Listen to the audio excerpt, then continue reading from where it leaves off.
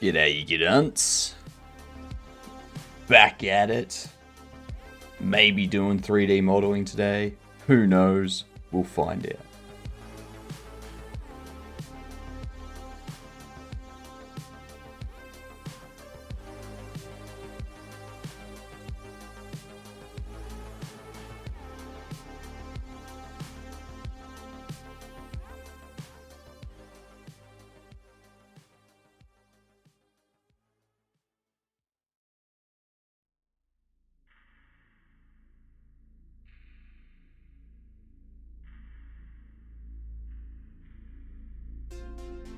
Alright, we can get rid of that now. Think we're good. Think we're ready. Oh, actually, no, we're not. We're not ready. Not ready at all. Now we're ready. Like Sunday mornings. Something about Sunday mornings. Just... they ruin everything. Like, it shouldn't be no Sunday morning. It should just go Saturday straight through to Sunday afternoon.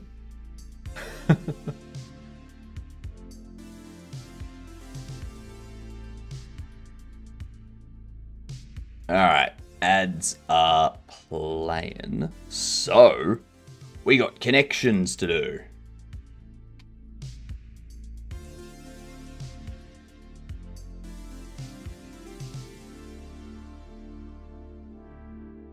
Dex, how are we?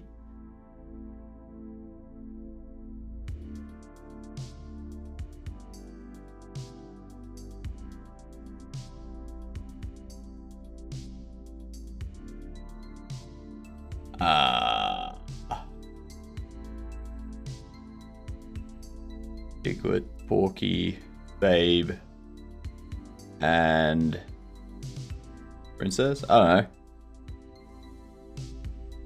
Gonna be that one, that one's.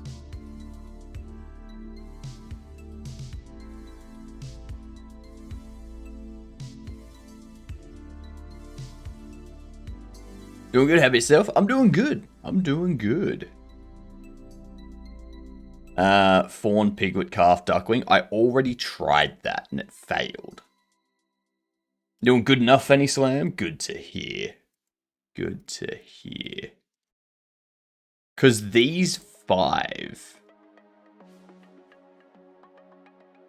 I'm going to leave those. Napoleon, Colonel, Emperor, Princess, Napoleon. I don't know. What's...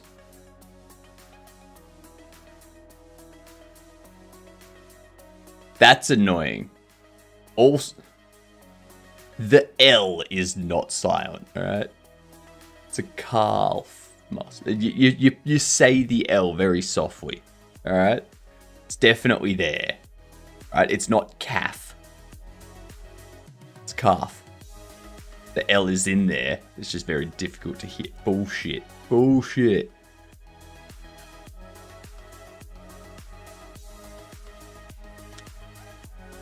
I call BS on all that. What's going on, gamer? Mike, thanks for contributing. Gamer and one other, thank you for contributing. It's only 50,000 points away. Only 50,000 points. Oh my goodness. But mine says Fanny and one other. Ah, okay. Mine says gamer and one other. So, thanks for contributing, Dex. Yeah. Twitch wants to keep the Fanny down.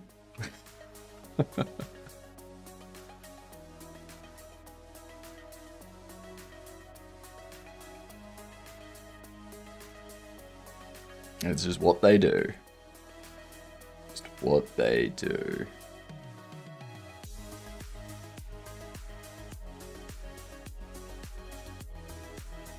Okay. So I'm going to test this end screen again. Then after we've tested it once more, made sure that things are working how we want, we can go on to some 3D modeling. Yay. Twitch, I need attention. Don't do this to me. Nah.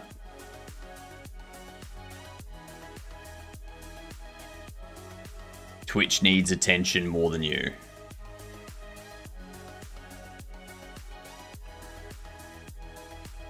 Yay, 3D modeling.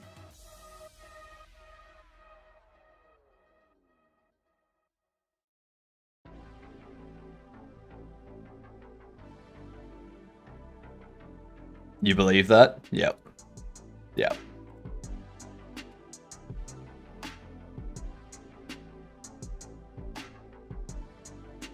Honestly, with all the shit that...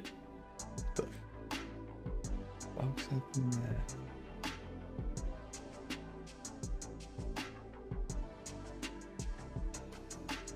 Okay. What up, Ginger? How you doing? Thanks for the lurk.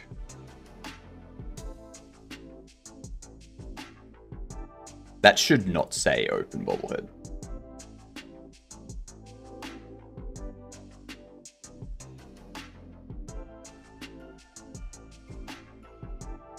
Alright. With all the shit that's happened with Dan Clancy as CEO, I'm honestly surprised. It's impressive how long he has lasted as CEO.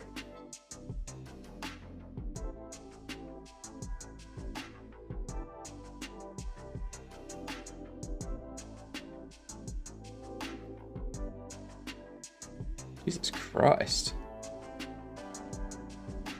Those two are just buying up the entire shop.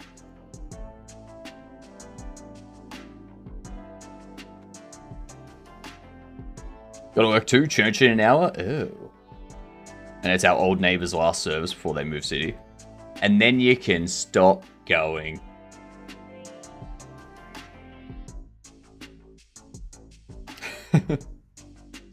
Also, isn't church at 9? I thought church was at 9 a.m.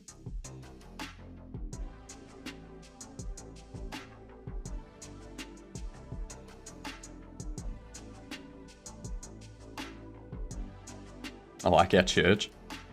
You could say the C word there. Nice. Very nice. Automotive chat, I'm in. G'day, Cam. How you doing? It's at 10. Your church is weird.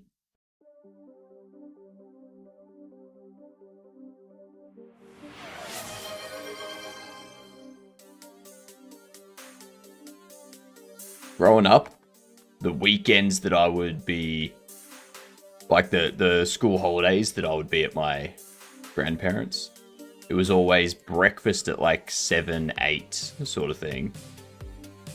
Church at 9.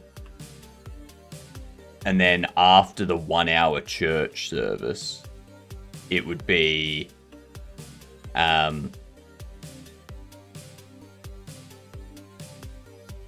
like 30 minutes of after, like 30 minutes of brunch, like tea, cupcake, tea, cake, biscuits, all that kind of stuff. Like 30 minutes of that. So, and to hydrate. We need to check what this end of day does.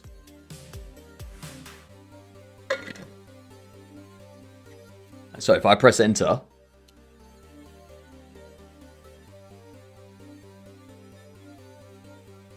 alright, we can definitely make it slower. We would probably make each of them run twice as long. So 0.4 instead of 0.2. What up, Giddy? Congrats on 600 subs. Thank you. We're 400 away from 1,000, and me being able to,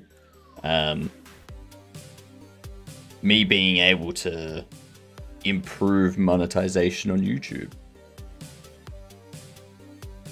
Yeah. Yeah. So everyone watching on Twitch and Kick, if you're not over on YouTube subbed, you totally should.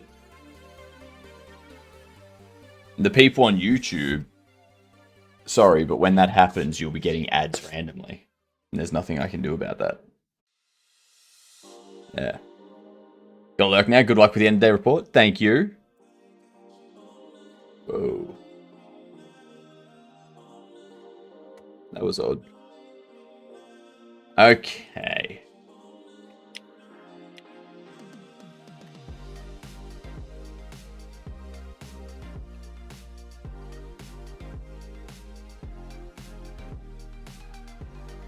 So start next day. We can omit that. We can also Q3. Yeah.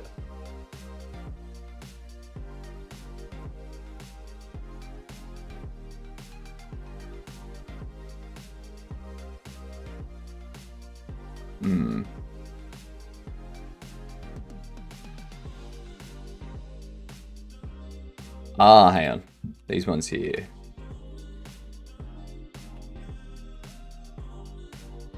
We need that. What is that? 10 to the left? Whoops. No, it's not 10 to the left. You got 6, 12, 13.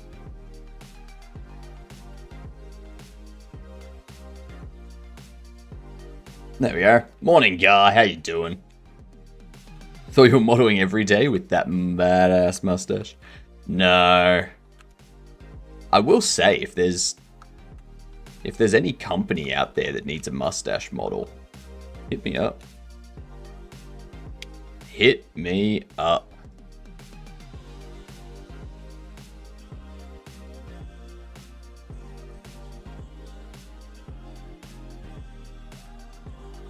Oh. Hello, Pax. How you doing? After the very intense upper body workout I did the other day, I'm now at the point where right here is sore. So I like, it hurts to straighten my arm completely out. Damn mech suits. What up, Smack? How you doing? It said YouTube featured when I saw your live stream pop up in the feed. Don't know exactly what that means, but it sounds cool. Ooh, YouTube featured. Damn. Damn. Am I being featured on YouTube? I don't know how, but yeah, maybe. Maybe I am.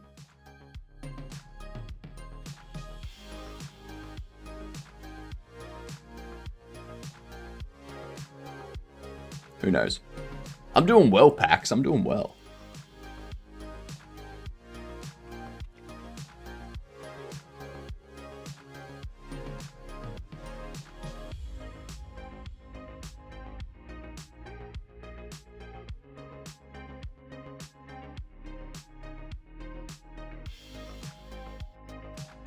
So, label, value, colorant.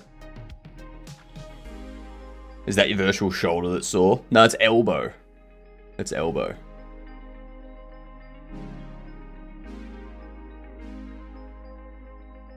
Yeah, no, so it's the elbow that's normally here for you normal people, okay?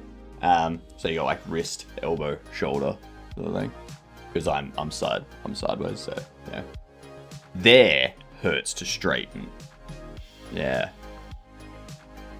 Yeah.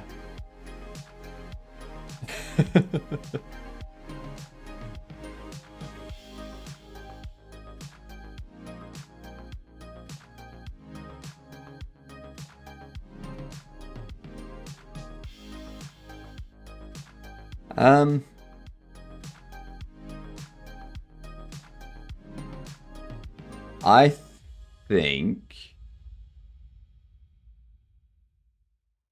because I could up here go if shop settings overall rating change is less than 0. Actually, no, I can create a function to do this. just going to create a function to do this.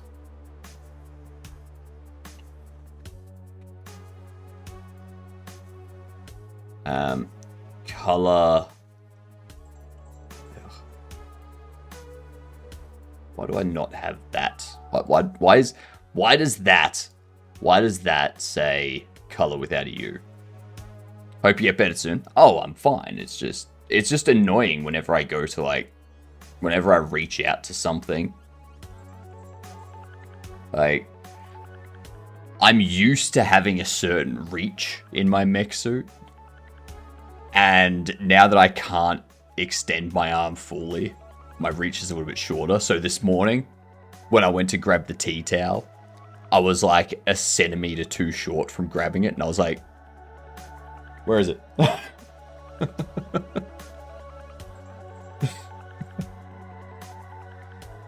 was just that type of stuff.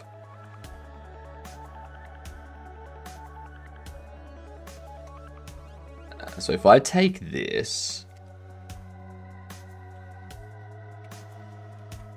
animate and color floats.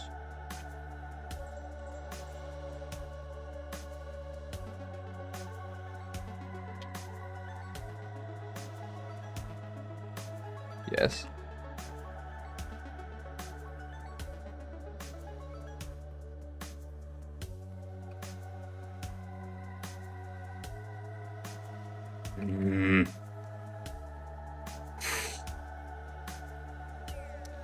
LS local state in Vim swap.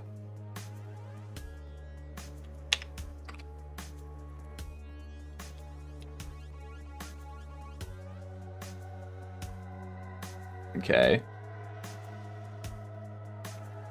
Take this. Search and replace. Animate and color float. There we go. Much better. Jesus Christ. What up, Hilden? How hard was Raylib asking for a friend and totally not me who installed OpenBSD, where newest Godot won't compile, but Raylib works? So if you're used to, if you usually use an engine, Raylib is not going to do things for you that the engine does. So one of the biggest things that Raylib won't do is scaling the UI. Okay? You have to implement UI scaling when things resize yourself.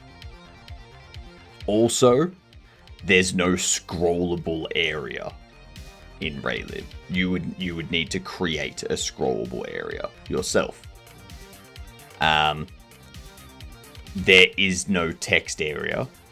You would need to draw text within a rectangle, and you would need to confine text to that rectangle. And you would need to implement your own horizontal and vertical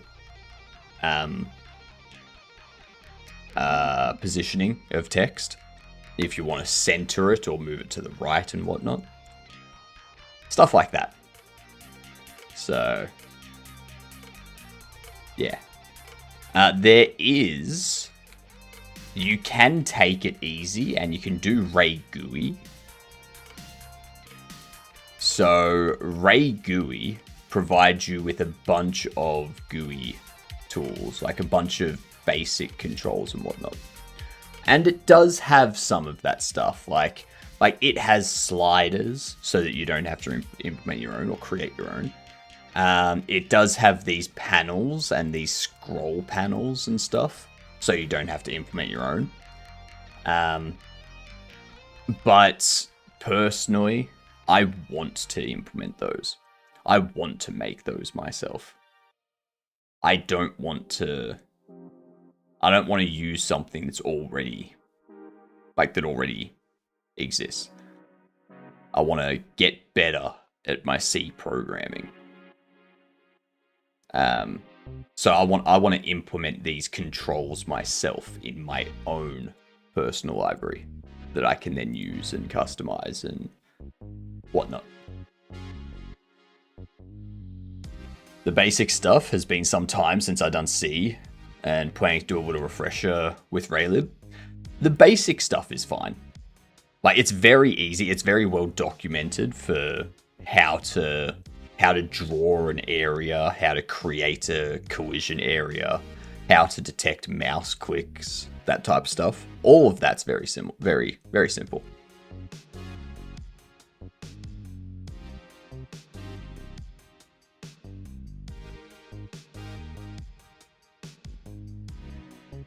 What was I doing?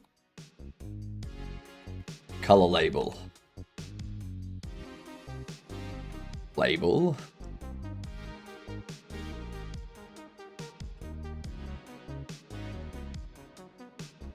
Value.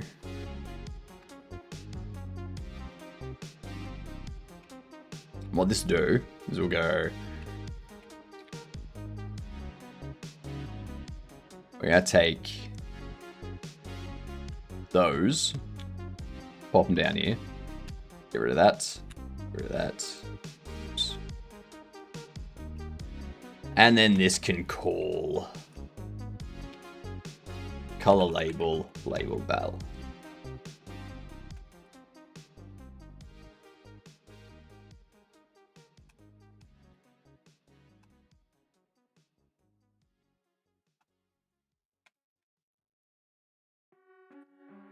Underscore color label, there we go.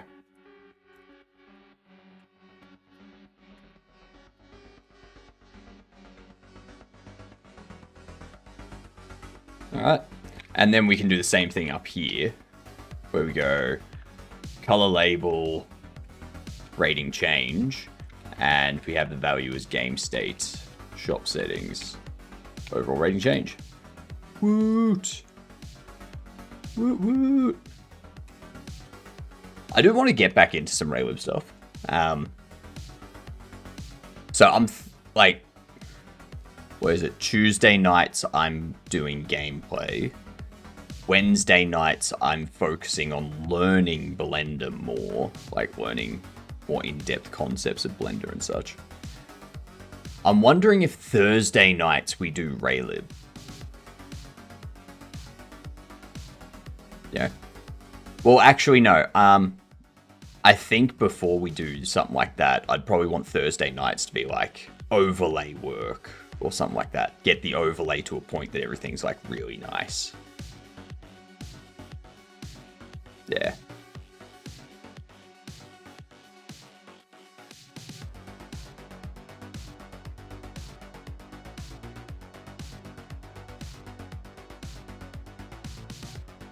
Profit.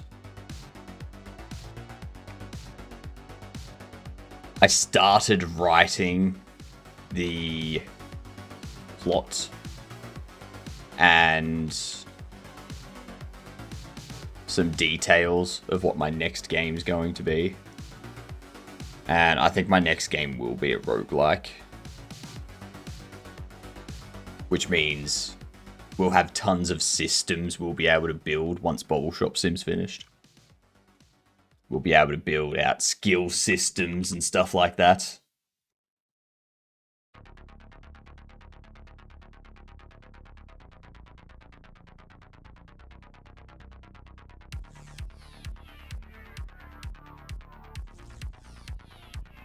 What else did we need?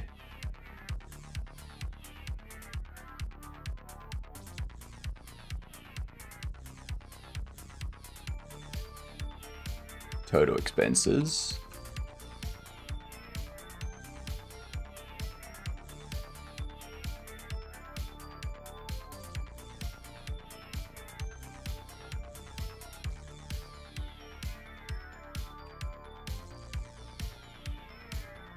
Hey, thank you for the shout out, Eris.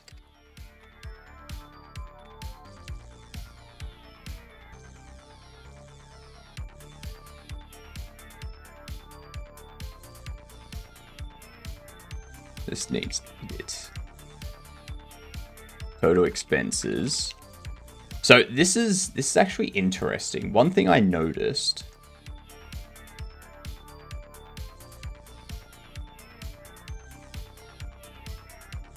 Stiffness. This was 0.5. If I change that down to 0.4, that would probably be better. And with the millions you make from Bobble Shop Sim, you can drink coffee for the duration of real game dev. Coffee? I'm always drinking coffee. What are you talking about?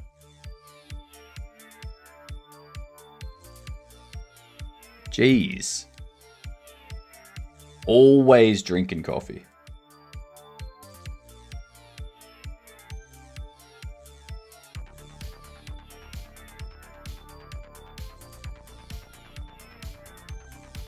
That's the thing. I don't think I want, like, total expenses to be red. I mean, I guess yes, because it is a loss. Like, that's how much money's going out. And profit would be red or green, depending on if it's positive or negative. I wonder if I should have all of these.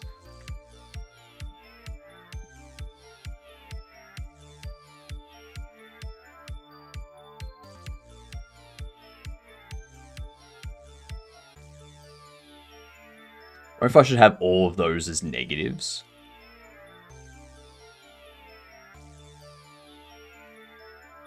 And what I want to do is,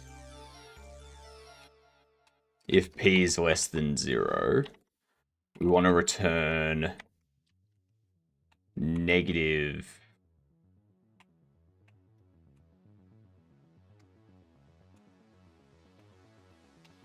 price float int absolute.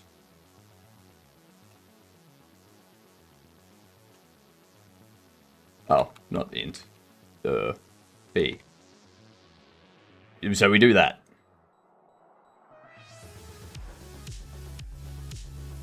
Yeah, sweet.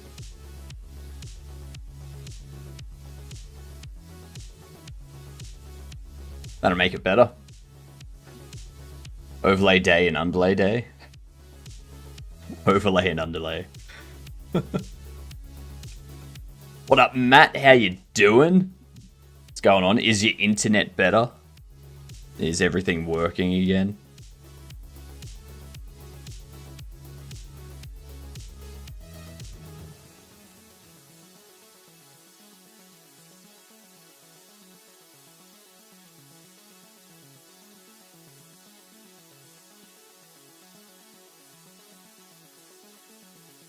I think that'll work.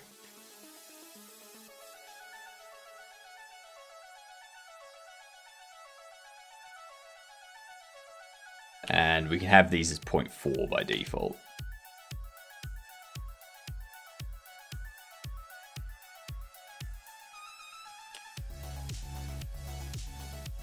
Screen time.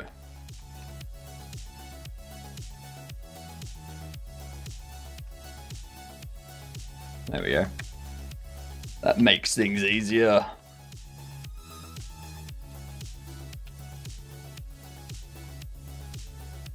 I don't know what it was. It wasn't my internet. I could access everything else fine. Twitch DNS or something. Possibly.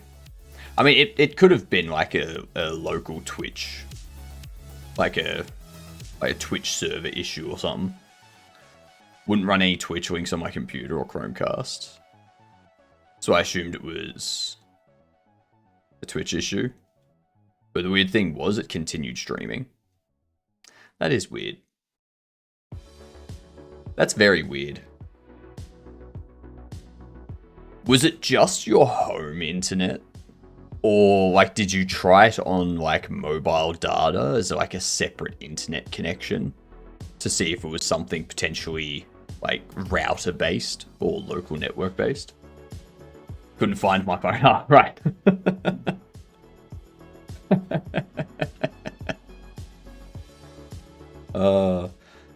I wonder if it was like a cached authentication issue or something. And the process of setting up the new space, it's chaos. Yeah, fair. That's fair.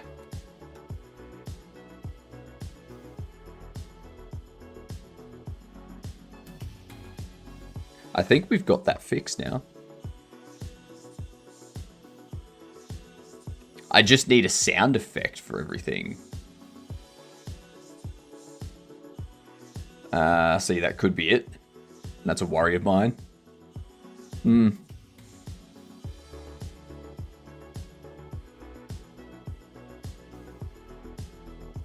I've done something via API to trigger TOS lock on my account. No, I don't think something like that. I'm thinking more like the credentials have become invalid, but the refresh of the credentials, like the reauthentication, fetching a new token and such, has failed for whatever reason. And now you've got a refresh token that's invalid. I'm thinking more like that type of authentication problem.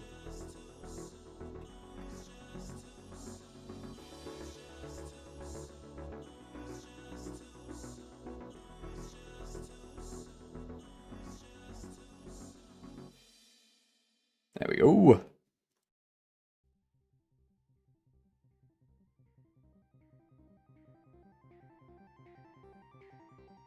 Voila.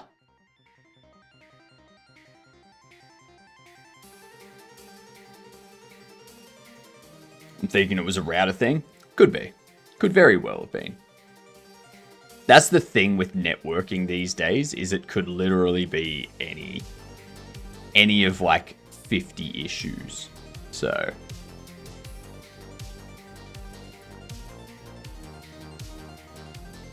you got to be like super debug, super network knowledgeable to actually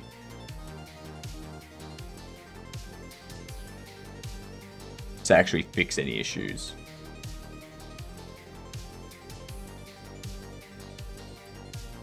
And even when you can do that, your ISP doesn't listen to you when you call them and say, hey, this is the 40th time that this issue has happened. Can you please fix it?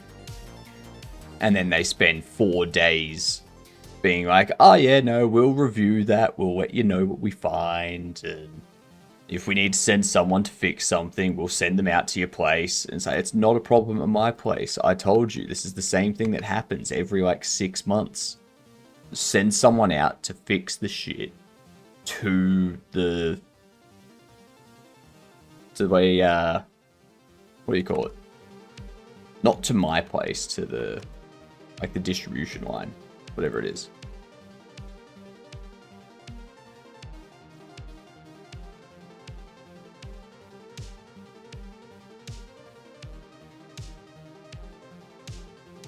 There we go.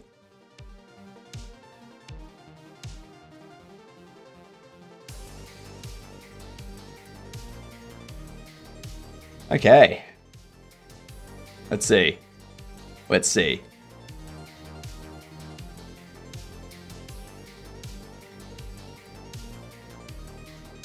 Yeah, I prefer that speed. I like it. All we need to do now is hide the HUD. If you ever make it across the pond, I can try to connect you with the founder of Cinti. Nice. Nice. That'd be sweet. It's funny, every time I search Cinti, there's Cinti Store, and then there's Cinti Studios and whatnot. And it always does, like, Cinti is an important concept in Finnish mythology.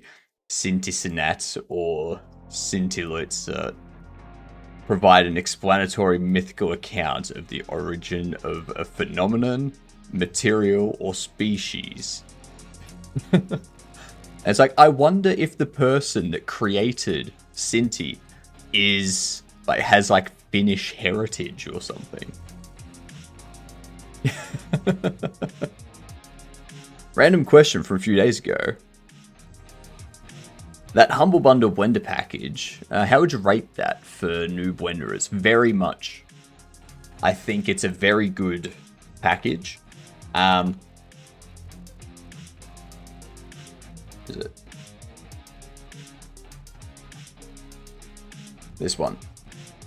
So we did this on Wednesday. We got through all of the stuff that they do in it on Wednesday in a single stream. But that's because I didn't need to really watch the videos for that stuff. Like, I already knew how to do majority of what they were doing. And I was just kind of like making the stuff that they were aiming for us to make to be like, yep, cool. Yep, we've made that. Next thing. Yep, cool, we've made that next thing. And if there was anything I wasn't sure about, I would like go back into the video and be like, all right, so how are they doing it? How are they getting it to look like this? And I think all we have left to do is like the sword and axe or something like that. Sword and mace, something. 2 weapons will give us that. And I think after that, what we're doing, we're going to be doing the texture painting next. And the texture painting will kind of teach us like how to make it look good through Blender's texture painting, which we can then use to kind of do all of our own texturing of stuff. Obviously, texture painting is not something we're going to be using for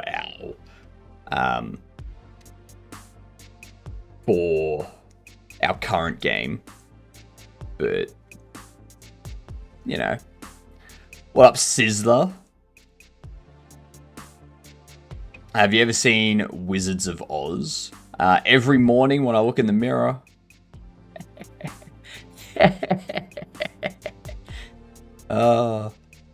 People here are kind of low-key spiritual. Like if settlers in Oz became a bit more like the Aboriginals rather than what happened. I mean,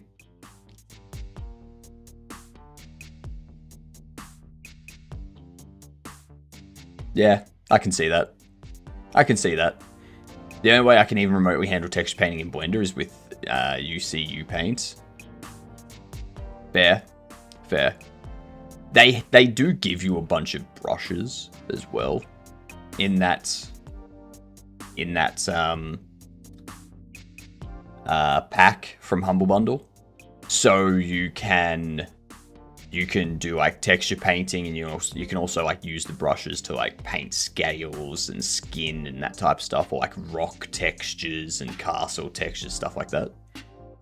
UCU paint is nice because it gives you layers and masks to work with pretty easily. Yeah, fair enough. That's fair. I do think that's probably why I would look at doing that stuff in Critter, if anything. But yeah, I think being able to use Blender to kind of get a baseline of what I'm after, to kind of like color in the different areas and be like, this area will be a highlight, this area will be shaded, all that kind of stuff. And then going into Critter and being like, all right, let's use that as our base, and then create new layers on top of that to put all of the proper effects in and stuff. Pretty nice for basic procedural textures. I don't think you would create procedural textures in Blender. Like, to me, a procedural texture is done in Engine using a noise map or something. Like using a noise texture. And then I've been doing it for metals. So you're talking about like placing the cuts and the scrapes and stuff like that on it. Because you can do that stuff in Blender.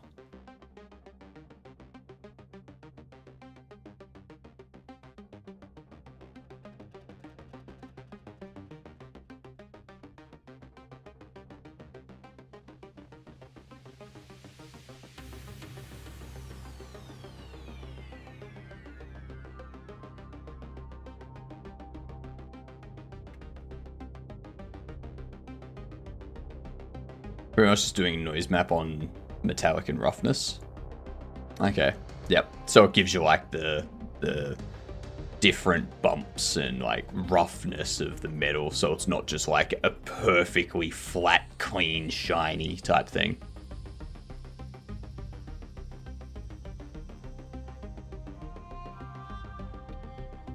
Not main menu.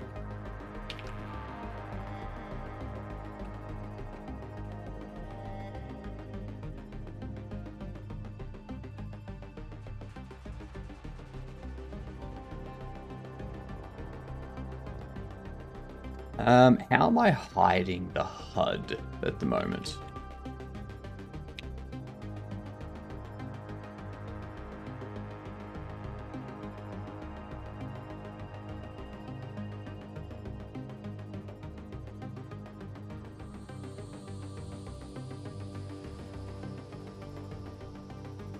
I have a feeling that the HUD is still using a global signal.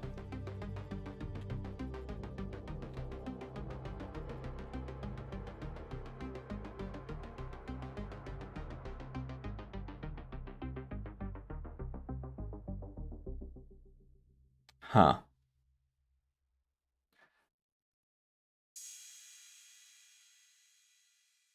Because you don't have access to HUD.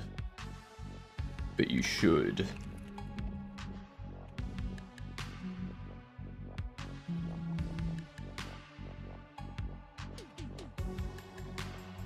I think what I'm going to do is I'm going to change this to instance. And I'm also going to go into player. I'm going to do the same thing. Just so that I'm not doing player, but I'm doing like player instance.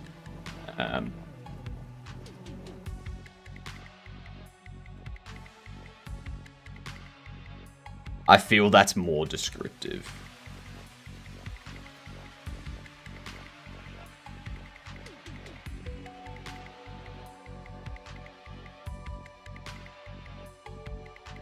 There we go.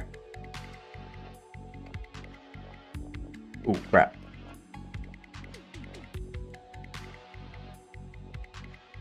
Where was it? Where's menu manager? There it is. Trying to avoid doing all the animations I need to do. So I'm just detailing, cleaning up my modular weapons base. Nice. Nice. I did hear people talking about the, like with the Game Awards, when the team that made Warframe and stuff came out, or Titanfall, sorry, when the people that made Titanfall came out. And they're like, oh, we're gonna get like Titanfall 3 or something. I heard a lot of people being like, yeah, no, like there's no like good mech battle game that's really come out since like these last couple big titles. It's like we need like a good mech battler game to come out, because it's been a while. What do you think of that, Sizzler? Has it been a while since a good mech battler? I made the staff Christmas video from my office that went out to all staff. Bad news, it was taken Thursday night. How much do you feature in it, Cam? There's 2 other games inspired by Titanfall in development right now.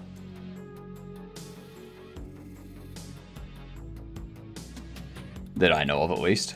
But do they look like they're going to be good?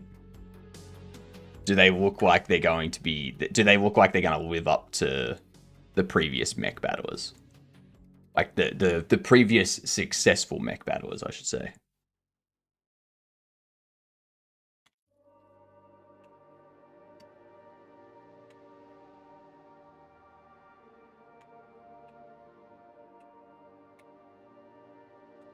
Why are you?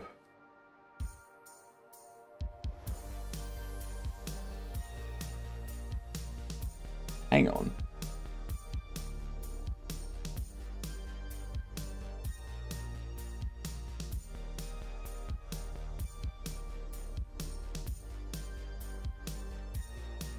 HUD's not...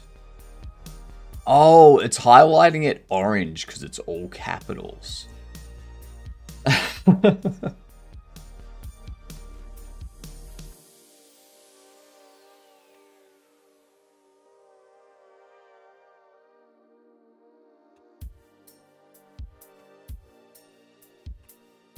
I'll do that too.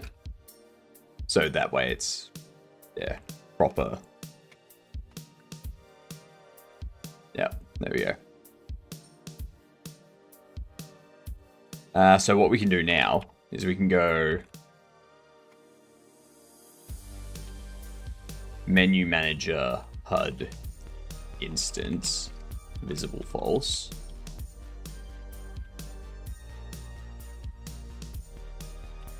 And then we can do menu manager HUD instance set deferred visible to true.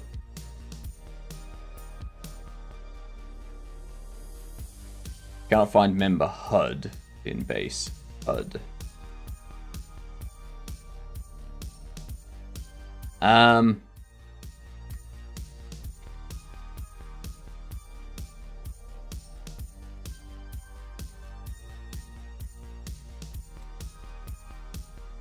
There we go. Oh, fucking go away. Didn't really like the destructive terrain in Shadowrush, and Diesel Knights is feeling more like it's a cash grab right now. If I had to pick one that had a chance, I'd say Shadowrush could work well in the market, but that's not finding a solid player base right now. So what I'm hearing is that your mech battler has an opportunity to capitalize on their shortcomings.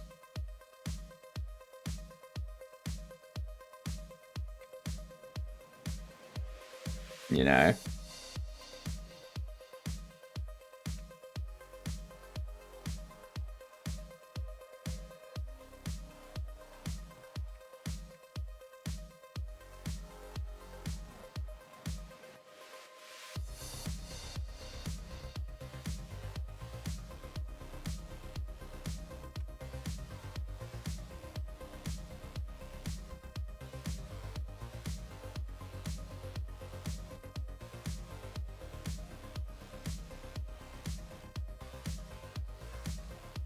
There we are.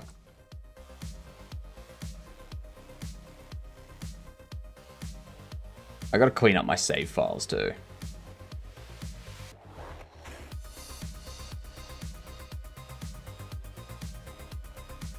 I'm trying to stay pretty authentic to the gameplay style that Titanfall had. So maybe that's enough for a few people. Maybe. Maybe.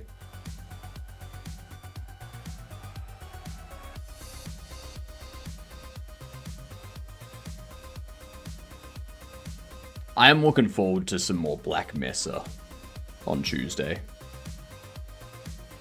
That game's fun.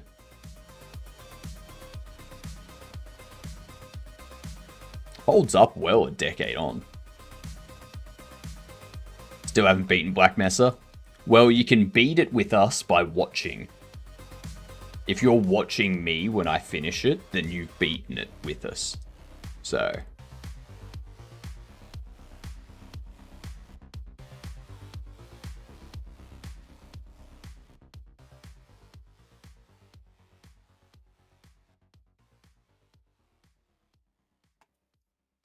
they figure out what to do about the lighting impacting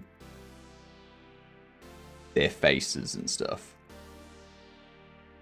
Now, I really don't want it to do that, but it looks like the light's coming from behind them. I don't want it to have that effect. Don't want it to have that effect. Started playing the Blue Shift mod a bit ago. Never got past the 3rd chapter. I don't even know what the Blue Shift mod is. No, I'm closed. Get out. You work in hospitality. You should know how annoying it is when... Yeah, that's right. Get out. Fucking Jesus Christ. Rude. Frickin' rude.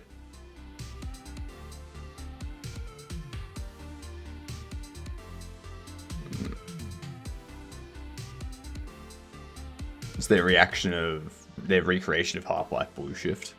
Ah, I didn't even know there was a Half-Life Blue Shift. What?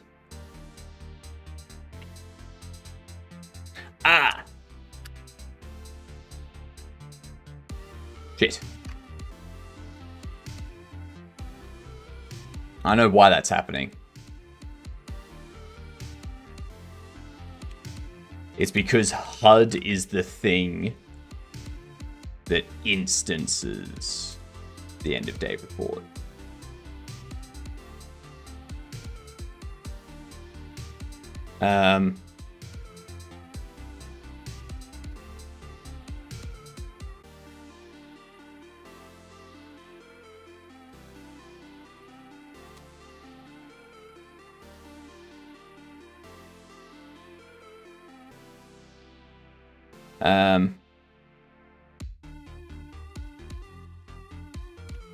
There we go.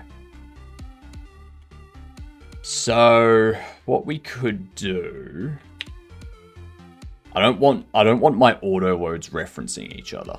So I don't want my menu manager to have a reference to the game state. Even just through connecting of signals.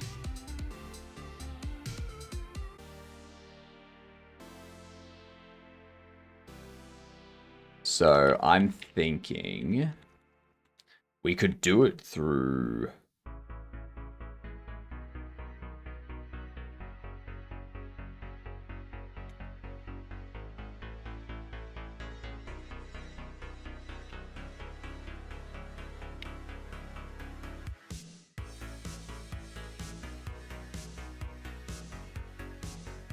We could do it through player.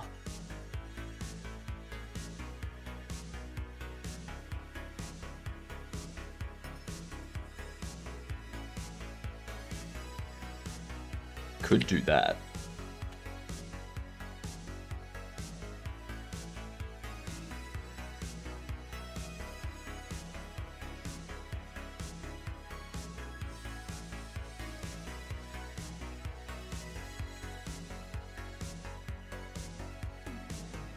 Pretty much the same timeline as Half-Life 1, but Blue Shift is from Barney's POV.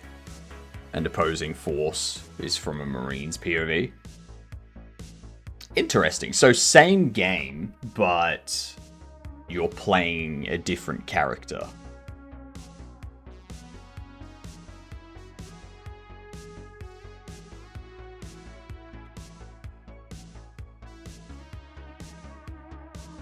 Interesting. I kind of like that. I like that. That's a good way of approaching it. Each has their own storyline and things to do as well. Exactly. Now, do they ever overlap? Yeah. What up, Zakua? How you doing? What's going on? Having a great day, I hope. I'm out of coffee. I may be going to get a second coffee on my next ad break. Just be aware. Be aware that there will be more coffee.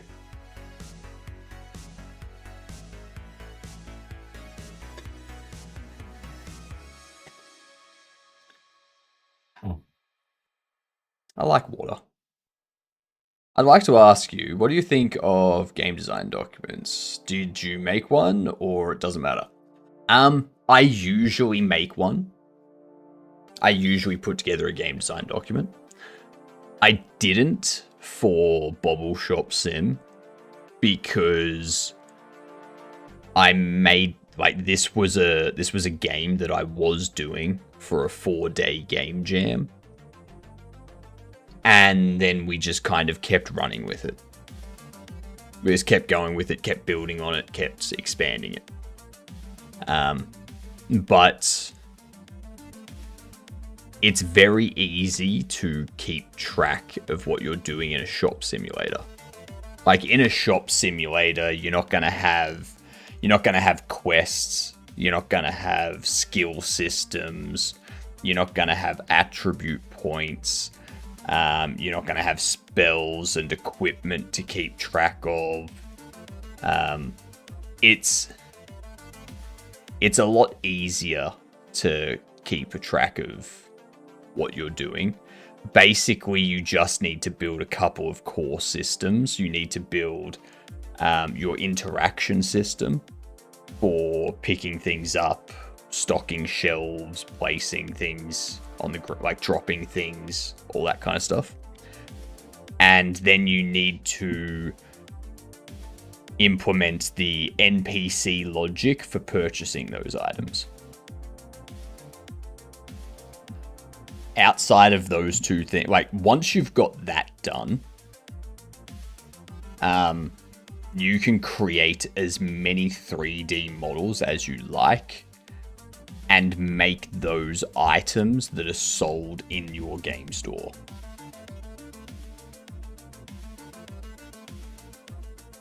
And then you just set up the data for those. So,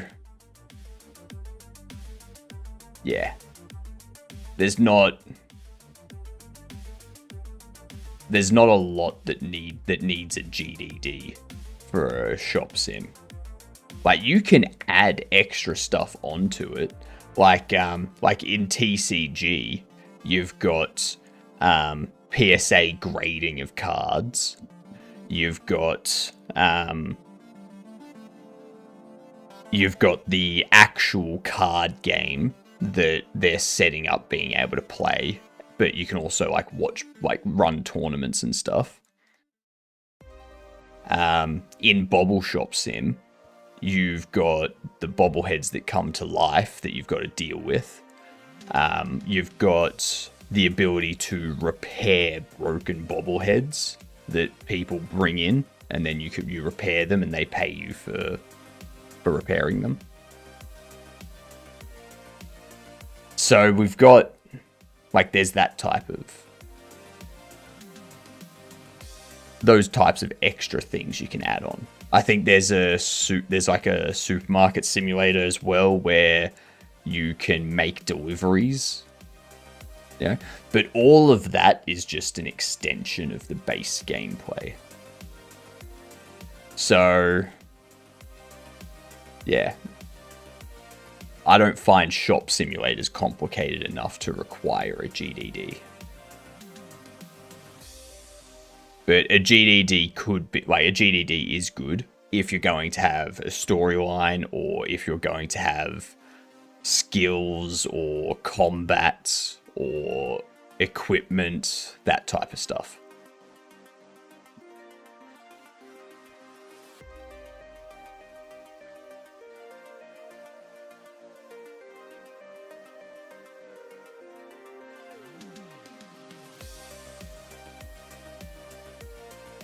What are we doing? That's right, we've got the end of day report where we're setting the HUD instance visible false.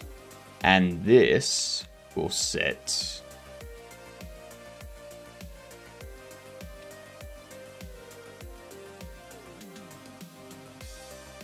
let's see what happens. Actually, let me local share Bobble Shop Sim. Saves.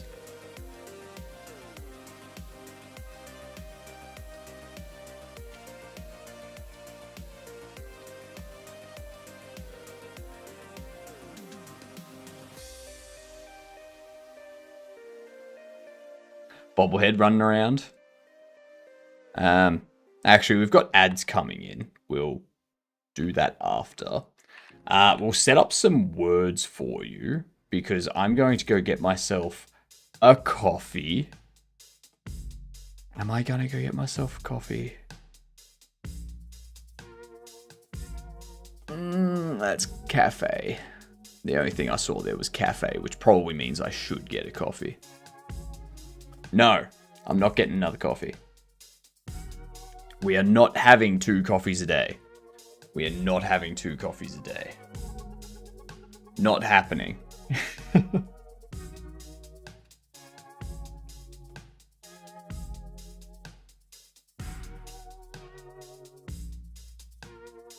We're gonna do this one. This one's very hard, apparently. Very hard. Yesterday's very hard one took us like 30 seconds or some shit. No, because then we've got that. But then you can't fit.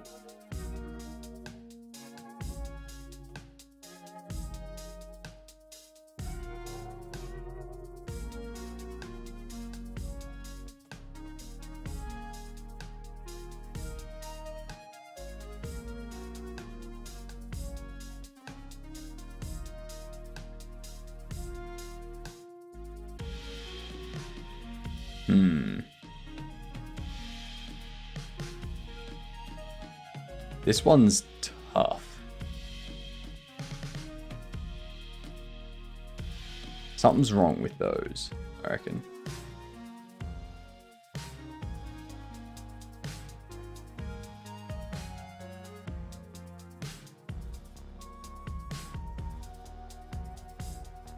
But then we can't get that one. So I can do that. There we go.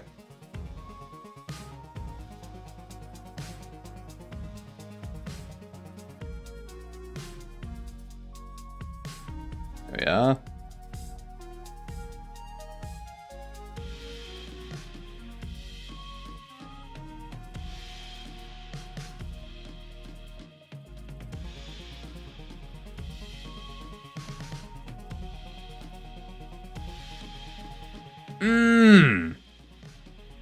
Minute and 42 seconds. Not bad. Not bad at all. What's going on, Tricky? How you doing? Let's do this. Give me a game, you dunce. Be anything that GameDuel knows about. Could be a Tomb Raider. Could be Crisis. Could be Fear.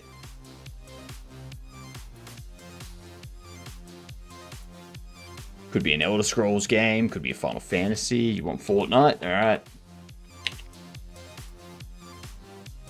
Third person after 2017, but it also has other perspectives. Could be a shooter. Could be an RPG.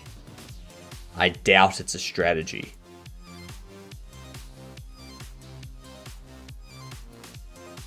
We could look at the Talos Principle 2. That could be straight. No, that would be Unreal Engine as well, wouldn't it? I think. RPG shooter, you'd be thinking Borderlands, but that's only FPS, I'm pretty sure.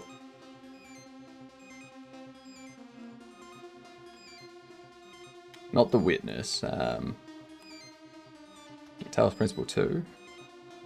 Alright, so it's not puzzle, it's not indie, it's not sci-fi. Before 2023. So 2018 to 2017.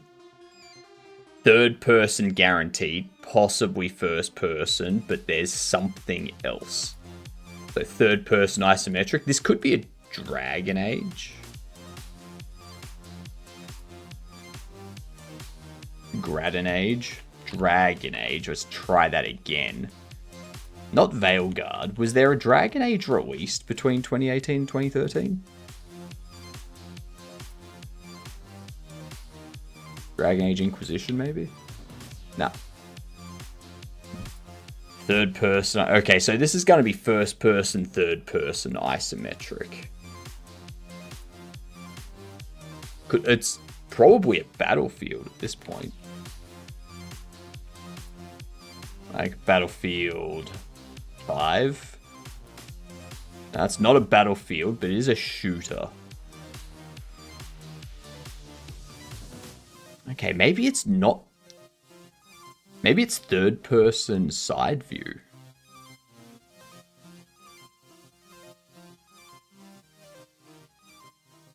That's weird. Could be survival. Oh, third person, first person VR. Ah. There's gonna be a Resident Evil, isn't it?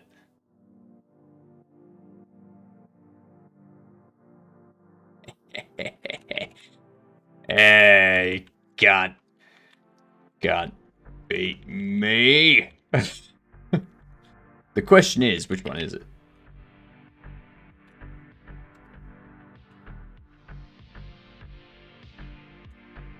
Three Nemesis?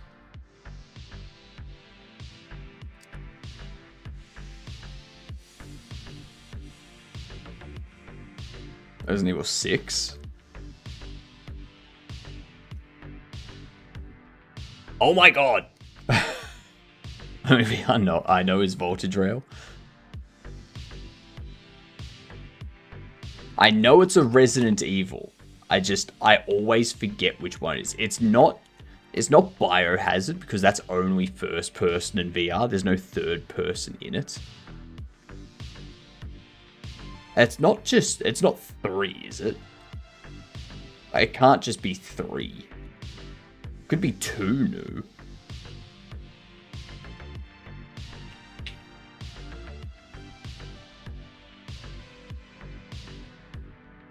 Oh, we've already guessed 2 new. Okay. So we've already guessed 2 new. We've already guessed 4 new. We've guessed 3 Nemesis. We've guessed 6. Is it 5?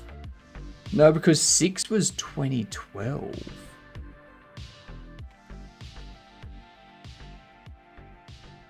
Resident Evil 0? Was it Biohazard someday? I don't think it's Resident Evil Biohazard because I don't remember that having third person perspective. Do Village? I think Village... Was Village 2020 to 2022? It was! Nice! 2021. One new? Unfortunately not. How you doing, Helios? I thought Village was like 2023 or something. And we go again! Alright, you want to play another game, Duel? Sure. Sure thing. We'll start with Village this time. Okay?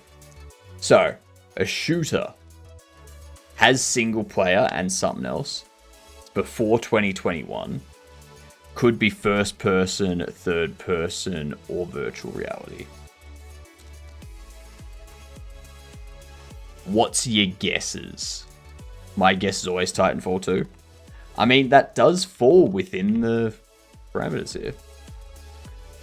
It's first person shooter that's sci-fi action. This is giving me Borderlands 2 kind of vibes. But that would be a shooter RPG. So, could be a Doom, could be a Wolfenstein, could be Fear. No, it wouldn't be Fear. It could be Dishonored. Destiny. It's Destiny. It's not Destiny. But it's given us, it's eliminated 2015-16. I am thinking something like Dishonored. Alright, so it's Unreal Engine before 2022. This is going to be Unreal Tournament, isn't it? Yeah. In Unreal Tournament 2004, there you go.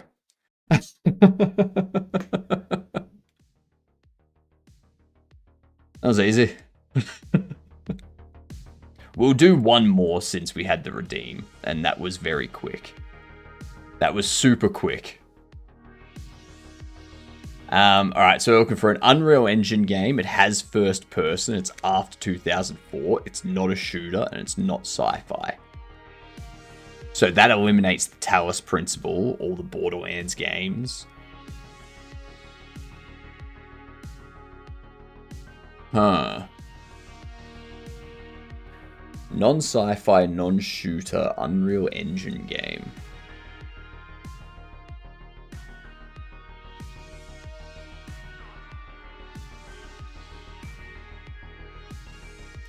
Street Fighter?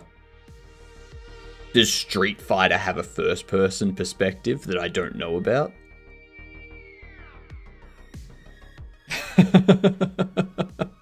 How you doing, Hadouken? I think what I'm going to do... let's go a BioShock Infinite just to eliminate some years. Okay? Okay, so it's after 2013. It's not going to be Ark just because it's not a shooter. And I would consider Ark sci-fi as well. Satisfactory. Ooh, Satisfactory. Isn't that Unity? Oh, no, it's Unreal Engine. There you go. Single player, multiplayer, and co-op. Okay. It's not a shooter, not an indie, not a sim, not a strategy.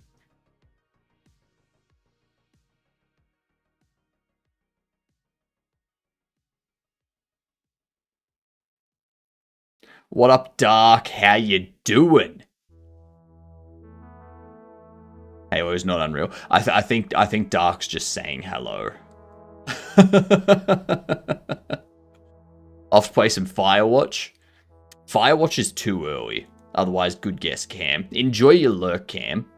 The Forest. It's not a shooter, though. The Forest has it. The Forest would be like a shooter survival, wouldn't it?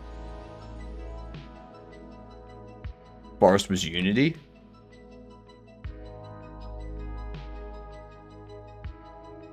Some stupid game like Fall Guys, isn't it? Let's find out. Fall Guys. Nah. So it's first person and third person. After 2020, it's open world and or sandbox. Not sport, not platformer, not shooter.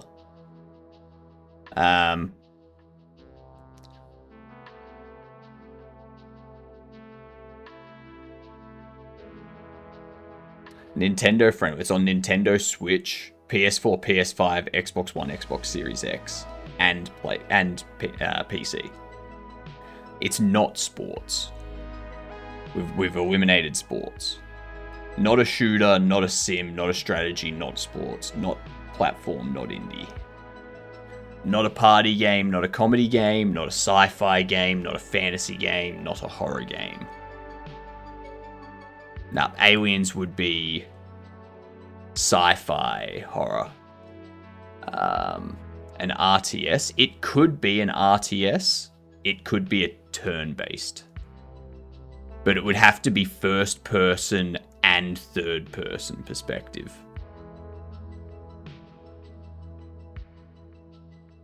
What was Clair Obscur created in? I don't think Clair Obscur is on all those consoles though, and it's not multiplayer either. Silica, you think Silica? No, doesn't match. No game called that. That wasn't first person though. True, it wasn't. Very, very true.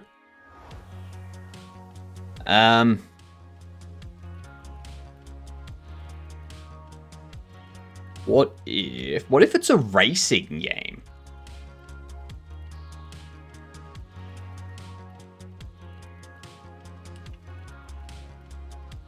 No, it's not a racing game. Not a racing game. It is first person, third person. And would it be an Xbox published game? If it's on PS4, PS5, and Nintendo Switch, would it be Xbox published? Yeah, it's an open world. How you doing, Mard? Welcome in. Also, Sage, how are we? It's an RPG adventure, first person, third person in Unreal Engine, single player, multiplayer, co-op. After 2021. Would this be Elden Ring or Night Rain? What engine were they made in? Atomic Heart? It's not a shooter. It's not a shooter, so I don't think it'll be Atomic Heart. Hellblade 2. Ooh, Hellblade 2. That's a good one. Now, 2022, 2023. It is Microsoft Game Studio published.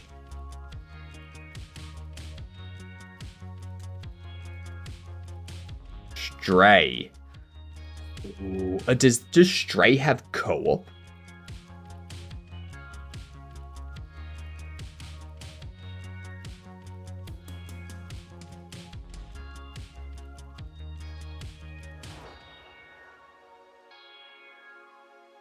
Redfall? What's Redfall? Stray's a platformer, isn't it? True, Stray would be a platformer. Very true.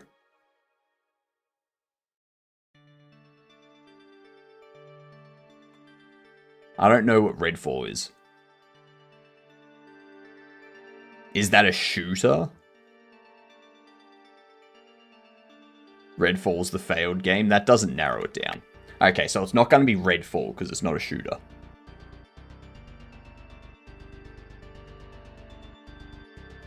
I mean, maybe it's... No. 2022, 2023.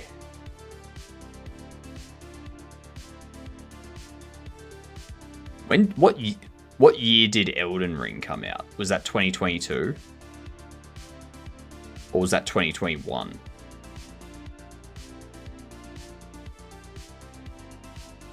I'm gonna guess Elden Ring just to eliminate years. Just to eliminate years. Yeah, so that we know if we're looking at 2022 or 2023.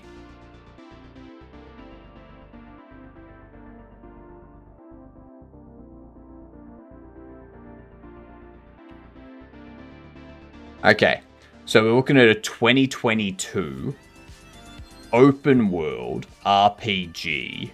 It's first person, third person, with single player, multiplayer, and co-op in Unreal Engine. Grounded? I know Grounded 2 was released this year. I think the original Grounded was released like more around 2020, wasn't it? Grounded was 2022?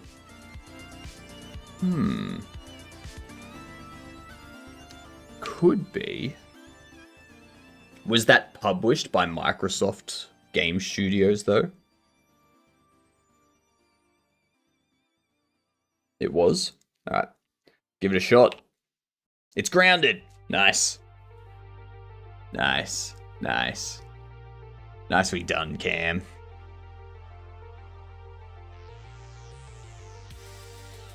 Beautiful. Beautiful.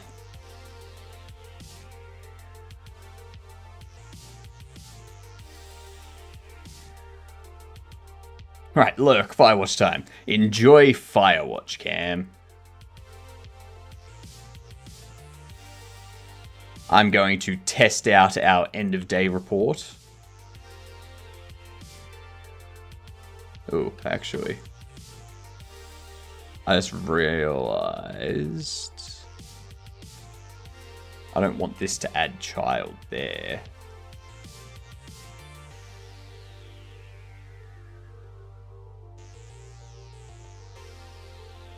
I want it to be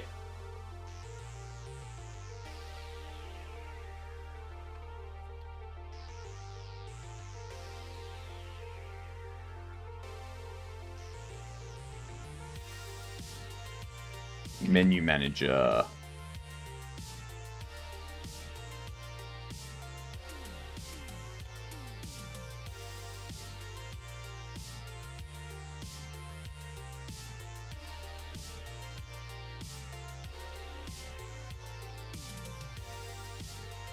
Do we still have hide tablet as part of our global signals? We do. I'm going to take that out of there. Put this all the way up here.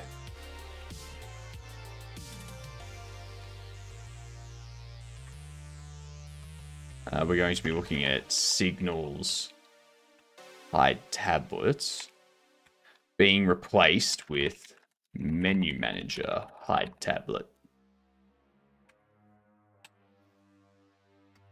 There we go. Menu manager hide tablet omit.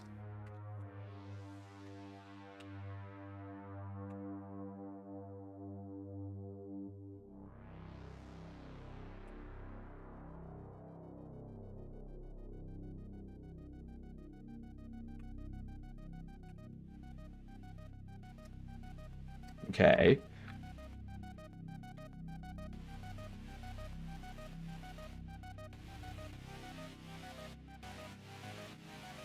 Yeah, so tablet's the one that listens to it. Perfect. So only if the tablet's displayed will that hide. How's the game coming along? It's like an actual game now, Squee. It's an actual game. If you had too many children and they become orphan, it would be too much for the system to handle in the long run. This is true. This is true. Every system will fail when it's flooded with orphans because there's just not enough resources to go around. Yep. Split between using M-Lock and Keymod on the front barrel cage for the Arbiter's model. Have you posted something in the Discord so I can visualize this? Because I have no idea what those words on their own mean. I'm like, yep, an M-Lock. Yep.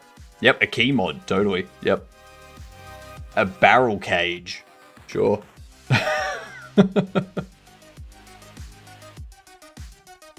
Both attachment systems. What's an M-Lock? A modular lock for a firearm rail interface. The license is free of charge, but subject to an approval process. M-Lock allows for direct accessory attachment onto the negative space mount. Okay, yep. Is it going to be going into playtesting on Steam? It is. I'm waiting for an approval from Steam on the build that we have for the playtest. Given it's the weekend, I'm not expecting anything until early next week. So like 2 days or so at the earliest. Once it's approved, I will put an update build, which will have all of the stuff that we've fixed and changed and added since putting up the playtest build.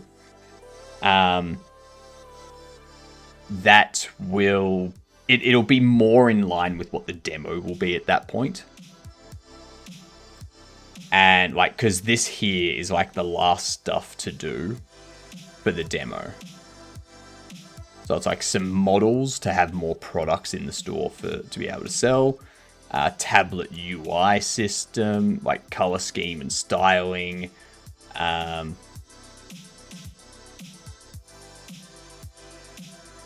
not sure I want that. I don't know if I want that. And then creating interaction icons and whatnot, like redoing the tablet icons and stuff. Both probably going to have pretty high poly counts though. That's fair. This here will be really simple and really fun. That'll add a lot to the game too. We need to do more textures for the comics and for the card sleeve packs. We need to fine tune the bobblehead effect. Disagree bobbles should only shake their head no. Agree bobbles should only nod their head yes. That's just a fun little thing. Animated bobble cards. Controller support, which this is mostly done. It's basically just bug fixing anything that gets raised through the playtest. The furnace burning VFX, I still don't know how I'm going to implement this.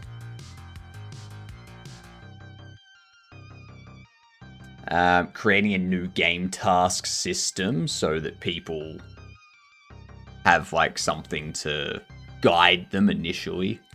So it'll just be like a little card or something somewhere that's like, hey, go into your tablet and purchase your first bobbleheads. Or purchase your first mystery bobble boxes. Yeah, and then once they do that, it marks it off and it's like, yep, cool, done. And then the next one pops out and it's like, hey, stock those mystery bobble boxes on your shelf. Then that goes off and it's like, yay, now set the prices for them. Yay, now open your store. Yay, congrats, you know the game. And that can be like turned on or off. Well, no, it won't be something you turn on or off. It'll just be something that's there at the start of any game. This one doesn't need to be done. This is more for me. This is that's just for me more than anything.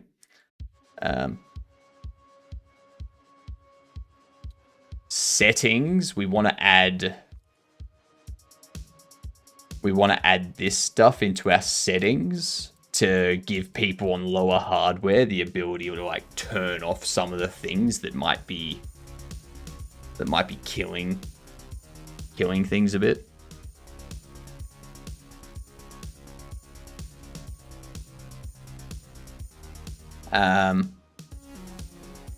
Depending on how things run, I may need to change it so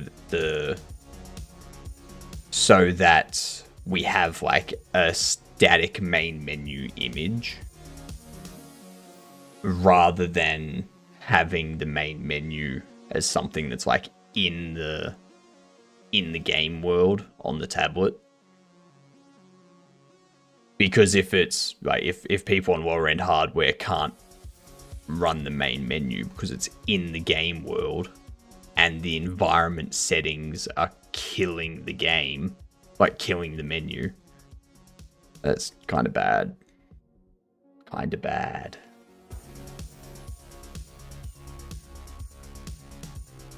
And then these two are just localization. Honestly, if you want to do localization for my game, for any of these languages, let me know. And I will put the spread. I'll put the CSV up with what you need to translate into the language that you're translating for.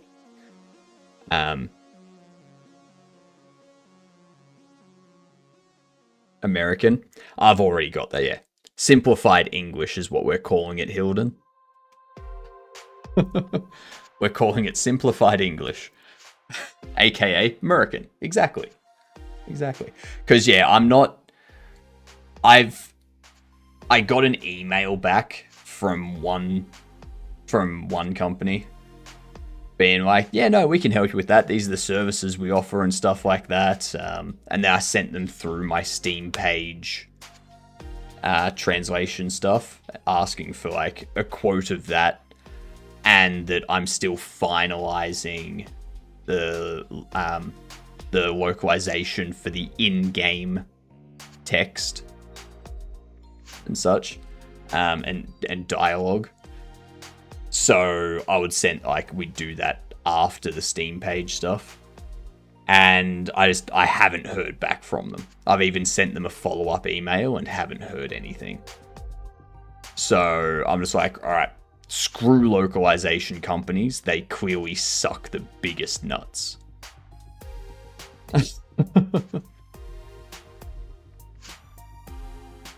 They communicate, but for companies that do localization, it's kind of ironic that their communication sucks.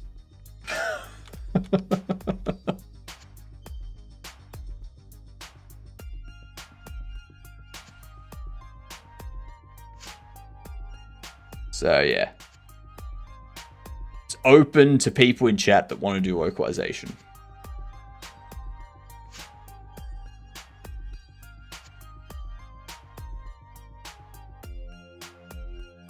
I think we're testing it now, aren't we?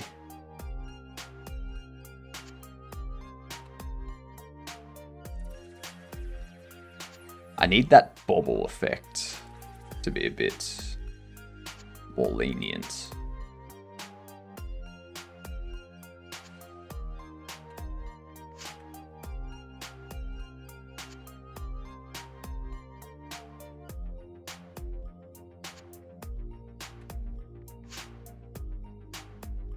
Make sure to validate community translations. Oh, I will.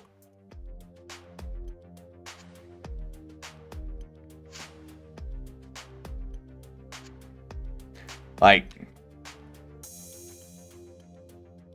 I would validate community translations But at the same time, I'm going to be putting the people that do the translations in the credits. So that even if after validating the credits, there's still stuff that's wrong, it'll be like, all right, this is the person that did the credits. This is the person that validated them. Time to speak to these two. Time to make sure people, depending on what the translations are, if they've done them maliciously for some reason, time to make people aware to never let them touch their game ever. Yeah, it'd be that kind of thing. I would be very, very, very aggressive about it. I haven't really cared to work on translation so far. The main thing I need translations for is the store page right now. I need that translated so that more people can see the store page and read the game and whatnot.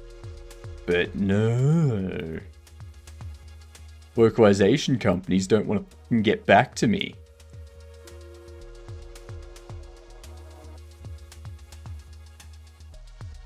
My plan is to just not add any real language in game, so I won't have to translate it. That's one option. Which I want to see.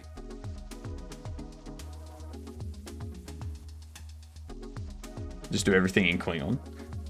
I still have to validate the Klingon though.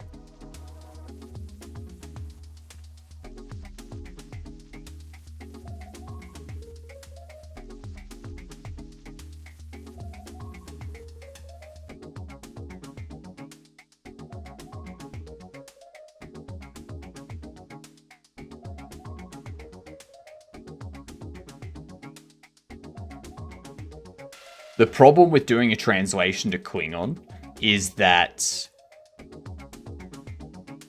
anyone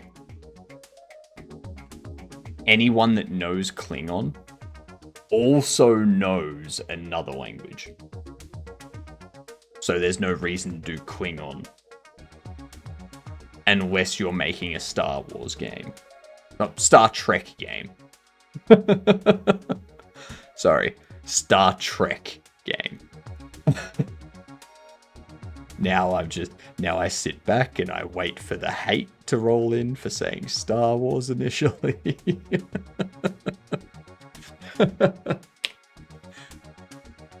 There we are.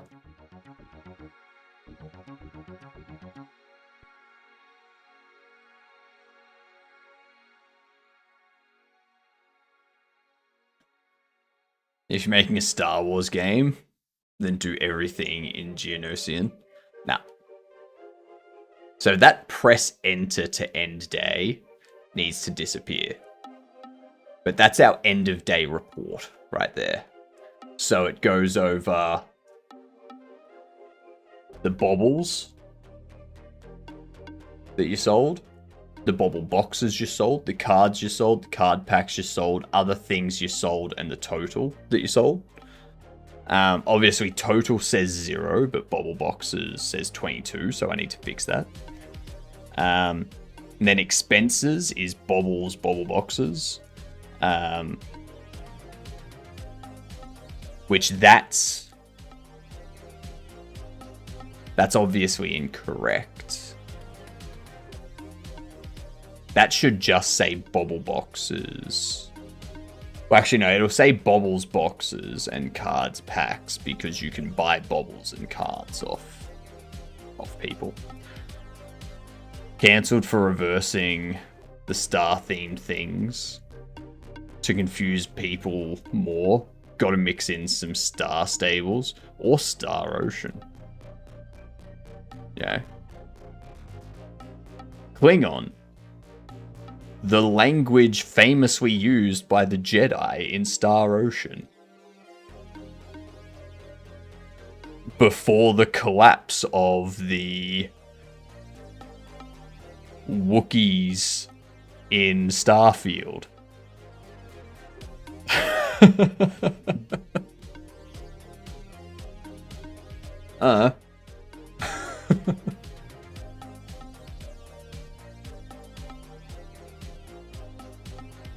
funny part is Galactic Basic is English. Just written, just with a different alphabet. Okay. And then I click.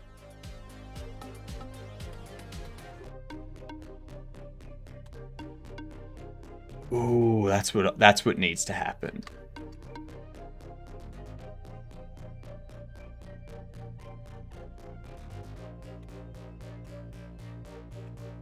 Tween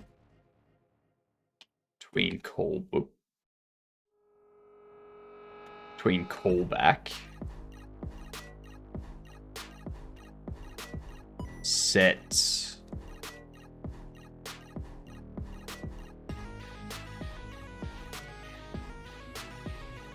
revealing to false, and that kills the tween.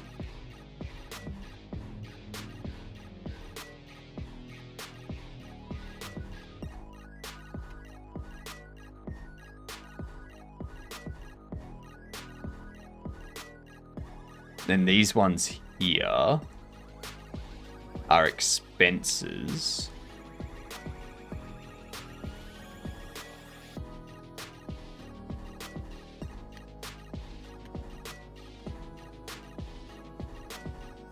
There you go. They also have the Latin alphabet in Star Wars, but it's called High Galactic.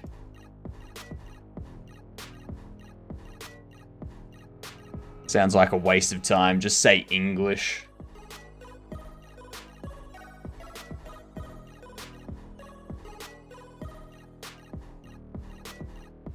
And people are like, "Oh no, why would this species in another galaxy be using English?" Like, well, simple. You can understand them, right? But England doesn't exist in Star Wars. England doesn't exist, but it doesn't mean they can't just call it English and come up with some historical reason that has a word starting with ENG that, yeah.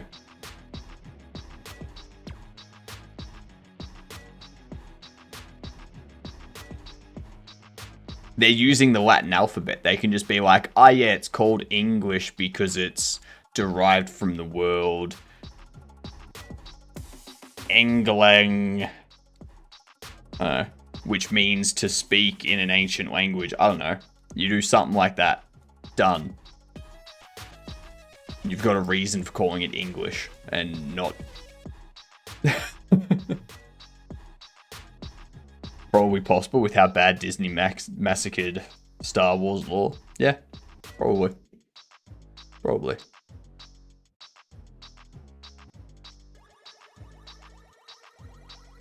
England did not exist in Middle-earth, but still it is in English in the movie.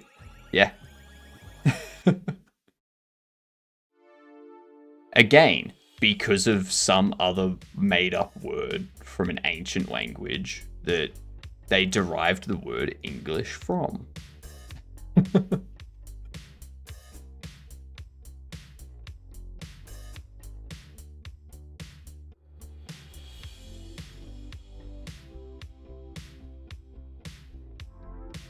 That's right. So for some reason, I'm not doing this as a return of bobbles sold, bobble boxes sold, cards sold, card packs sold, other sold. Done. That fixes that.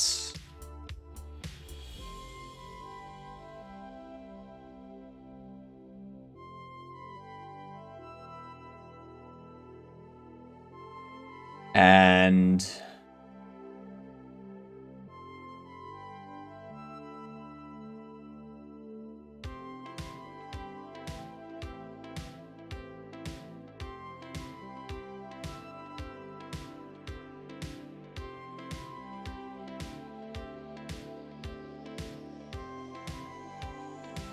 We don't need to worry about colouring that.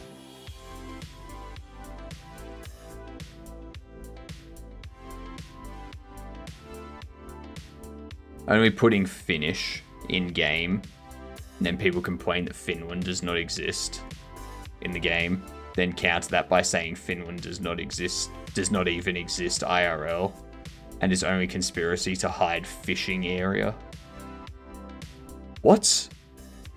Is this like the whole New Zealand doesn't exist thing, which is why it doesn't appear on maps?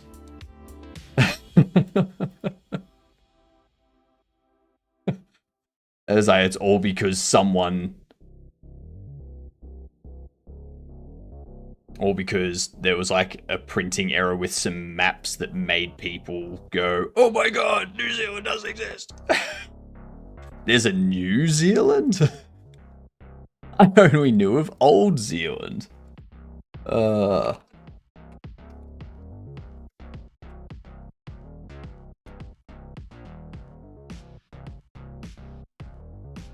I think we're good with all of that now.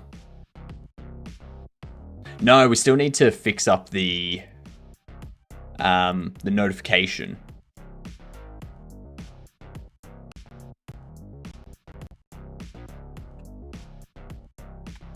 I think what I can do is go hide.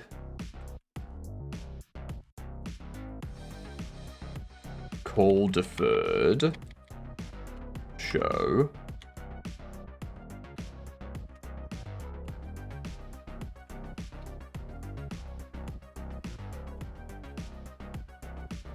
And also notification manager. Call deferred.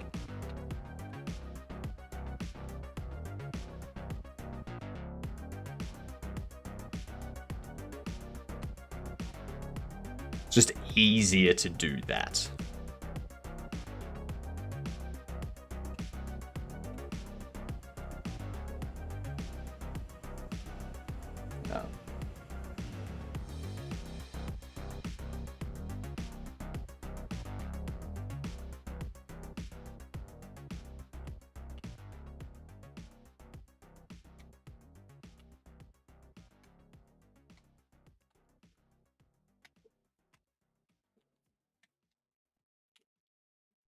There we are.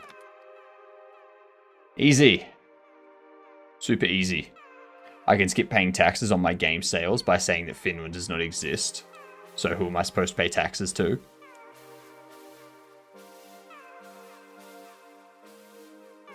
I wonder how that argument will go in court.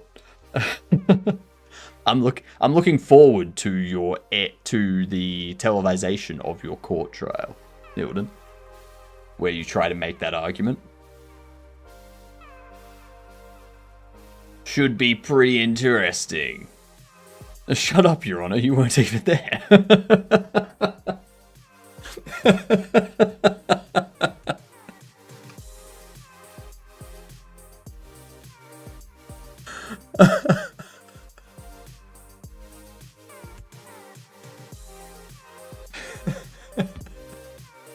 How to get thrown in jail by CSLR. Oh my god. I was not expecting that.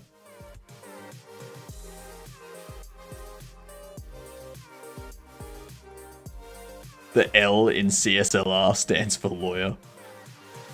Completely serious lawyer representative. There you go.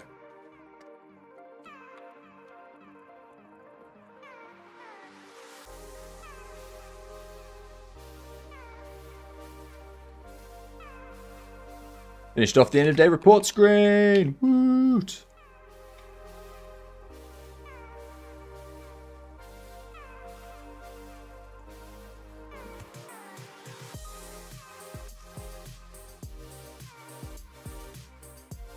No, whoops. Merge. What's the...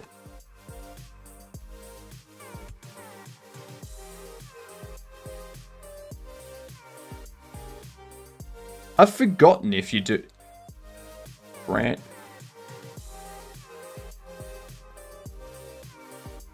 I forget, is it... Hang on. Branch commit. So it's... Git merge demo main. Is that right?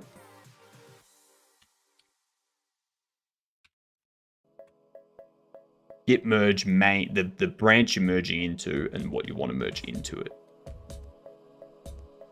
Already up to date.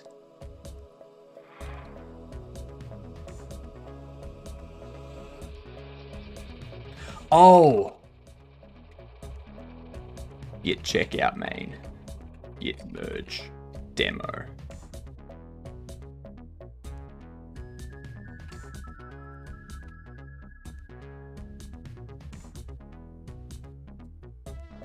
Push that up.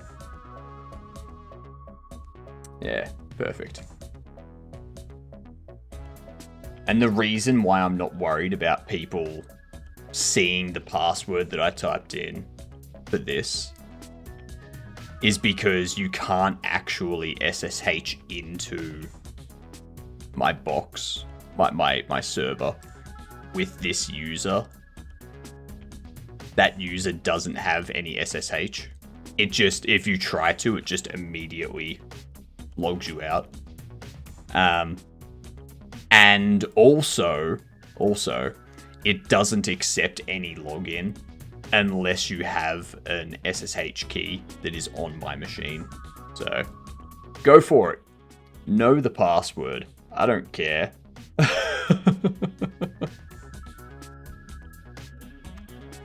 That reminds me, I need to do a project sync for Bobble Shop Simulator.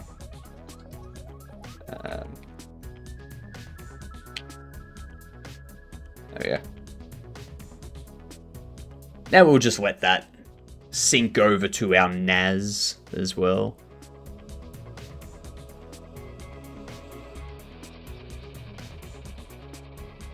Shouldn't take too long. It's only like a couple days of changes. This thing here we can get rid of.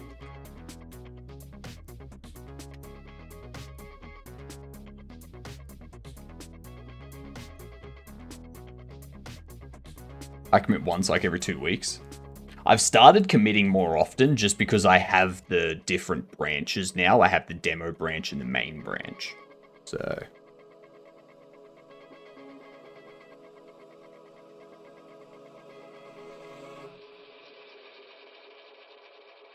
I commit per task. When I'm working somewhere, I do the same thing. Like if I'm working somewhere, I'll create a branch for each task that I'm doing. And then when I complete that task, I get it tested. Once testing is approved, I merge it in. My biggest gap seems to be November 14 to December 7th. God damn. It's almost a month. It's ridiculous. Too much. Branches? Meh, straight to main.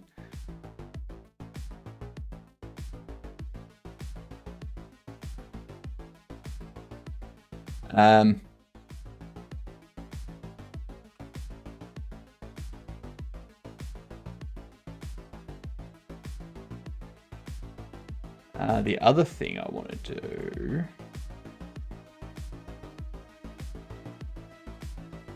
God damn it, come on. It's just some text files that have been changed. We haven't changed any models or anything like that, or any meshes. And rsync should be only updating the things that have changed. The paper Sudokus are too expensive. I only commit Sudoku. So I had to get programs to generate them.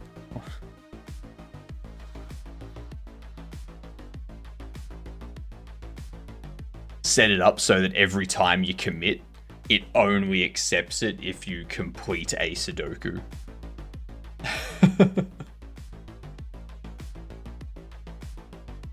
Now that would be interesting.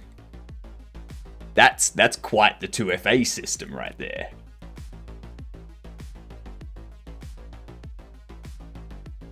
Nothing will ever be committed. Ah, shit, it's expert commit check. Gonna be here a while. How much, like, how urgent do you actually need this work? Because this Sudoku's gonna take me a few hours. Imagine a capture where you have to do a 128 by 128 Sudoku. Just have the capture be that you have to complete you have to win a game of Go.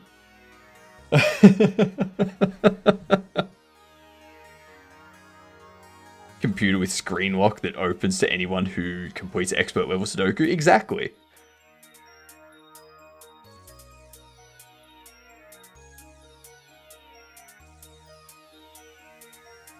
While we're waiting for this rsync to finish,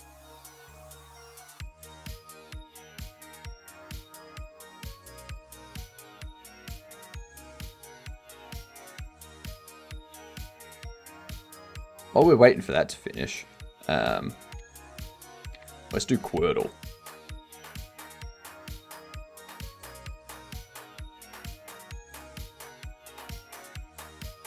I just want it to finish. I don't know why it's taking so long. Let's go with flops.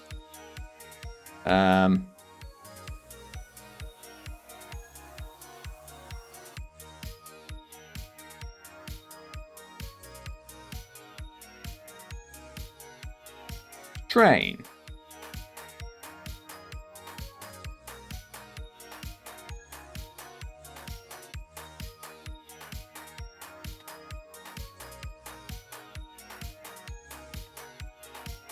Oh my god, where's K?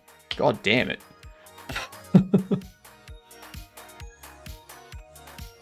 Still going. Still sinking.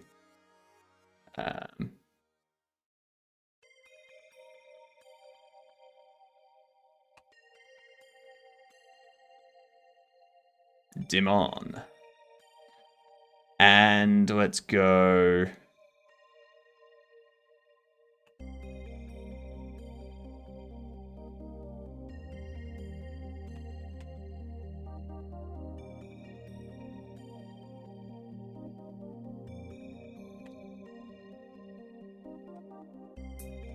Wiggy.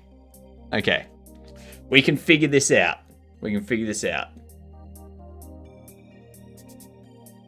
T something tardy. Okay.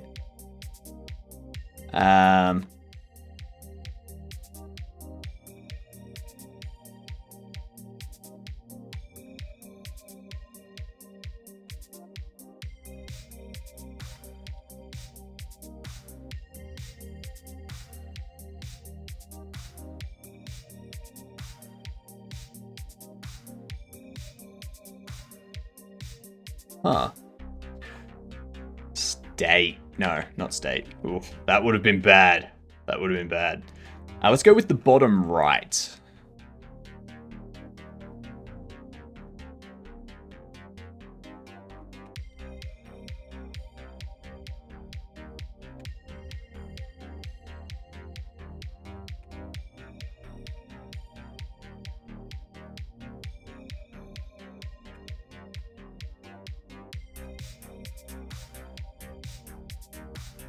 Horse.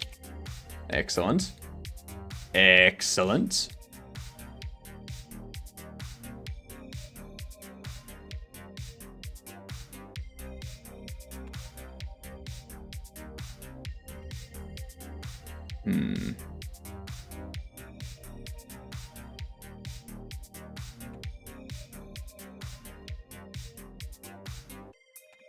Asset. And H A and E don't go second. Aina. There we go. Is it finished? No, it's still going. God damn it. God damn it.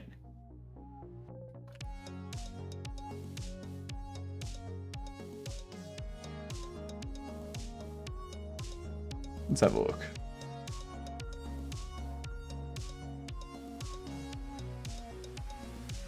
This is where it's updating into.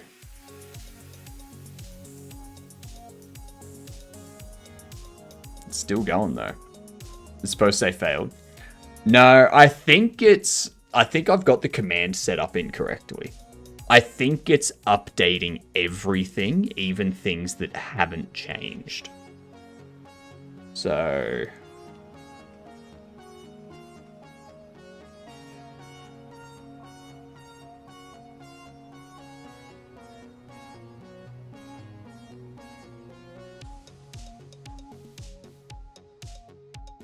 first time you run that, it will update the access times for every file.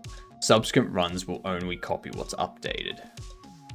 -A means archive. It implies -R, but also -T, which is what you're missing. The trailing slashes on the directory names are important. With no slash, it'll copy the source directory into the destination directory like copy does. This means it behaves differently.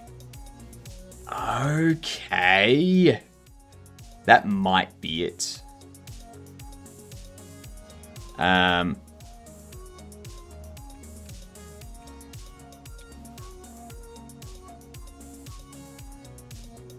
Yeah, that'll be it. That'll be it.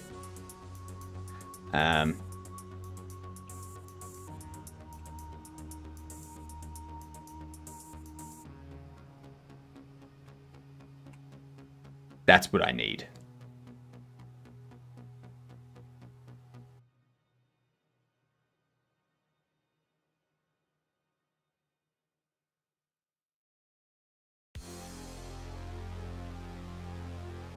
Trailing slashes on the directory names are important.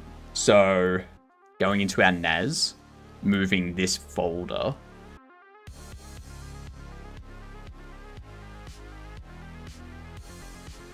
If you expect to remove files that no longer exist in shared, then add delete and use it carefully. Still has to scan everything. This also works. Your answer is confusing. -U and update are the same thing. Also, destination slash has no effect on rsync. You should have used that to keep things clear. So -AU. What's T?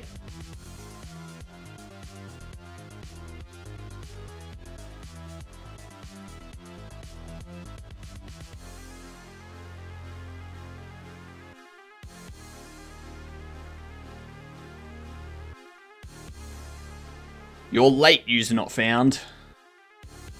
You're late.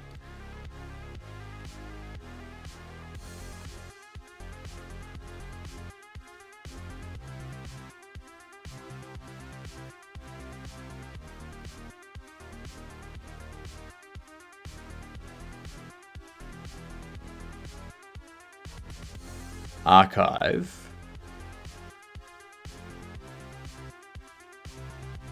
Okay, so it's finished. Archive mode is RLPTGOD.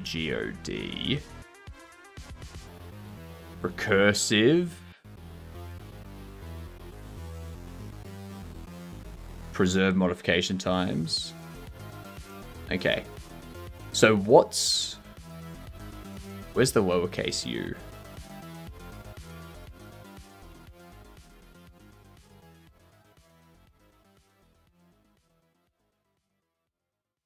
And see it.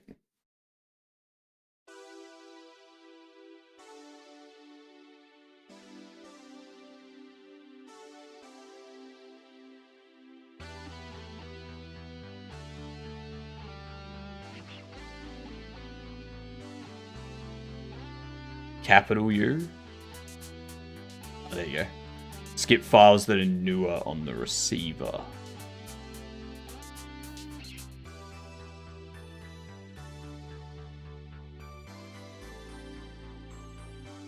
So T is modification times, which is what we want. So if I adjust this, like that should be correct.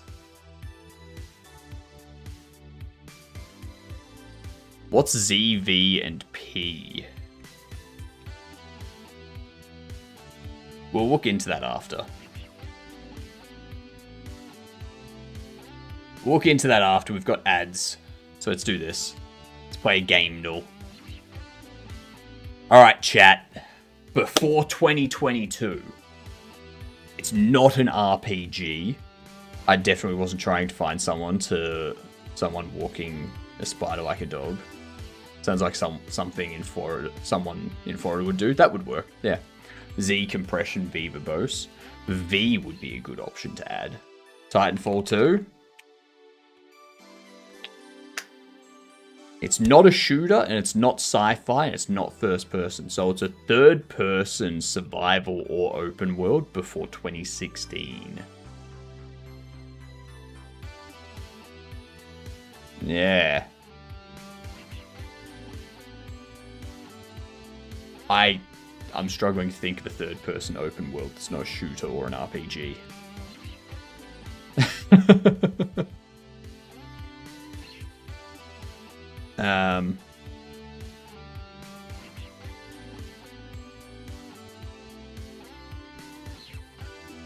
What open world is there that's not shooter and not RPG?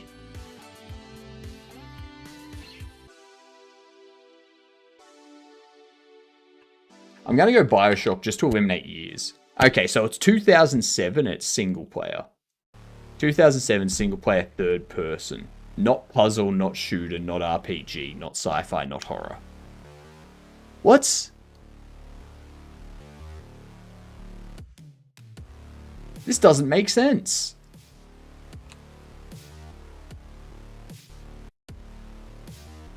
Alright, it's a platformer. It's a third-person platformer. Could this be Mirror's Edge? No, Mirror's Edge has shooter.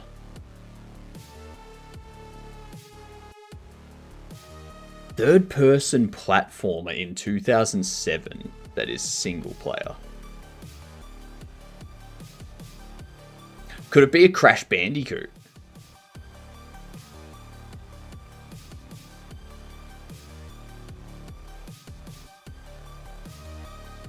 No. It's a platformer adventure, third person, single player 2007. The Crew?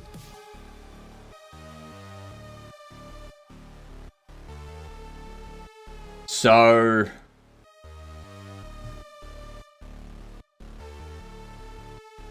third person, single player 2007, platform adventure. I don't know.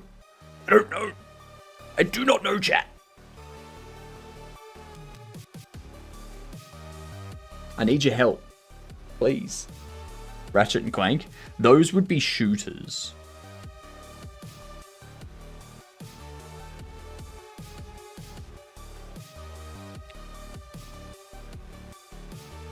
Yeah, shooter platformers. A Spyro or something? Clankers and Bankers? I don't think that's a thing. Clankers and Bankers are not a thing, Hilden. Yet.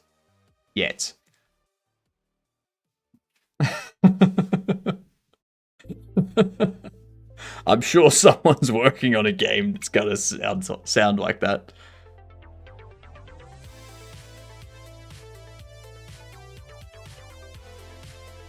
Yet. A game where bank tellers are like revolting against the use of clankers, replacing them. Was working. What are we looking for? Third person single player 2007 platform adventure. That is Either open world and or survival. Yeah. I got no idea.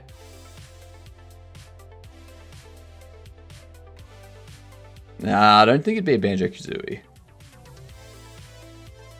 Mixed between Mario Galaxy and Uncharted. Uncharted would be a shooter. Mario Galaxy would not exist on PlayStation, PC, Xbox.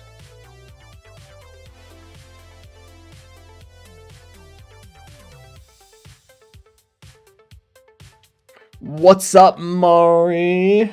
Twitch recommended you. Oh, nice. Welcome in. I hope you're having a fantastic day. Good to hear Twitch is doing its job. I got Epic Game name for my new classic game made in Raylib, but I may not share it lest someone takes it. Is it called Library? Tony Hawk. Ooh, Tony Hawk games. Nah, shit. It's not a sport game. Activision published, though. Oh, of course. No, it's not an Assassin's Creed. Oh, shit. Huh. Uh-oh. We have one game left. I have no idea what it is. I think we've lost our streak.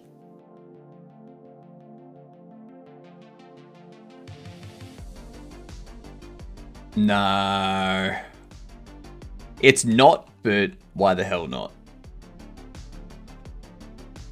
Which Spider-Man? Which Spider-Man was 2007? Spider-Man 3? Spider-Man 2? I don't know. I have a feeling...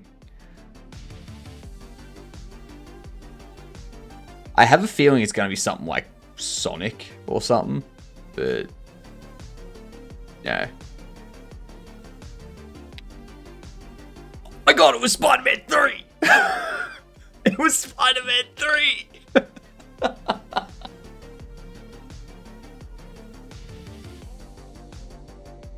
Oh, what a wild ass guess. Jesus. I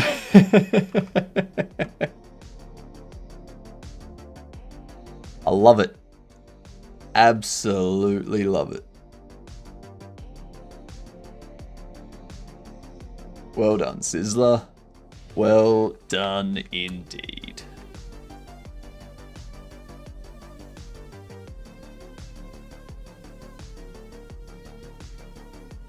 I need to check demo back out.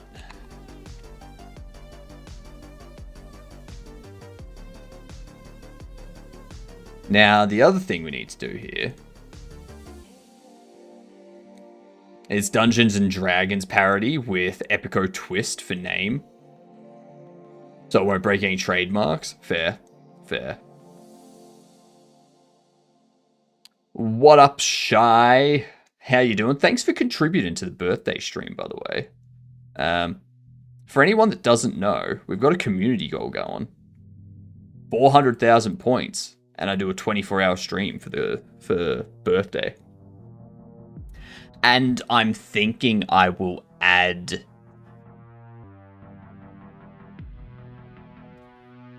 what I'll do is it'll be a base 24 hours. And people can add up to an extra 8 hours. Based on subs. And they can reduce the time down to 24 hours. Using bits.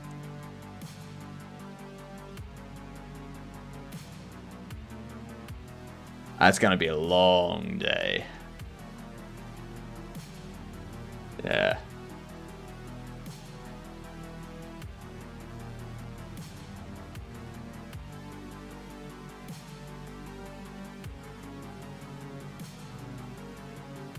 That's right, we're doing modeling stuff now.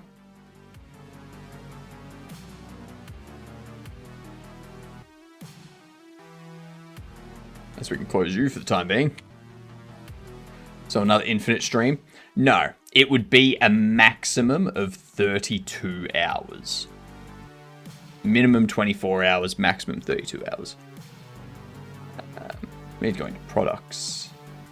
There's our card pack that we can hide. We need to redo this comic.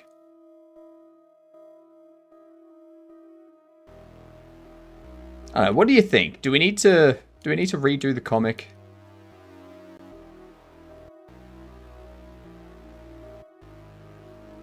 "24 hours of Raylib." Guess you learned your lesson from the anniversary stream. Yep.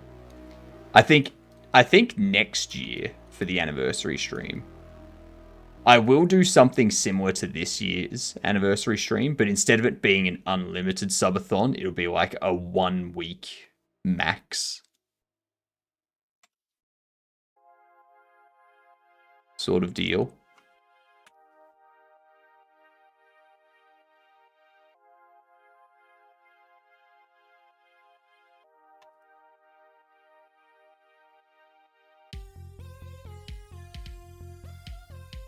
I'm just wondering.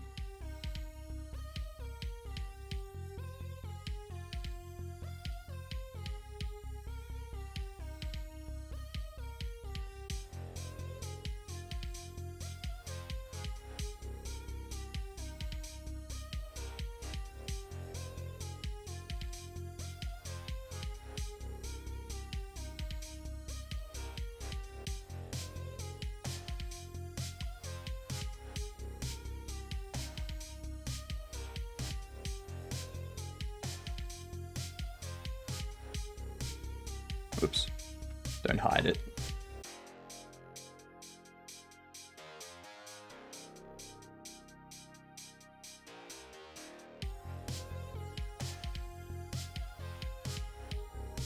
Turn that off.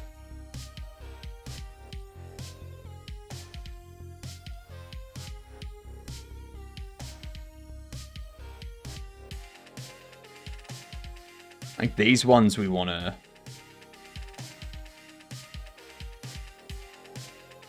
have them a bit thinner, maybe?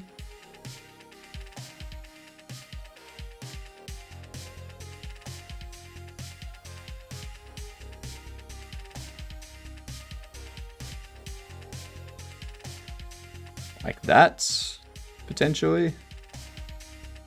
Potentially, I don't know.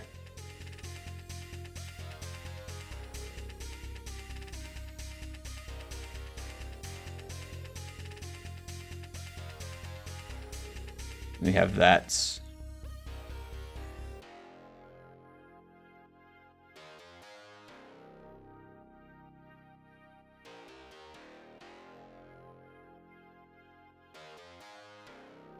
I reckon that's alright for a comic book.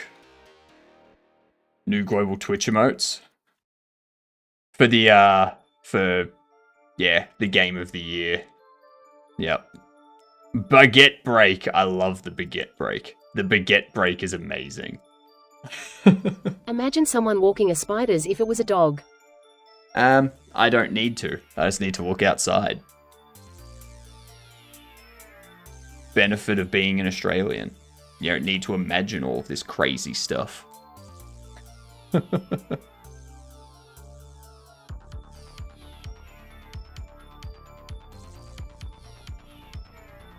reckon we're good for the comic model.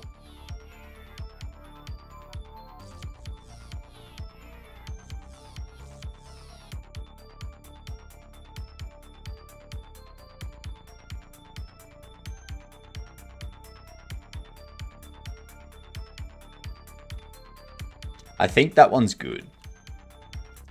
The card sleeves.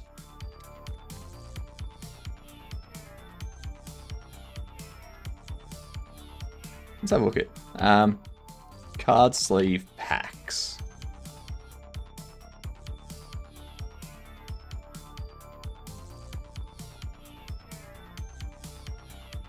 So there's that kind of thing. You got the card sleeves inside the pack.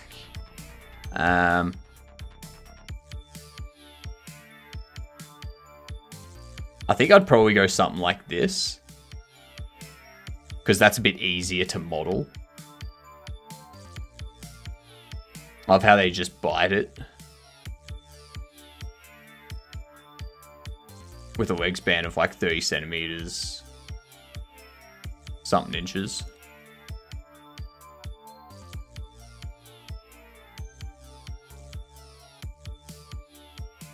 I have no idea what you mean.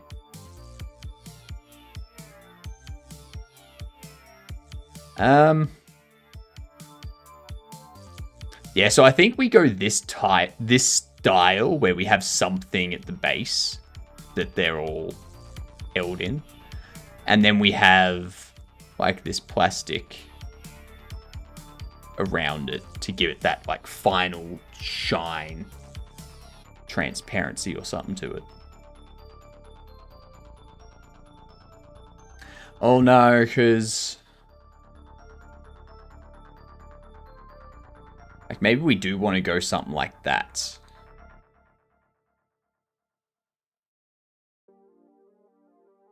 And we go something like this, it'll be easier to model it.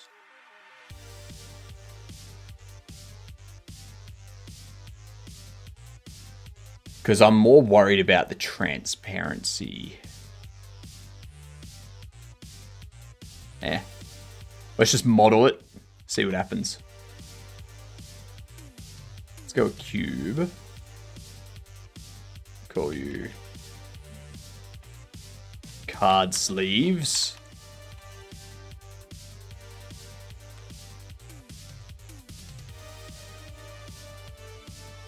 What we'll need to do here, this needs to,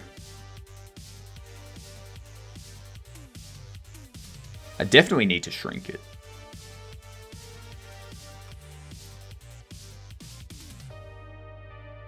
What's the card size?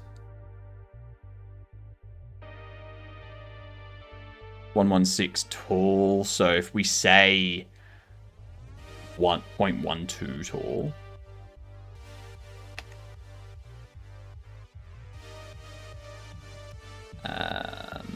0.83, so we'll say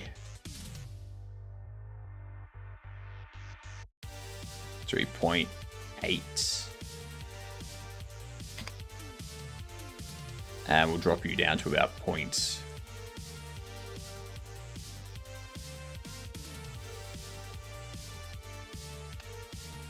something like that, I reckon.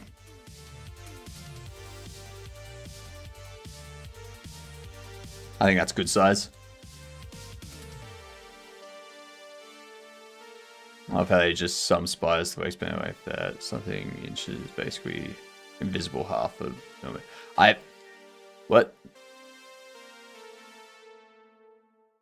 So some spiders are large and some spiders are small.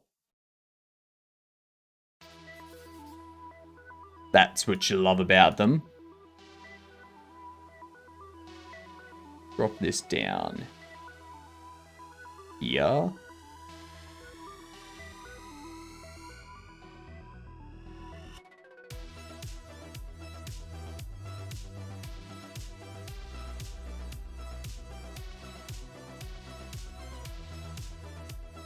Have that reduce. Have these ones go up. Like so. And then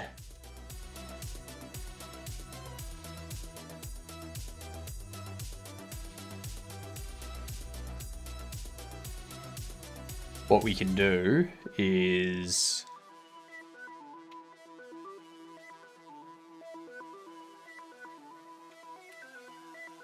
duplicate you.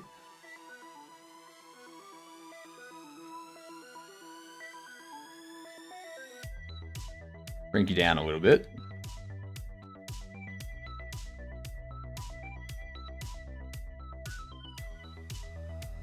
Scale you on the Y, something like that.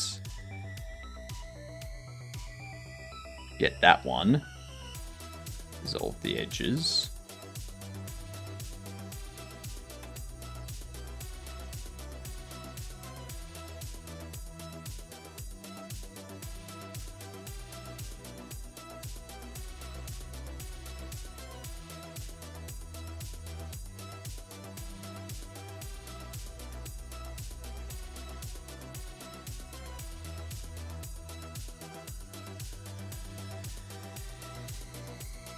Something like that.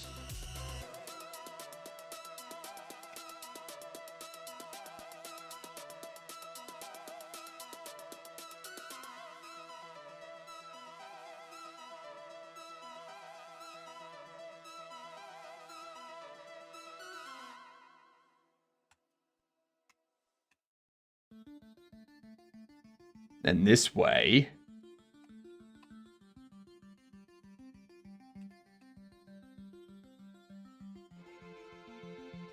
I am wondering if a better way to do this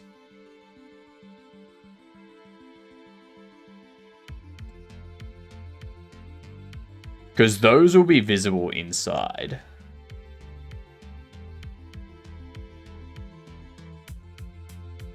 I wonder if a better way to do this would be to create a large, like one large mesh, and then subdivide it a bunch and like create just like inset sort of things.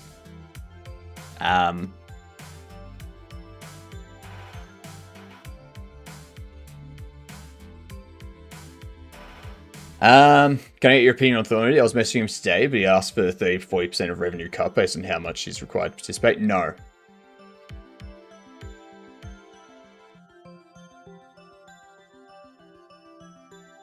No. So this is what I was thinking, Ginger.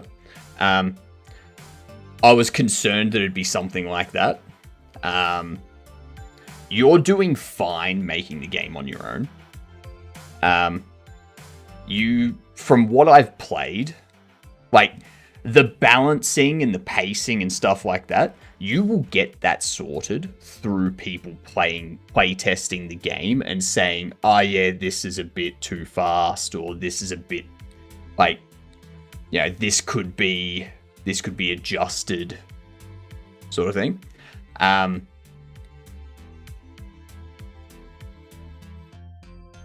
Like that's how you're going to find the balancing. The balancing you can't get just by playing it yourself or having one person playing it and figuring it out. You need to get you need to get a bunch of people to do a play test and give you their opinions on the balancing and the place and the pacing and stuff like that. Provide support on where to further juice and how we can expand out playable time with low effort dev. I wouldn't worry about any of that. I wouldn't worry about any of that because Ginger, you're already on Twitch. You can already reach out to creators. You can already reach out to people on Twitch that play clickers and stuff. I would not take that deal, especially as your first game. I don't think it's a wise decision to give away near 50% of the revenue of your first game. I wouldn't do that.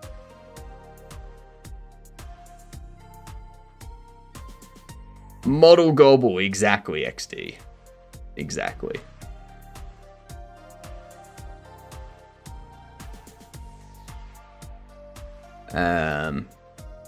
Create a play gang, initial play testers, min-max Steam for best opportunity to capture traffic from there. Really ranges basically. I don't do the trailer and I don't want to be building the game. Core mechanics that you already have in place.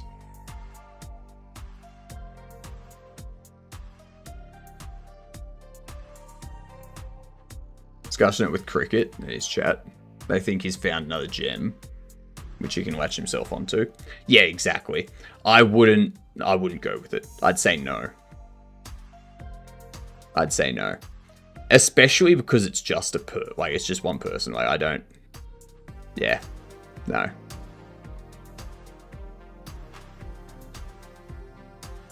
Yeah.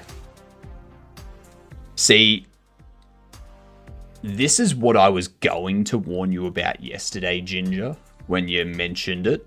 I was like, they might try to like take a revenue percentage and be like a publisher kind of thing for you, which sounds exactly like what they're trying to do. They're trying to be your publisher. Don't do that. You've got plenty of people here on Twitch that can help spread awareness of your game and that have played your game and have shown it to a bunch of people. There's like, you can speak to Jitsbo, you can speak to Jackie, you can speak to Adam C. Eunice. If you know Adam C. Eunice, you can,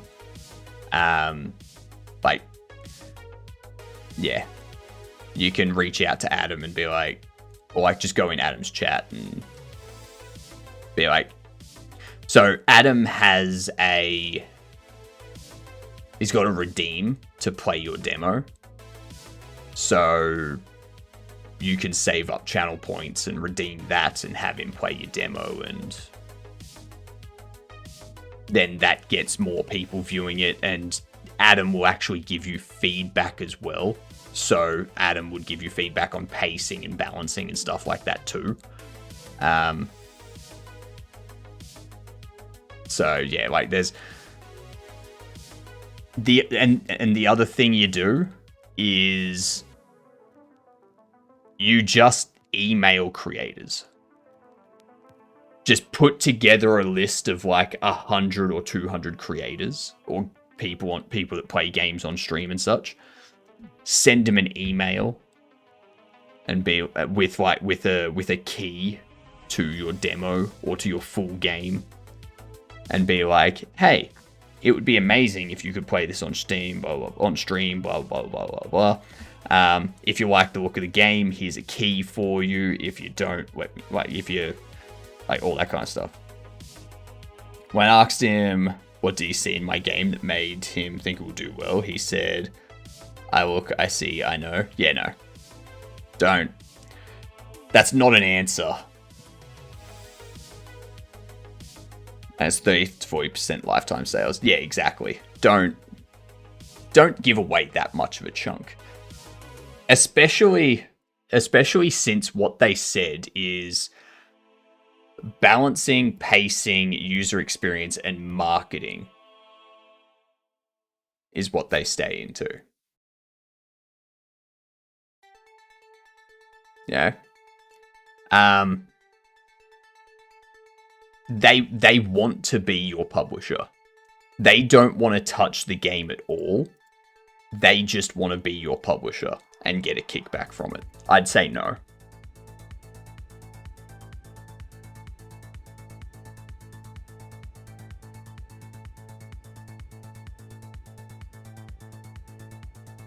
It's a bad deal, in my opinion.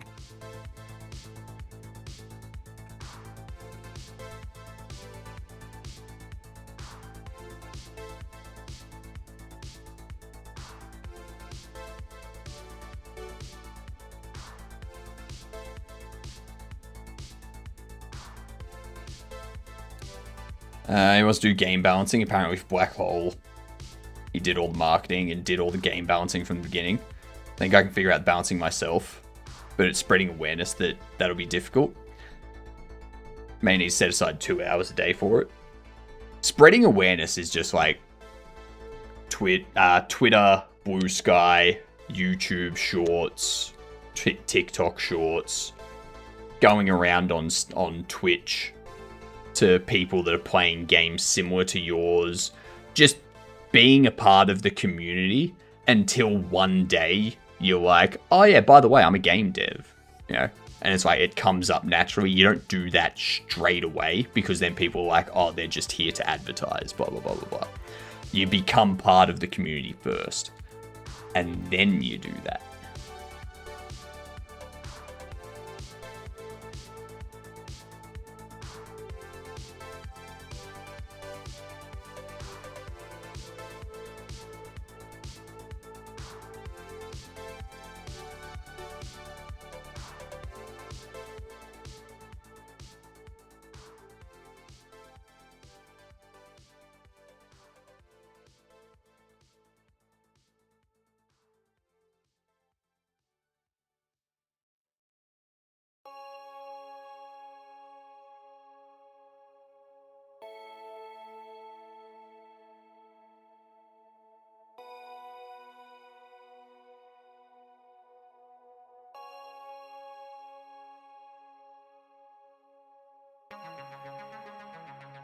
It's like drop the last 2 off or something.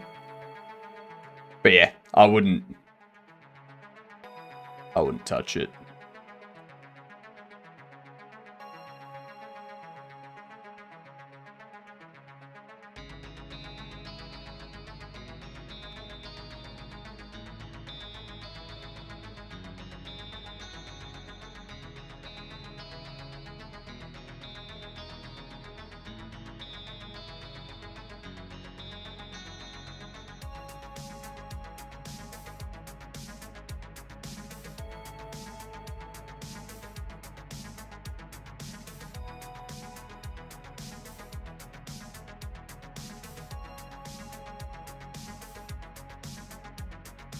Let's see.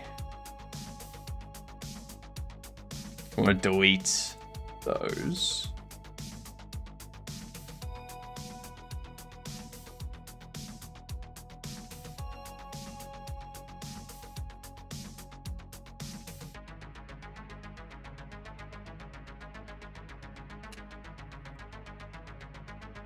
Create a face there.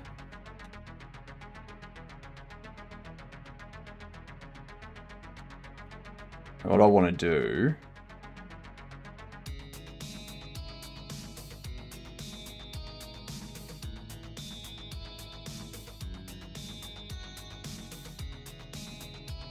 you're the middle one.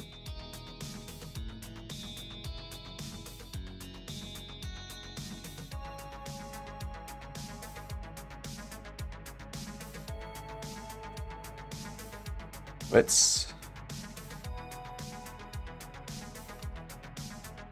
set that back to 0, 0.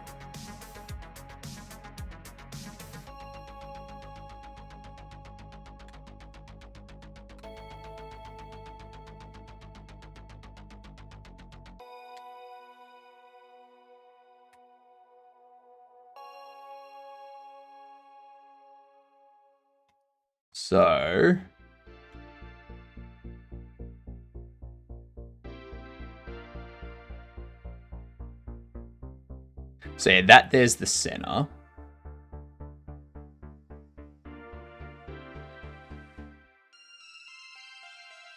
So what, you're there. If I move this,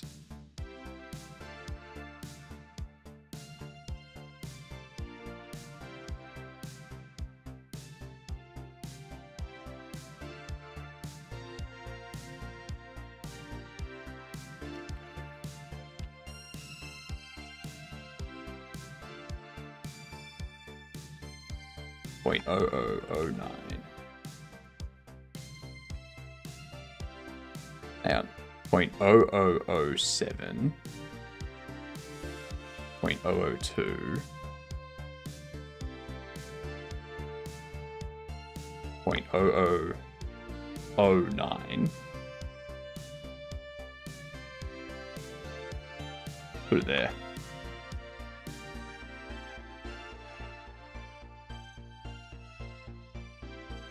One, two.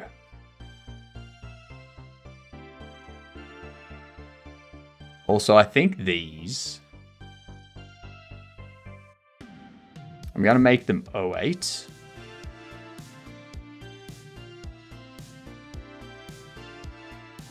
Negative 08. So that way each of them are 0.0008 wide. Then this can go to 0012. And then this will be 0.0016. All right. 8, 1, 2, 6. How is that not? Oh, it is the same distance. Okay.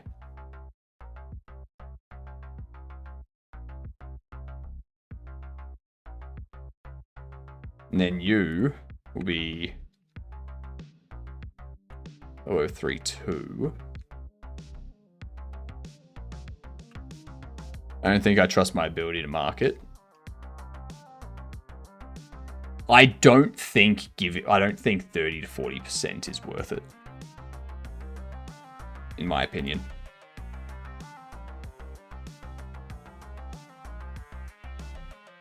Like, if you're comfortable with that, and you're not sure about your marketing, go for it. But at the same time, how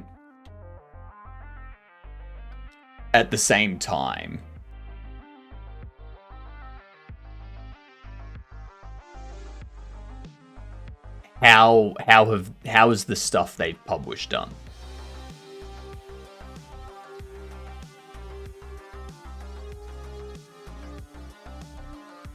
Because looking on Steam, the only thing that they have upcoming is a game about feeding a black hole.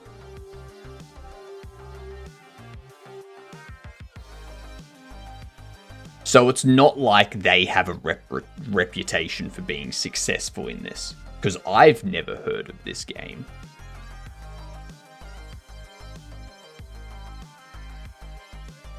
Anything above 15% is a scam, basically.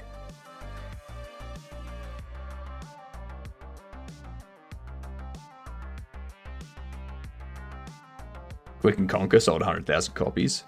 Yeah, but Click and Conquer's not... Click and Conquer is a different incremental game than yours. Click and Conquer is not just an incremental game. Click and Conquer has other elements to it.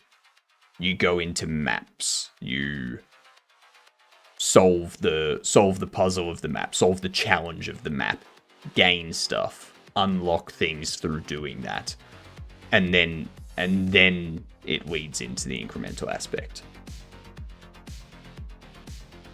So, like...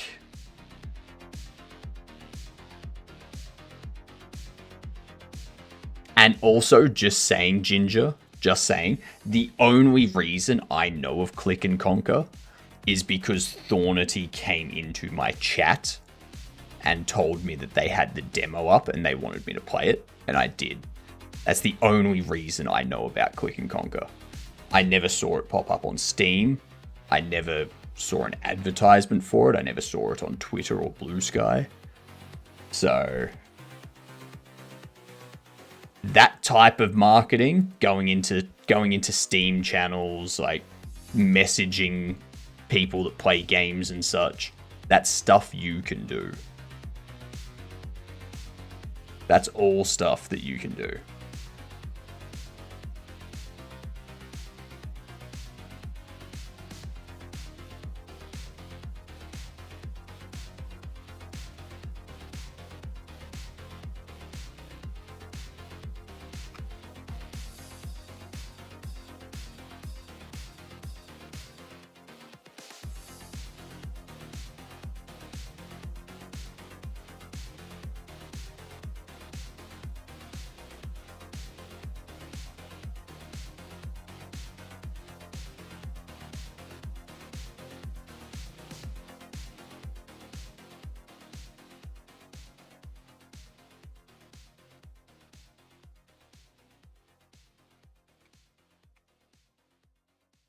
Oh, 6.006.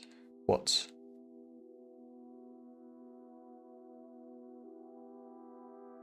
Six 4.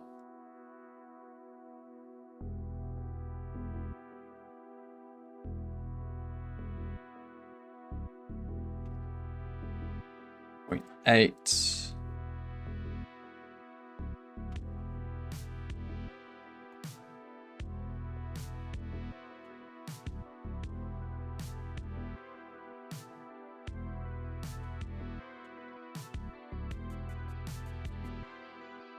Oops.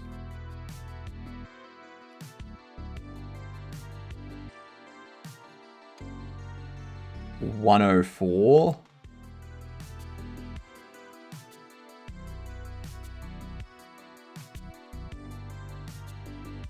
No, 8.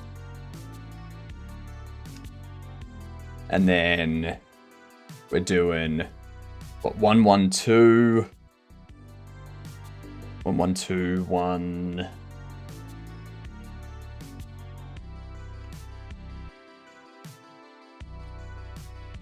0016. That's right, isn't it? Actually, let's... Alright, screw it.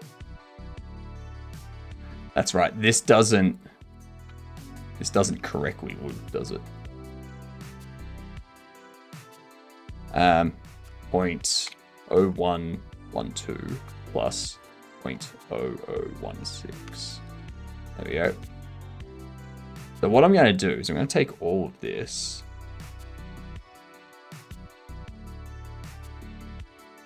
I'm going to go...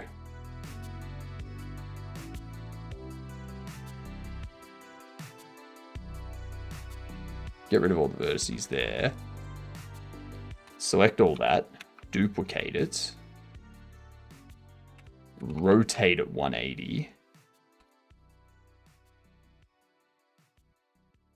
Oops.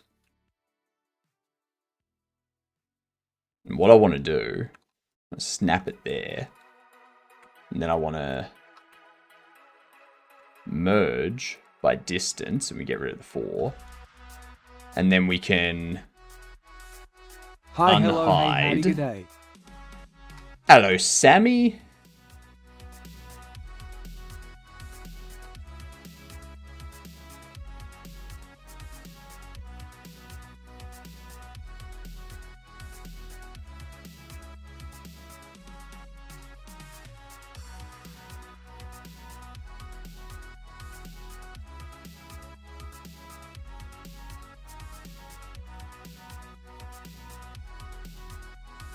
BTS KTS BTS KTS BTS KTS BTS KTS BTS KTS BTS.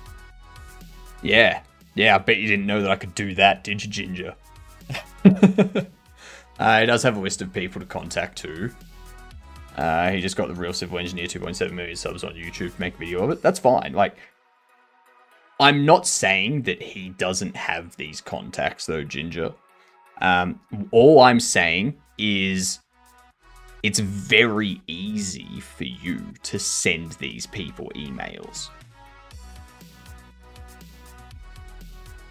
Like, if you spend 4 hours going through getting a list of creators that play incremental games and such, on YouTube and on Twitch, ranging of all various sizes and play styles, and then send them an email with a key to your game that says, hey, I've seen your YouTube videos, I'm making a game similar to the stuff you played. It would be amazing if you could play it. I'm an indie creator. This is my first game. I made it in this amount of time. I made it on Twitch with my community. Here's a key to the demo. I would really appreciate it if you could play it, if it's something you feel you will enjoy.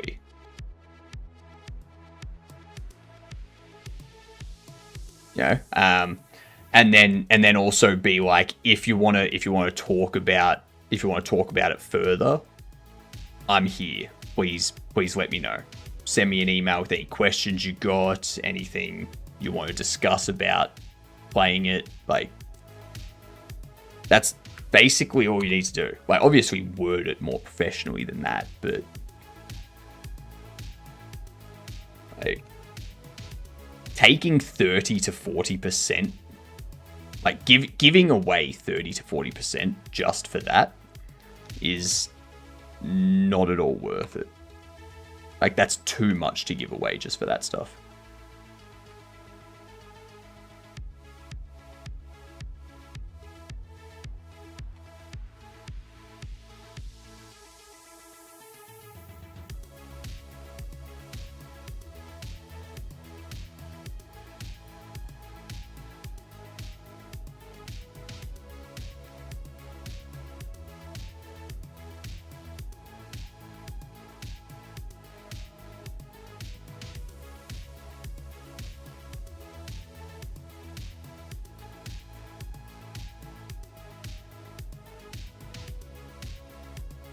And the other thing to keep in mind as well, the other thing that's very important to keep in mind for you,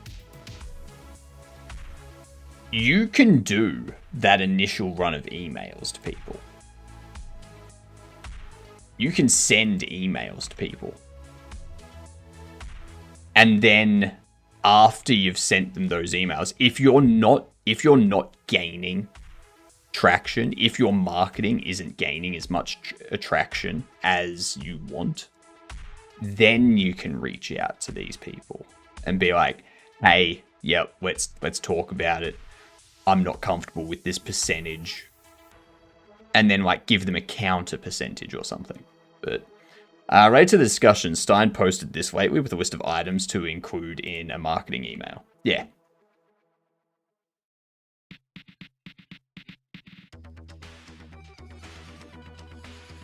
Easy to pass email game title. Catchy five-word hook, game name developer. Release date, embargo information, basic game info, primary storefront link, game key, key request info, trailer, screenshots, gameplay GIF, press kit, logos, characters, key art, trailers, screenshots, game assets, gameplay footage, gameplay GIFs, blah, blah, blah, blah. Yeah. Like, that's all good stuff. Could even negotiate a flat fee. People that do that stuff, people that do publishing, are not going to take a flat fee. They're going to take a continuous percentage.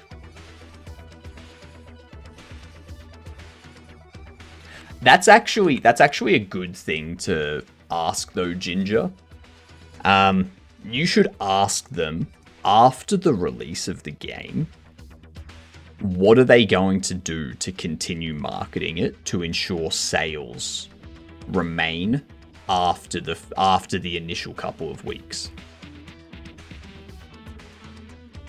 And if they say nothing, you go, okay, I'm not giving you a lifetime percentage then. I'm not giving you a lifetime percentage for doing something up until the release of the game and then not doing anything else after that. Not happening. I will pay you X amount of the first week of releases. Like, I'll pay you a percentage of the first week of releases. And if I do DLC for the game later that is released as like something to be sold or as an extra thing for the game that I want more marketing for, then I'll give you the same percentage of the first week of sales from the DLC release if you do the marketing up until the release of the DLC again. Because I don't think it's fair to take a lifetime percentage if your work stops at the release.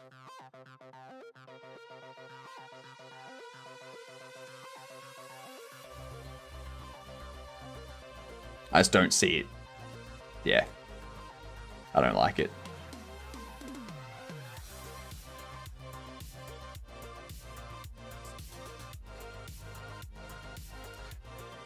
Planning out an 80-20 for Dead Zone's publishing if it stays under FFS.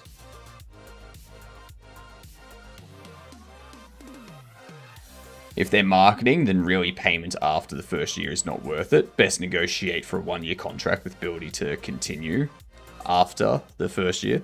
Yeah. Yeah. But you don't want it to be a lifetime thing.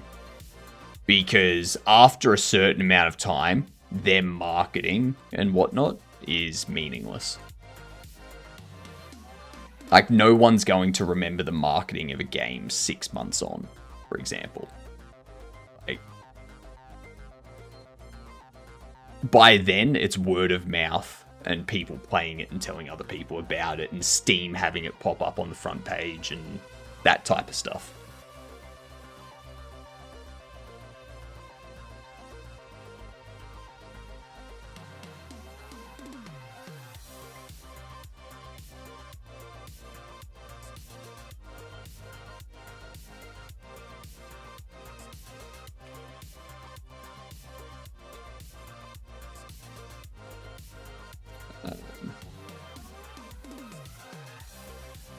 Card sleeve branding.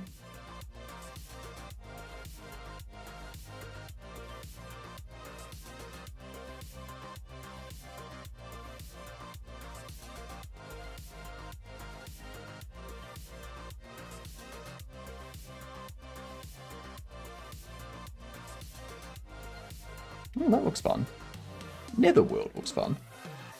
See, and stuff like this, stuff like what Jitsbo's going on at the moment, the 2025 Indie Game 15-second showcase. Submit a 15-second video, and he does this. There's like 140 people watching it at the moment. Yeah. If they're marketing, then really, yeah.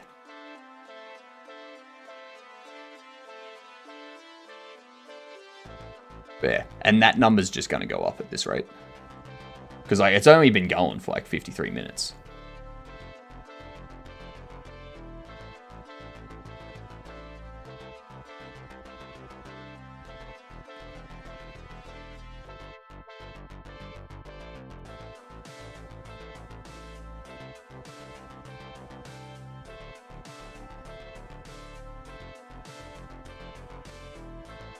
Especially the Godot yearly showcase. Yeah, exactly.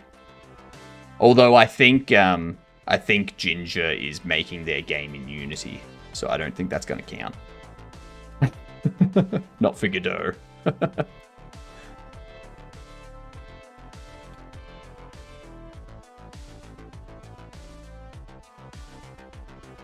What up, Sander? How are you?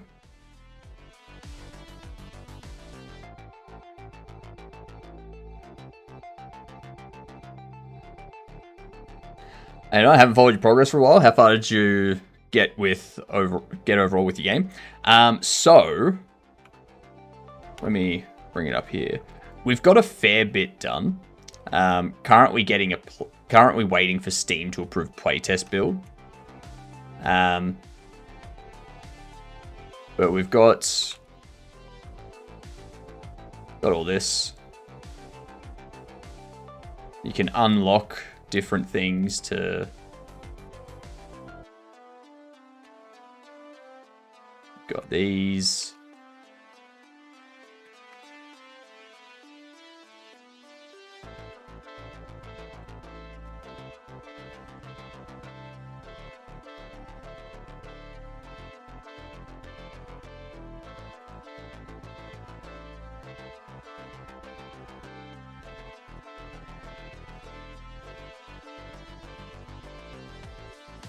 Like skip that, but we do have a full box opening. Yeah. And there is a sound effect that plays with that, but I've just got SFX and music turned off because it can be a bit jarring with the stream's background music playing. So, yeah. Yeah, we've also got furnace out the back. Got a light switch you can turn on and off. We got the bobble heads that come to life.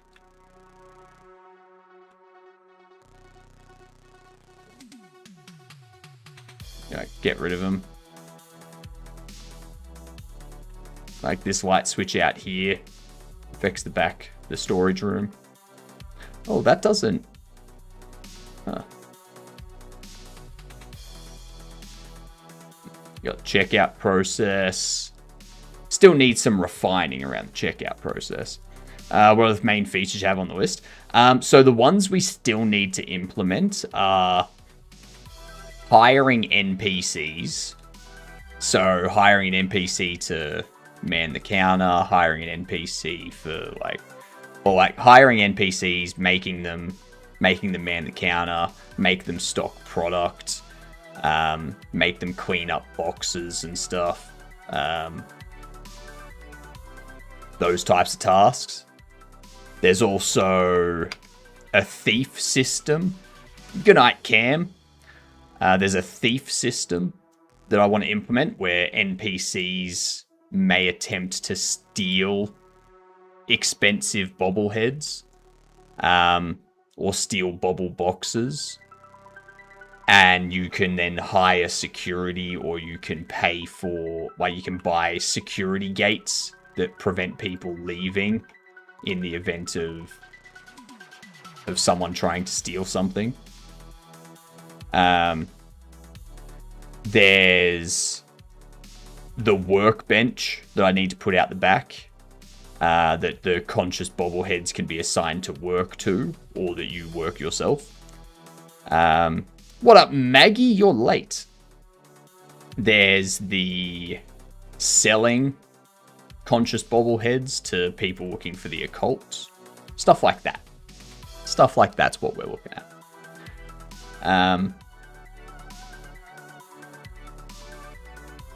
But yeah, it's like day keeps ticking on through. I've got a bug here where it's not picking any of the bobbleheads to give from the shelf. The character models look so cool. Just create them in Blender or just buy them somewhere. These models here are Cinti characters.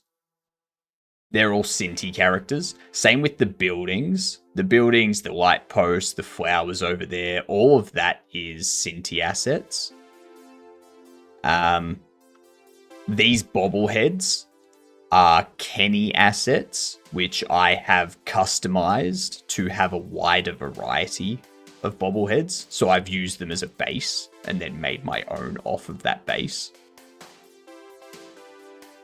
And then there's things that we've made ourselves, like the cash register, the FPOS machine, the bobble box, the shelving, the rubbish bin, all that kind of stuff we've made ourselves.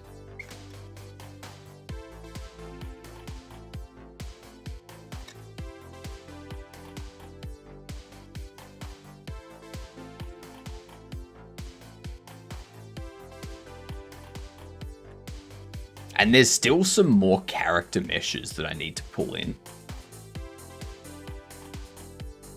Nope. We've got our dialogue here. So this guy's selling this, but we can go, you know what? I'll give you 65 for it. And he accepted. Excellent. So we just bought that for $65. And you see we've now got him here. $65. But I need to restrict that still so that they only come in offering trades and whatnot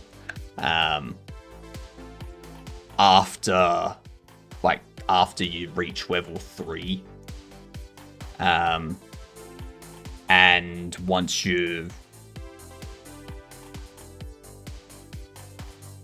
after you reach level 3, they'll do trades with you, and they will only offer trades for things, or that they will offer to sell you rare things. But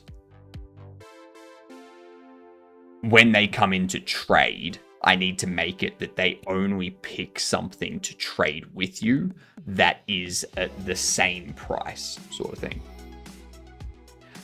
I may have made a new Arbiter model, but a bit too small. Let's have a look-see. Just a little bit too small. Now just scale it up a little bit. You'll be right. We got ads playing too. How is it? It's been 3 hours. Time is going too fast. Okay. While the ads are playing, let's figure this out, chat. We're looking for a third-person perspective and some other perspective. Single player and some other game mode. After 2007. It's not a platformer, not an open world, not a superhero game. So if it's not open world, I think that rules out RPG, right?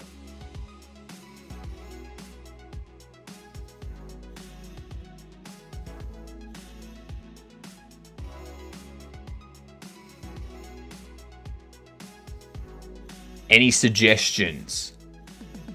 Any suggestions at all?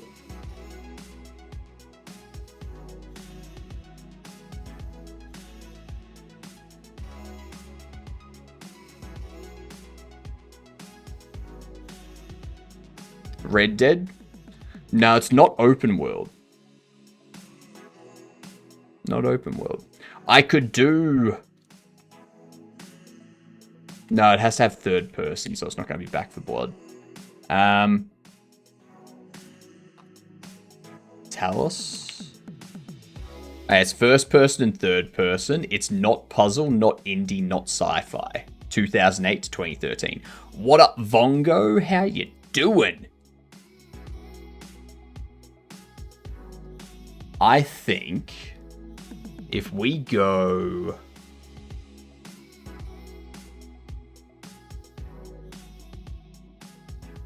It's almost skate park time. Make sure to wear your helmet and your pads and whatnot. It could be racing. Could be a Gran Turismo 4 or something. No, okay, so it's not a racing game. It's not a racing game. It's not on PS2 either. So we're looking at a PS3 era game, obviously.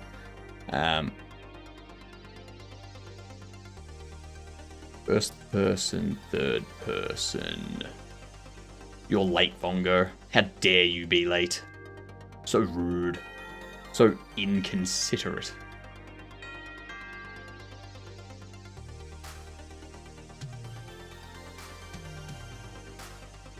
Ah. This game has me stumped. I'm sorry. You should be. It's okay, Vongo. It's okay. We forgive people that are late as long as they redeem late. Okay? It's people that don't redeem late that we don't forgive. Because they're trying to cover up the fact that they were late. What up, Kai? How you doing? We do... I'm going to go something in the middle. We're going to go with Skyrim, even though I know that's open world. I just want to say, okay, 2012 to 2013. Not going to be Fez. 2012, 2013.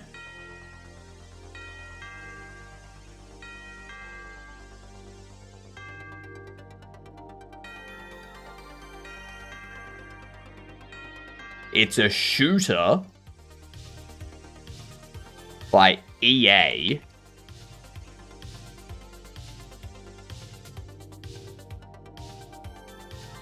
This is like Black Ops 2 or Black Ops 3.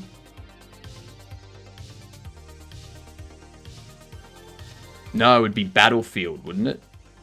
EA isn't... EA's not Call of Duty. EA's Battlefield, right?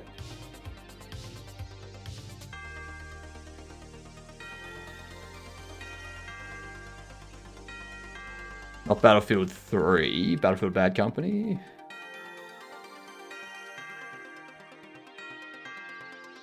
Is it Battlefield 4?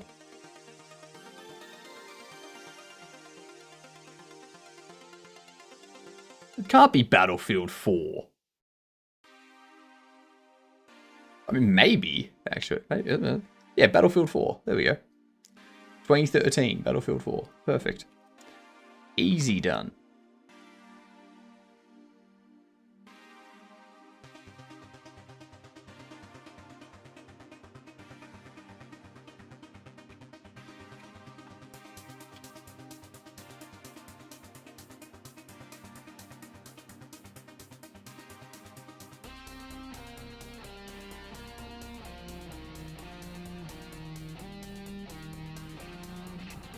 Okay.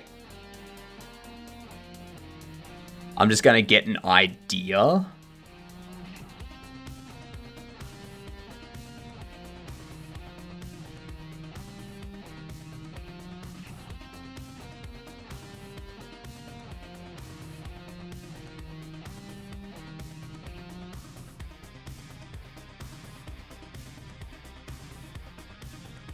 And...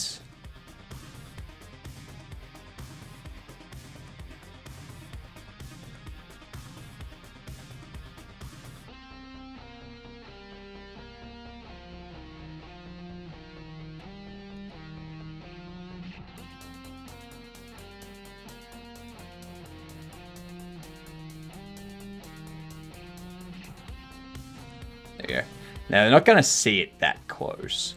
They'd see it from this far away, so you can still, like... maybe...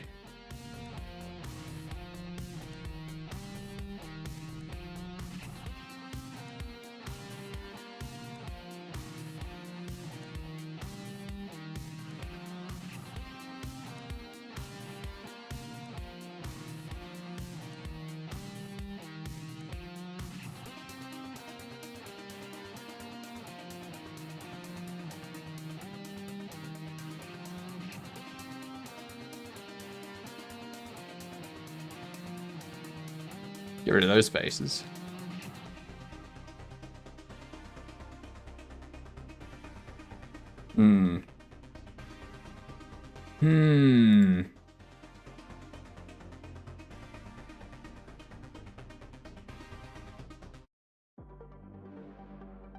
Because, yeah, when they're all stacked up together, you can't really see through them, can you? So I can definitely just change this to be like a solid color.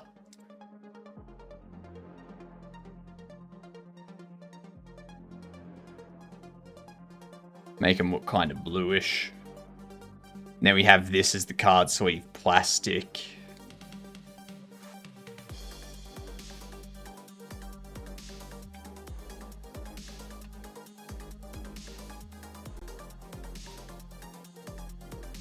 Which would be more like that. Oh, sorry. 0.5.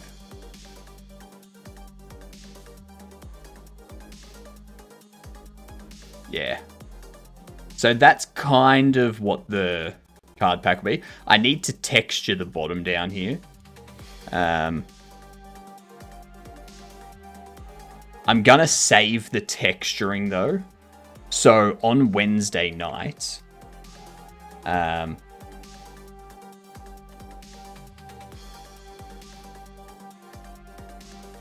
on Wednesday night, we're going to be going through this texture painting thing. So we're going to learn how to texture paint, or start learning how to texture paint. Once we've gone through that and we know how to texture paint, then we're going to be coming back to the card sleeve pack and the comic book and like giving those proper textures.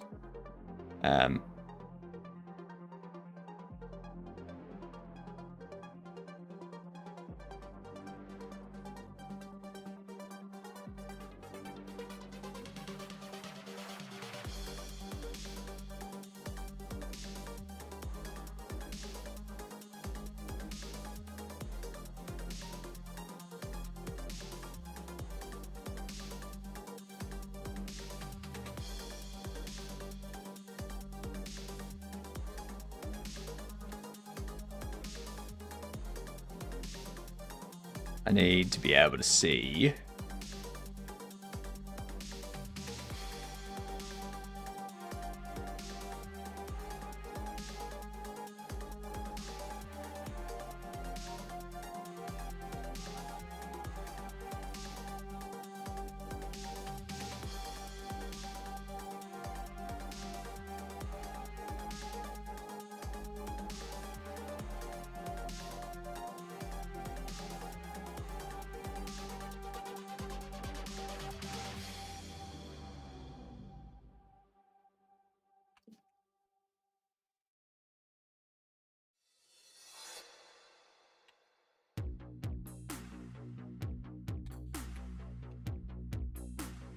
There we go.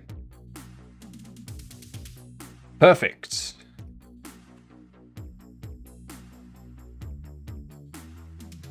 And we have our card sleeve.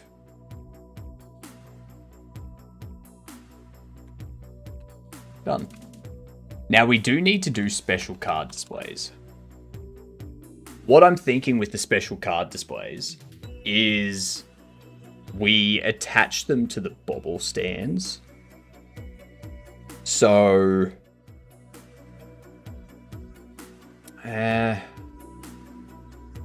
do I want to attach them to the bobble stand?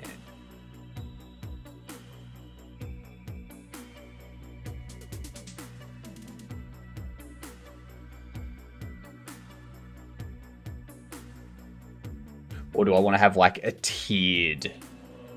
I think a tiered one for cards would be good.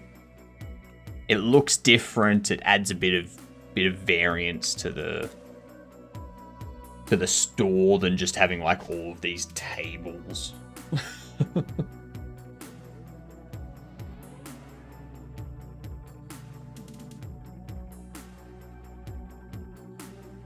Let's go into our buildings. Let's go into our displays. I don't know why the bag's in displays, but who cares?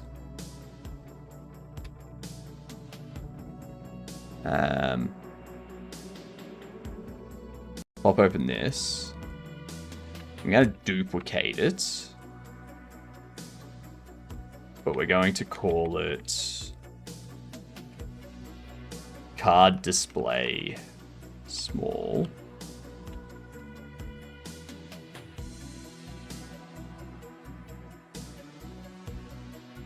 What I want to do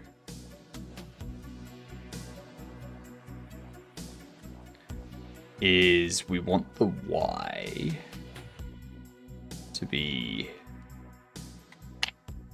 that.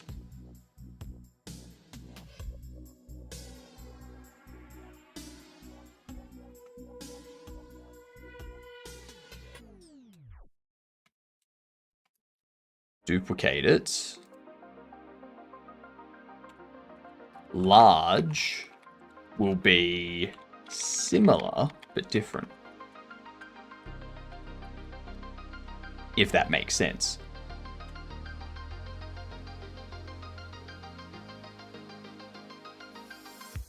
So, for example, this will be just 5 and U will be 1.75.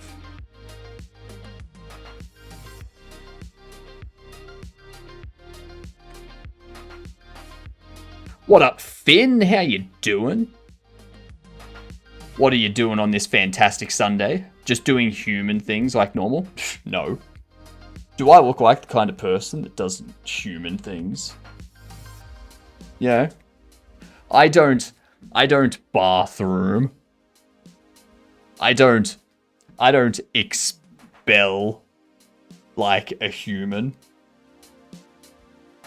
We went to look at houses and now we came home for a bit and then we go to look at other houses. Hang on, you're in Australia? Oh my god, I didn't know you were in Australia, Finn, looking for your new home for when you move here. That's excellent. That's amazing.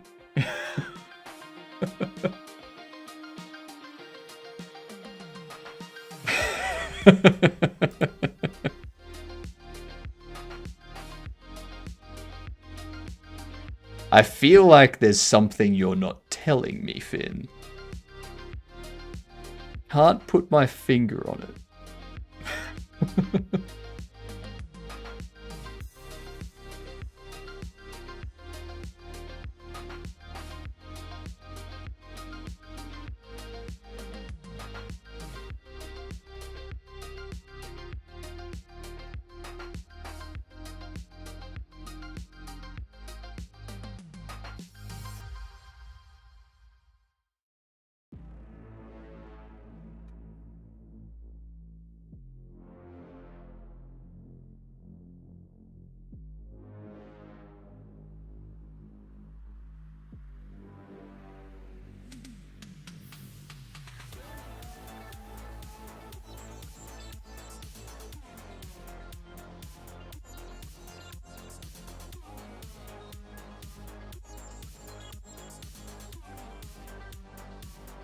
Okay, so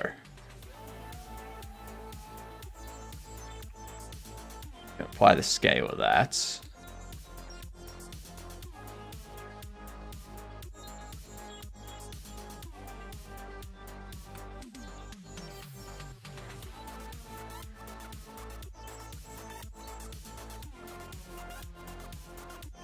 What's that position?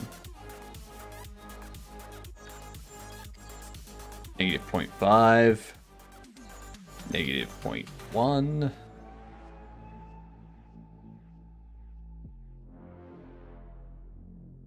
I don't know. My partner is general counsel at a company until like May.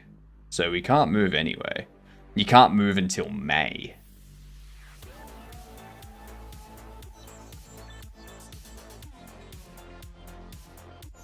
We're just doing things, then it might extend beyond that, but I don't know. We just do things, they happen. Planning makes no difference. The human race is insane. This is true.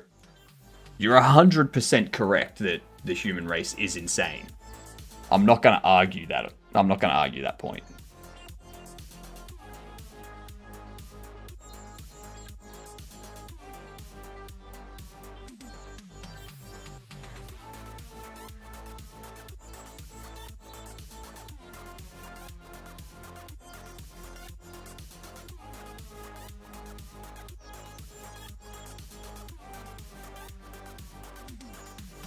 Yeah, that'll work. I like that. So what I'm going to do, duplicate you, move you to 0.5.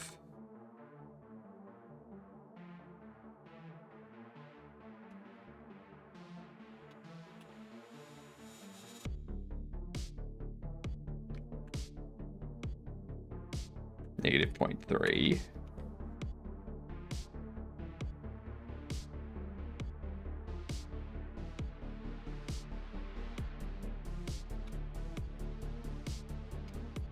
One.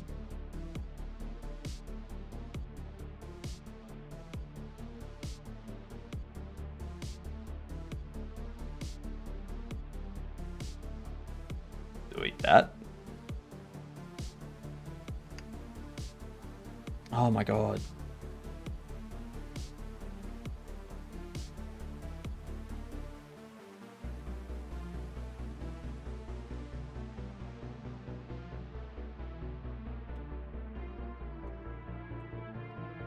Yeah.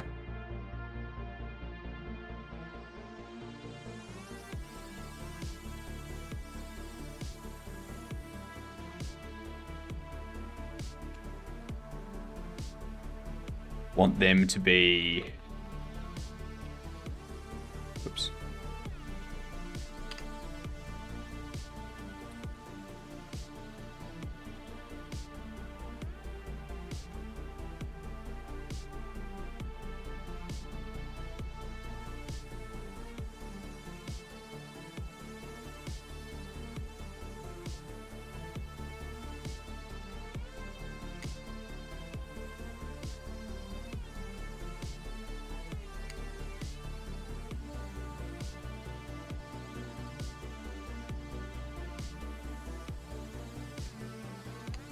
Why is it only doing that one?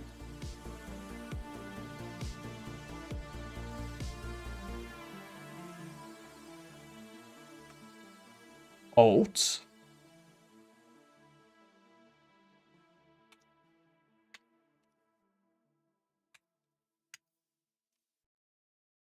God damn it.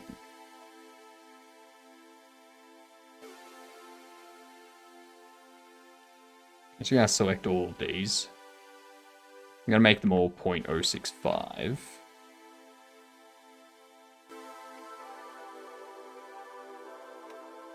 God damn it.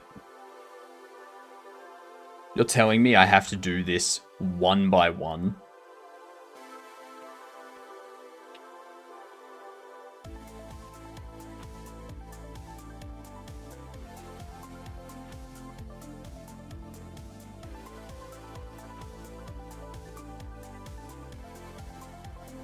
I can do positions as like a bulk update, but holding Alt while changing dimensions? Nah, not doing that.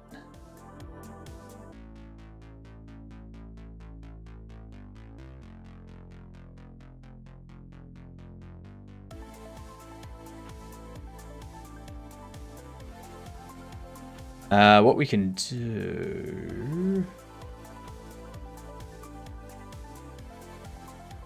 I scale just to make sure.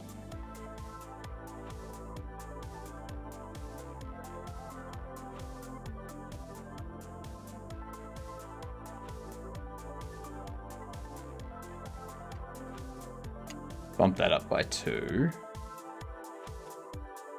Bump that up by 3.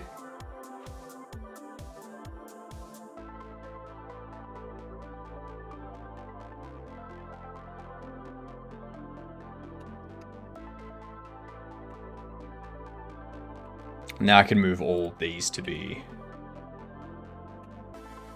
on the same face again.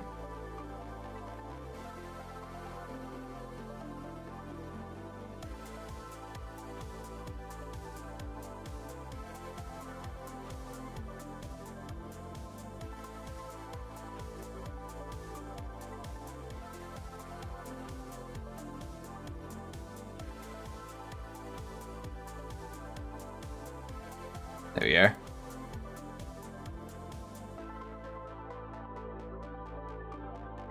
So that'll be the card stand. This is Blender 5. That is correct. Blender 5 is very nice.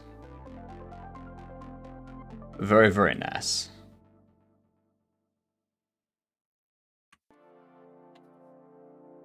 Do you know of other 3D modeling software besides Blender that is worth using?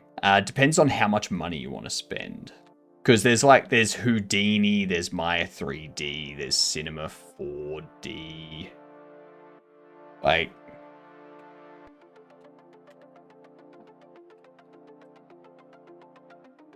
I know Finn in Twitch chat is a Houdini user.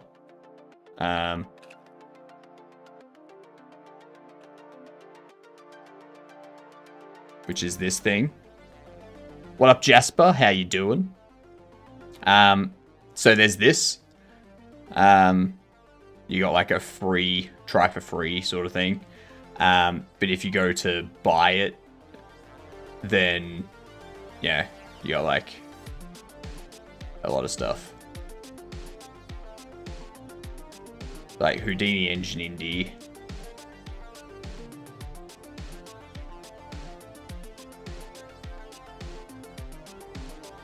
There are 3 licenses per studio. But what's this? Independent filmmaker or indie developer. Your goal is to create professional quality work with small team type budget. Houdini Indie helps you accomplish this by making all the features of Houdini FX affordable for indies. Buy Indie for $299 for a year. Also available on Steam. So yeah, it's like $300 a year. I don't know what this one is. Yeah. Finn, can you explain this? Jaeger, thank you for contributing. Much appreciated. Which one is easier than Blender? I don't know. I haven't used anything other than Blender because everything else is licensed. And I just don't... I don't want to spend the money on something that will potentially be less easy to use.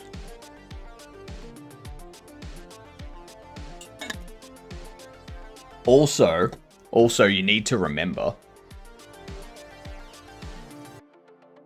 if you go for one of these options, like if you go for Houdini or if you go for like Maya 3D, stuff like that, they will do modeling and animation stuff. But then you'll need to get something else, like Substance Painter or something, if you want to do like textures and whatnot,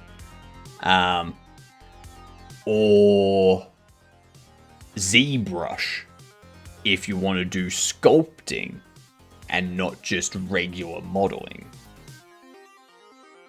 Yeah, so like Blender has all of that in one. I don't know what paid software has all of that in one. And I don't want to pay for software just to go, okay, so now that I've paid for the software to do this stuff, I now need to buy a separate software to do this other stuff.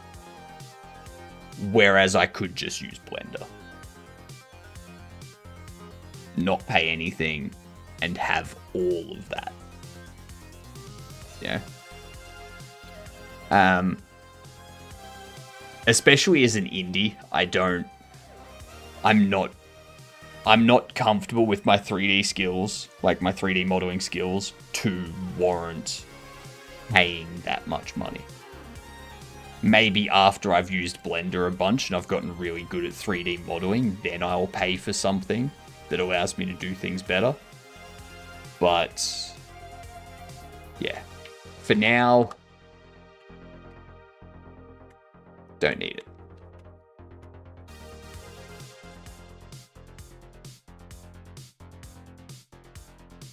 I'm thinking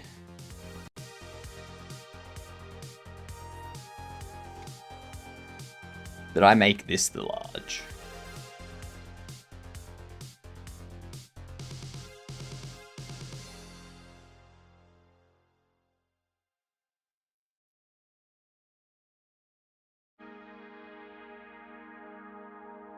And then I duplicate this.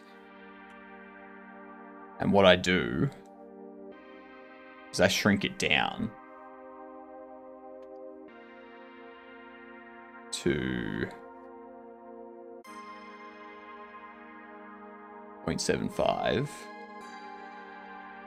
and maybe 0.2.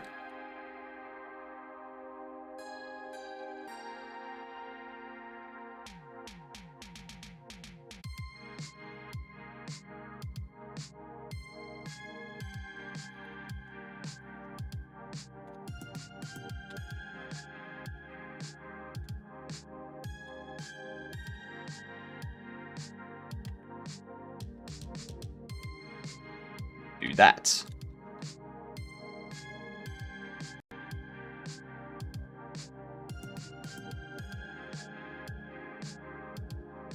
And what I do is I duplicate these over to there.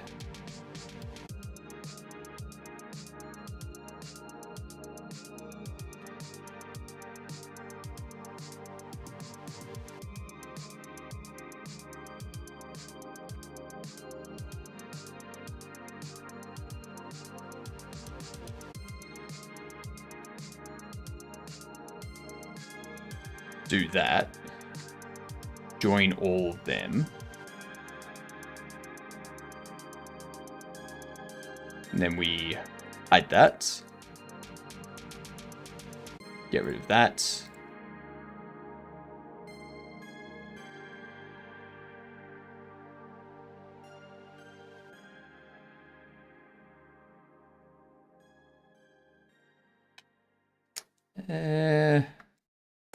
Was wondering if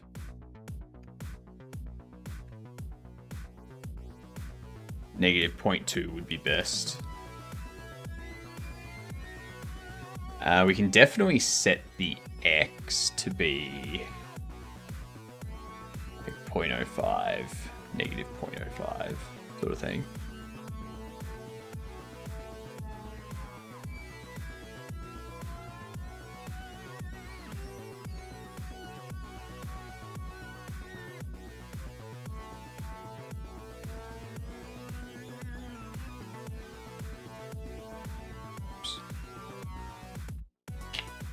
Yeah. So we can do that. So the small comes with 6, and the large comes with, what, 3, 6, 12, 18. Maybe we add another. Maybe we move these to 2, 5.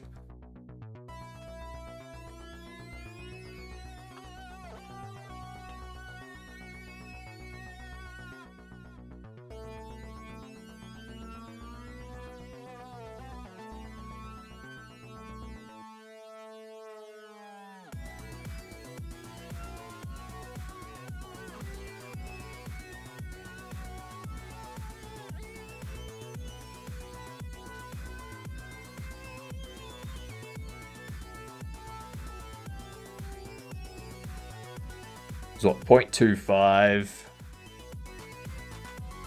0.25, that's 1.75 difference, right?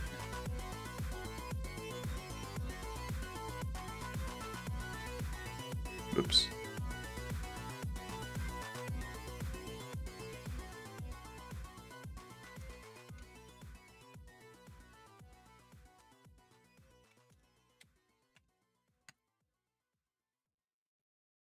Yeah, perfect. Perfect. So the small gives you 8, the large gives you 18. I like it. And then what we need to create is something that goes on top of this.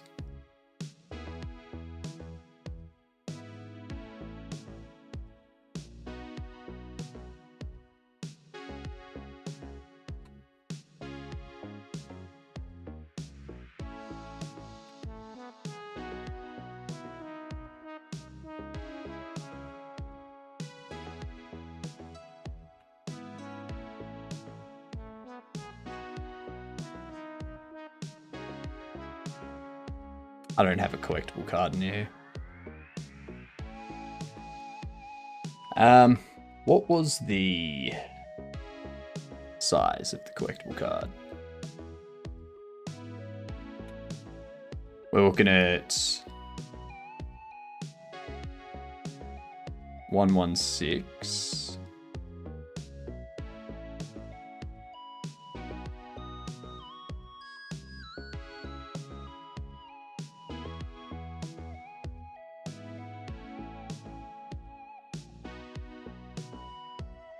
I'm gonna have to counter that origin. No, I'm not.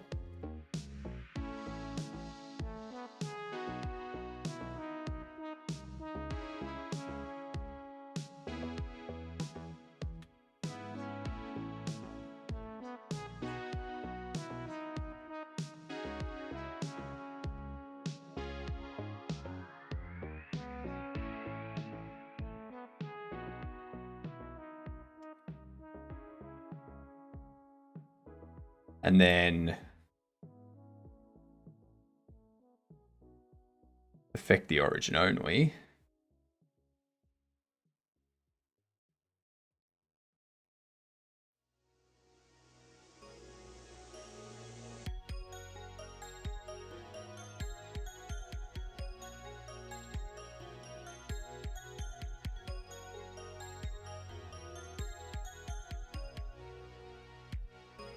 Why do I not see its origin? That's why.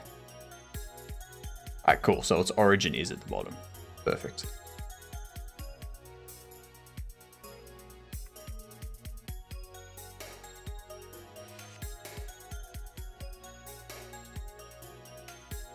What up, Insane? What you making? We're making card displays. So this is where you're going to, like, any cards that you want to sell, you gotta put them on these. And then it's going to display the card and the price for the card.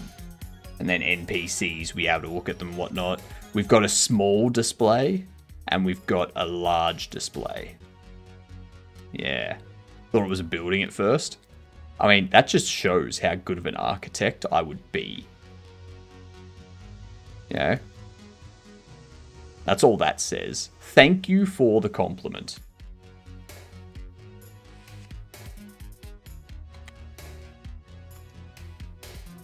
Could repurpose the assets? Hell yeah. Hell yeah. Or use it for both. I like it.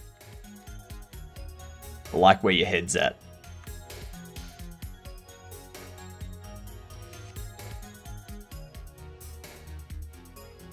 This is the Y.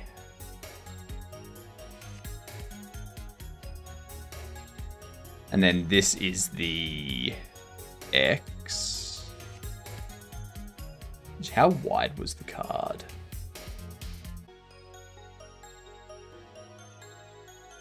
The X is 0.07. You're 0.008. 0.07 and 0.008. 0.07 and 0.008. 0, 1, 1.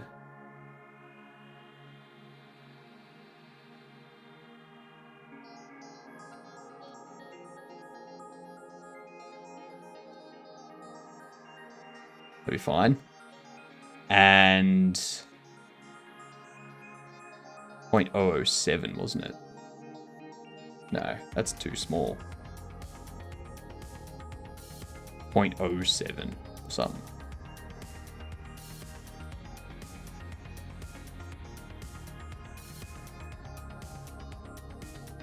That's too wide. Hang on.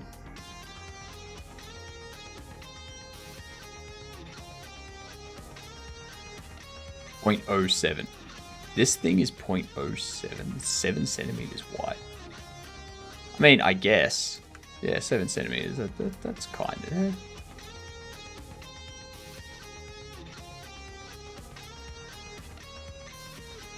Yeah, that's about right. You can get a lot of mileage out of an asset if you use it right. This is correct. You are 100% correct.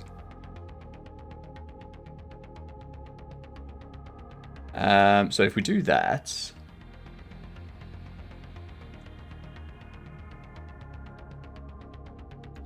we go snapped face.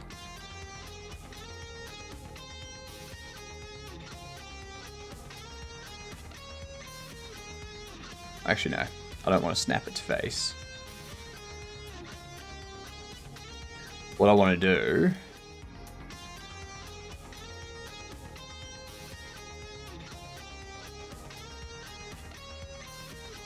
I'm gonna get these, subdivide it twice, and grab this.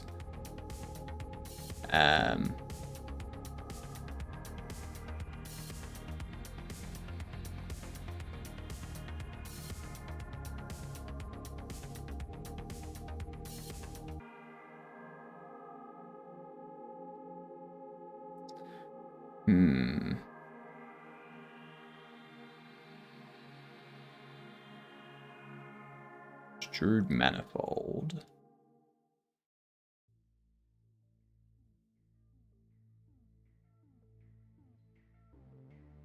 Down.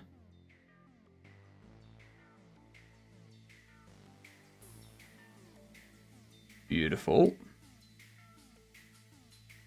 And what's the gap here?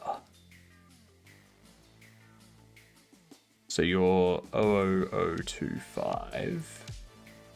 You're also 00025. And this was 00083. So it needs to be 00042.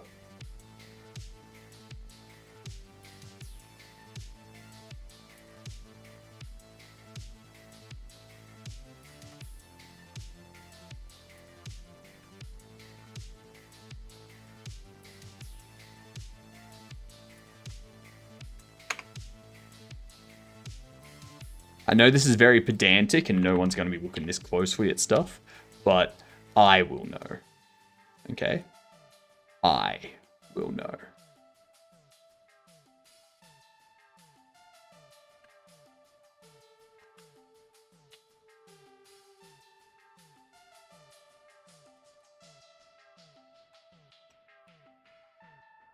Alright, so that there becomes our card stand. Vertex. Origin only. There we go. Origin's at the base of it, right in the center. So that way when we create this in the game, position them there, and we'll give this a collider so that it connects on. Easy. Easy.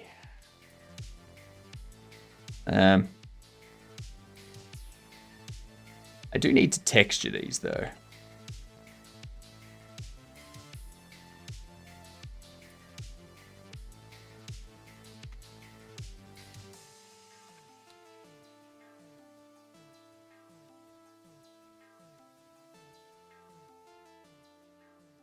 Shade smooth. Because your cylinders, damn it.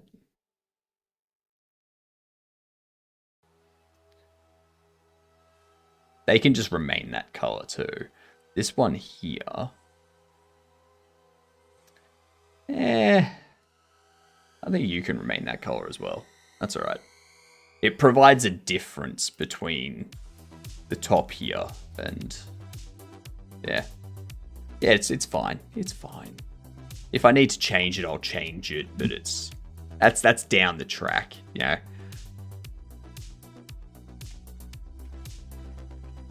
Card holder.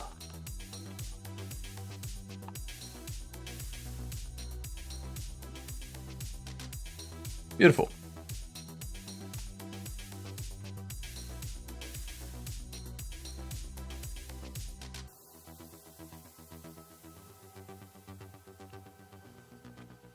Done.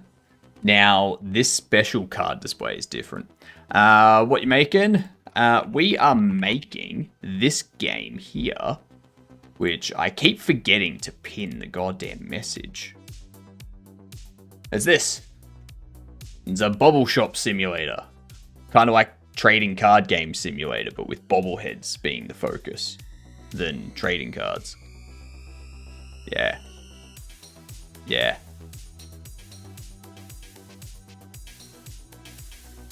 And right now, I'm just doing some modeling so that you can display the cards in the store and sell them to NPCs. Yeah. I'm going to talk to Bullion with his Mr. Farmboy game. So his experience was with Thornity. Bullion didn't make Mr. Farmboy. Bullion didn't make Mr. Farmboy. The maker of Mr. Farmboy is Mr. D-Boy. Yeah.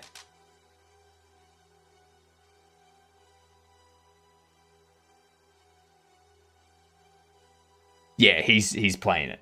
Yeah. Yeah.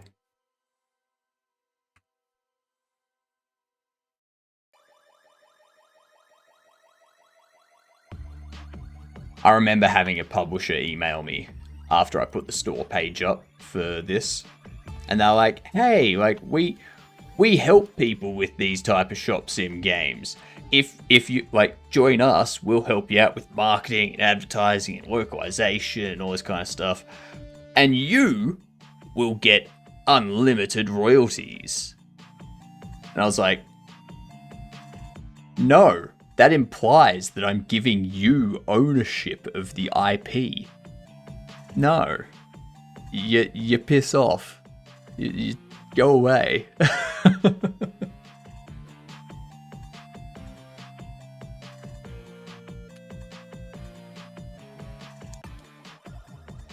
We need a special display for these. So like a display case.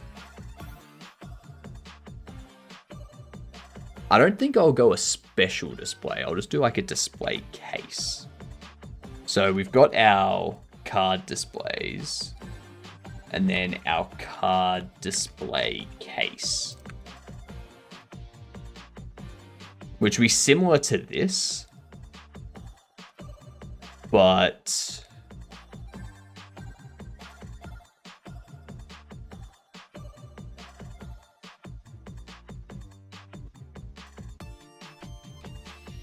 I think what I need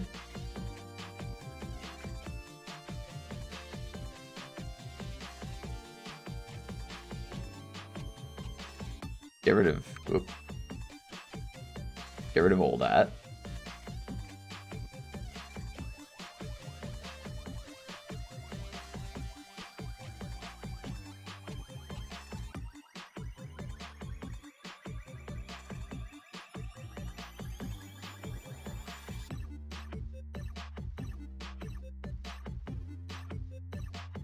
So if I have this as 1, maybe 1.5.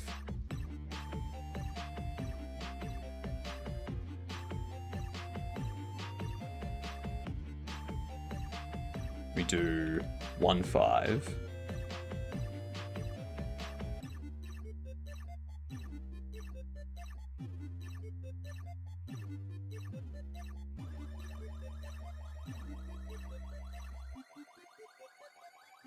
My god, why am I clicking everywhere that's not where I want to click?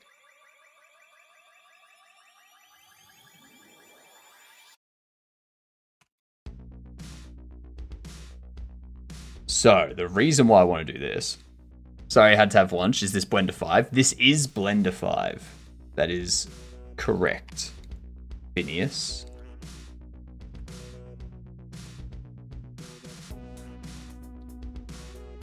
How long have you been working on this game? Since May 24th. I'm waiting for Steam to approve a playtest.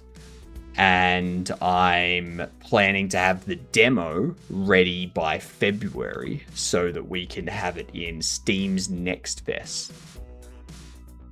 Yeah. And then I want the full release by... I want the full release out by May 24th with free DLC released in like the months after it. Like 3 months, like do like three free DLC releases like 3 months apart. So the first DLC release would have a season 2 of Bobbles, and comics and cards and such.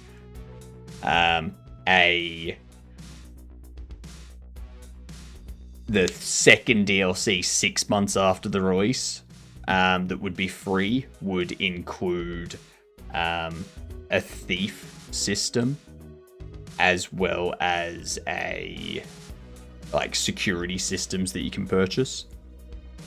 And 9 months after release, we'll have like season 3 of Bobbleheads be released. So it'll have like each season will add like an extra 40 bobbleheads, an extra 80 cards, and like 4 comics or something.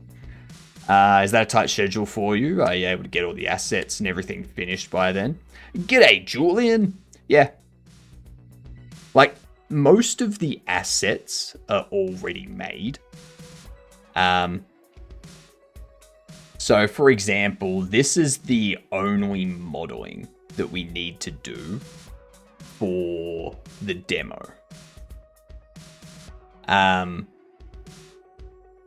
The color scheme and icons and stuff, that'll be like a couple days of work figuring that stuff out.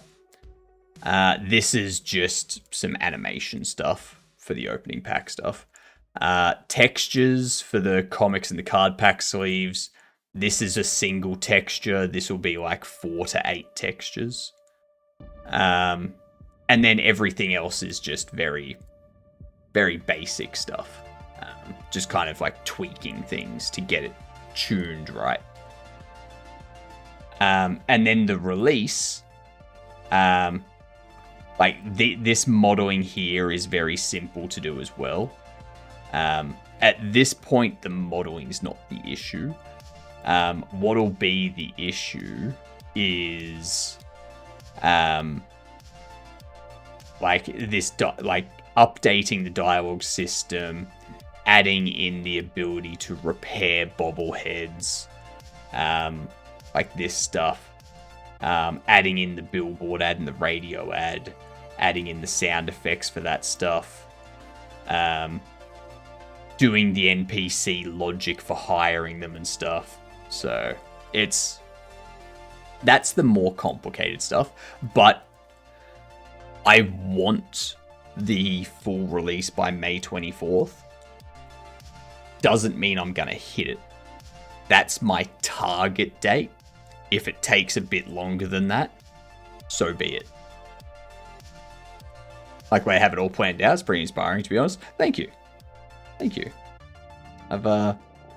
I've kind of added to this list as I've gone, sort of thing. So when something comes up that I'm like, oh, I forgot about this, I add it to my list, sort of thing. So, yeah.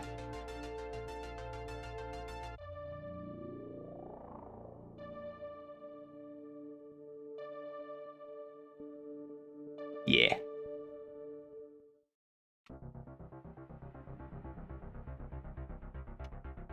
We're doing that's right. I want these to go to 0. I want you to go to 1.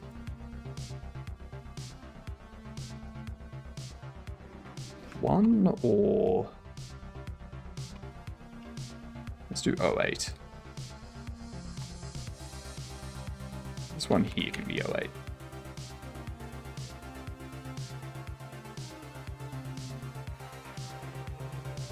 Oops. You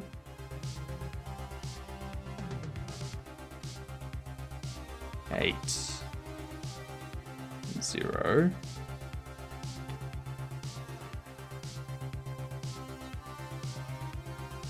You go 8 and 0.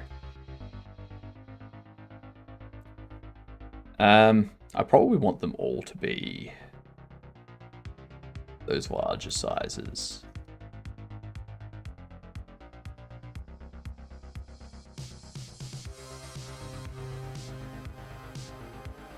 I think I can duplicate you. Have you go to the negative. Duplicate you. Have you go to the positive. And then we... Oh, that's already joined in the one mesh. Perfect.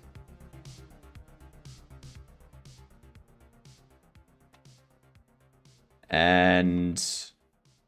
Don't want that.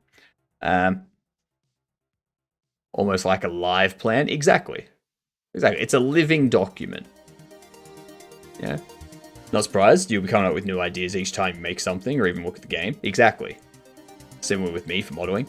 Because like as soon as you start making the game, you're like, yes, this is what I want it to be. You know, and you start working towards that. And then as you're working towards it, you're like, oh, actually, I should change this because that will work better if I do it this other way. So then you like change the plan a little bit. You have the premise but not the whole picture. Exactly. You can't perfectly plan out a game from the start because as you build it, you're going to come across things that you can do better or that you want to change, stuff like that. Like just based on how the game plays and things.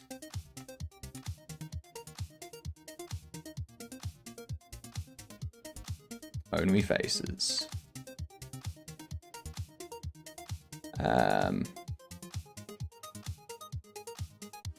Actually, no.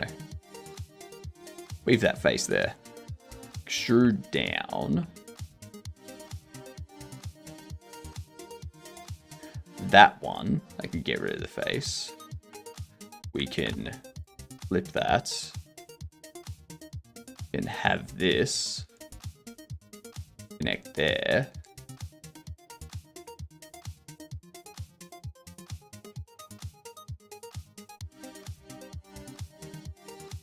That will become glass.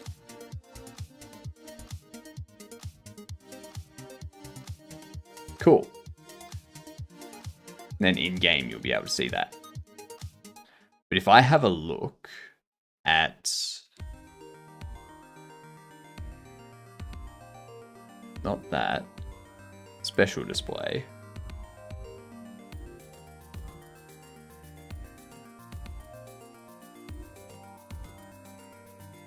Yeah, cool.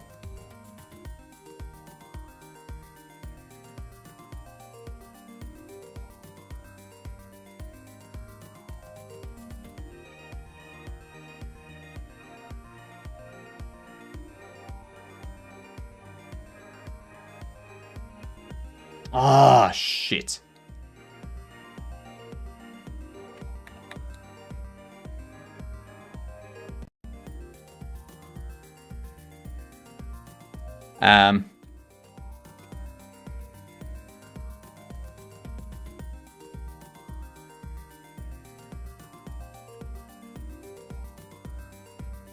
Shit. Okay. I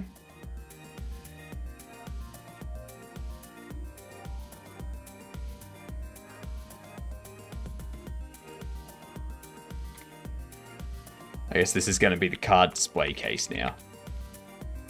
That's alright.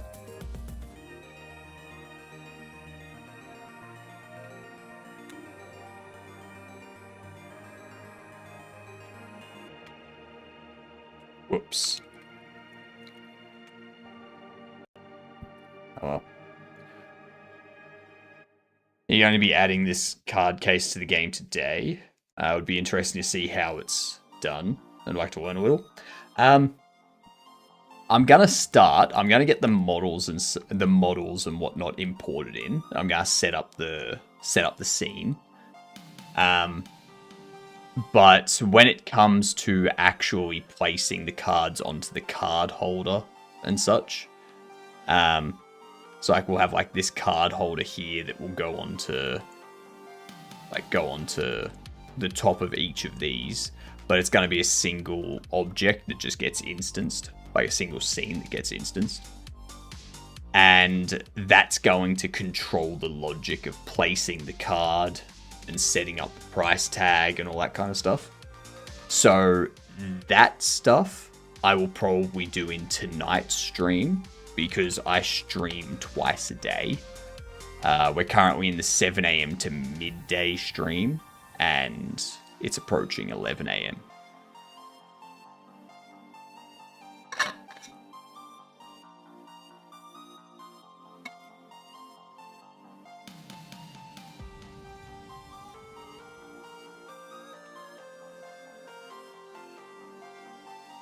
I need to get rid of those.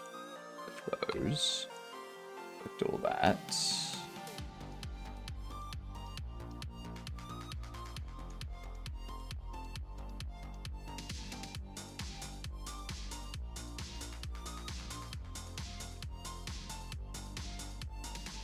Get rid of that.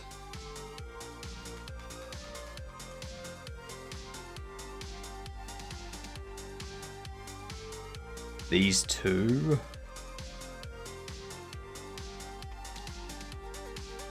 Oh, 0875. Yes.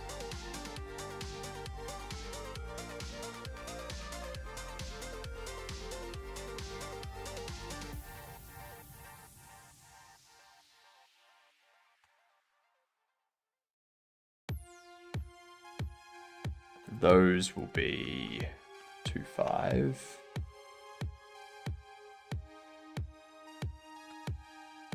These 25. All of these will be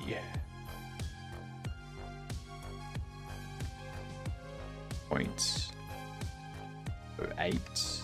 No.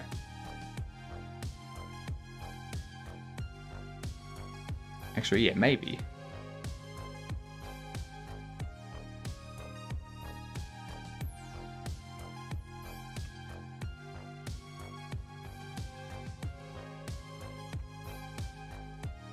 That's too far apart. Alright, let's take a break during the ads. Do game door. What game do you think it is, chat? We'll use Battlefield 4 as a jumping off point. It's not a shooter after 2013. Could be first person. Could be third person. You don't know. What do you think it is? What do you think it could be? Huh? Could it be that game? Or could it be the other game that you're thinking of? I'm thinking it could be Talos Principle. Nope. It's after 2014. It's not sci-fi. Could be puzzle. Could be indie. Who knows? What about potatoes? You know? There is a Holy Potatoes, a weapon shop. What is this game? It's not isometric. It's after 2015. It looks like it's going to be an indie game. An indie sim business game.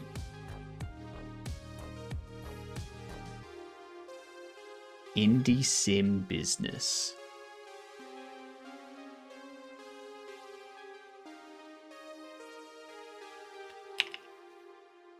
First person Unity business indie sim. 2016 to 2013. Any ideas? It's multiplayer also. It's not just single player, it's multiplayer too.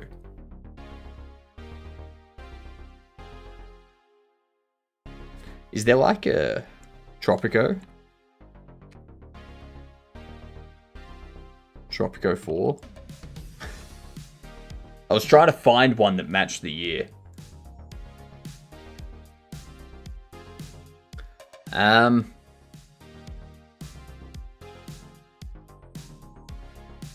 don't know. It's a sandbox business. First person Unity single player multiplayer type thing. Could be a single player co-op.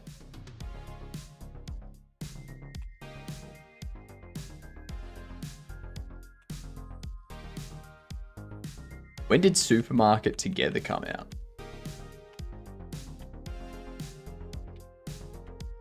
That's not even an option. Not even an option. What horse crockery? What if it's...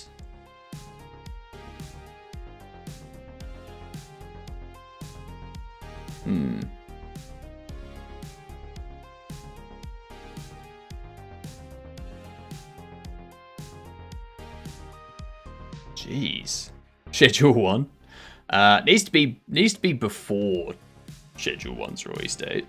2023 is the latest year we've got here, unfortunately. I wish it was Schedule 1. Oh my god. What if it's...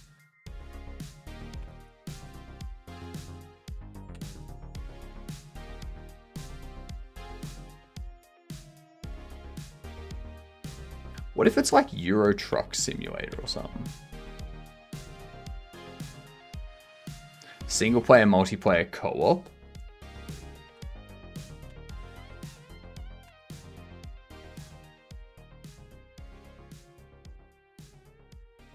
Nah. I don't think we're getting this.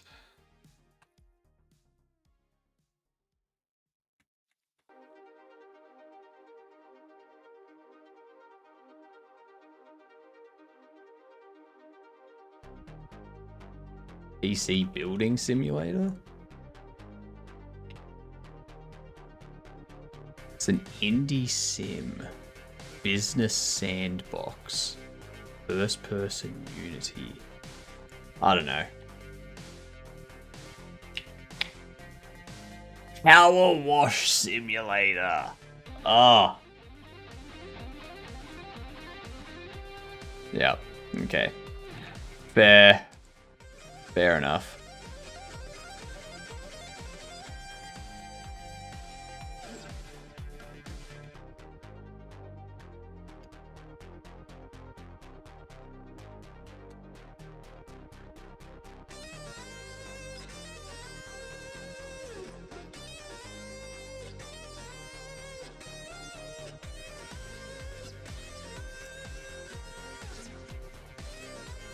Isn't that newer than Schedule 1? Oh, no. No. You're probably... I think there's a Power Wash Simulator 2 coming out.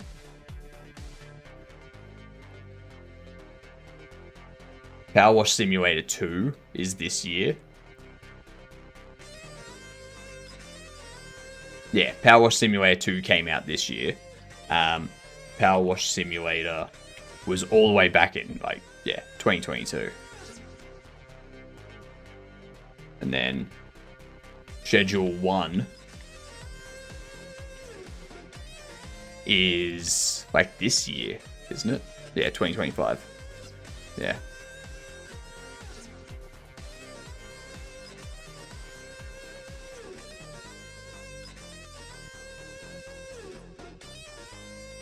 These ones here, we want to make you 1.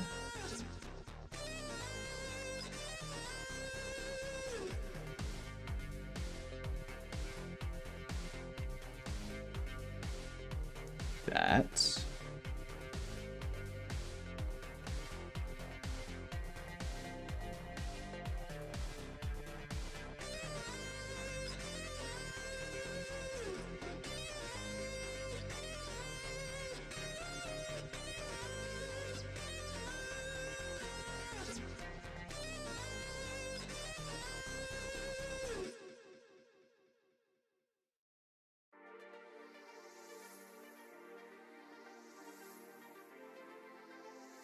Oops.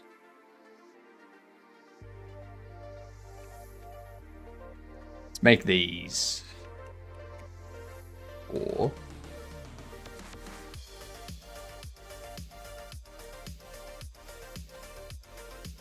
We'll make these 4 as well. There we go.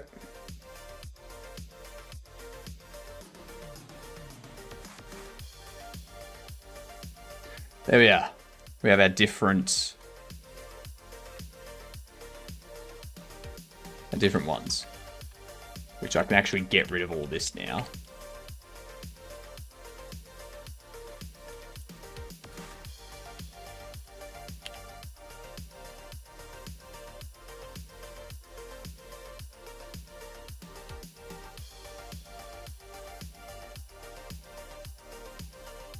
There we go. Now we just need to get them brought into Godot. I'm going to close that here. Open it up here. Fixing Godot compile bugs with help of ChatGPT. Is this bad? Already got rid of a bug that was causing Godot, including C++ headers for C source files. And OpenBSD is strict about those not existing for compiler and C code. So the thing is, Hilden, if you do this, sure, it may compile, but when you run the engine and you start doing stuff in the engine, what's to say at some point it doesn't crash?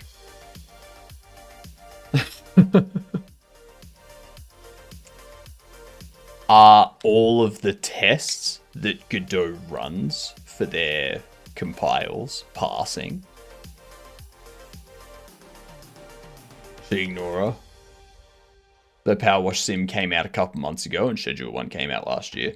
Schedule 1 came out it was released this year. It was in early access last year. Power Wash Simulator 2 came out a couple months ago. Power Wash Simulator 1 came out a few years ago.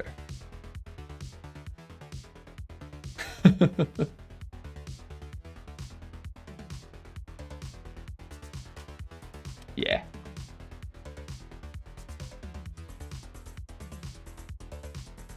Godot does not run any tests for BSD, so we'll need to try to submit fixes and see if they pass.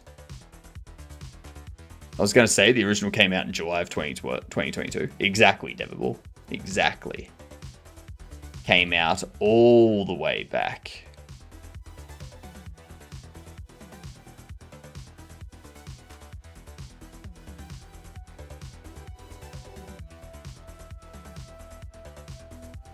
All right.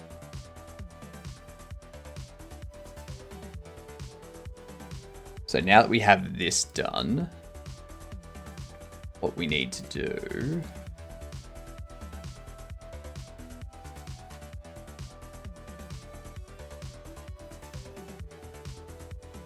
displays.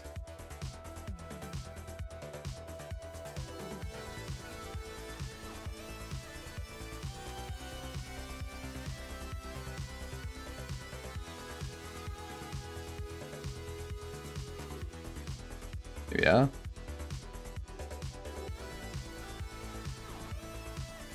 Go into our assets. Buildings, display. But you will be card display large.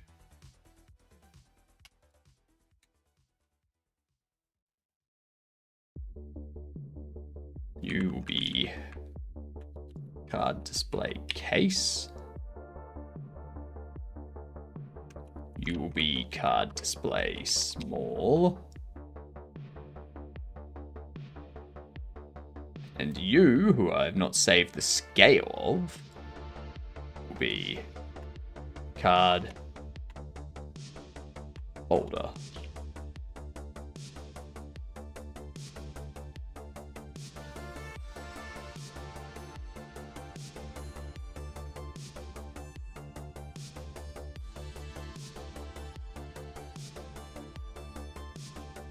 There we go.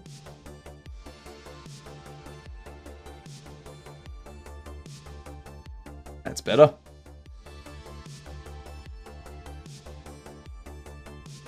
Then we also need products.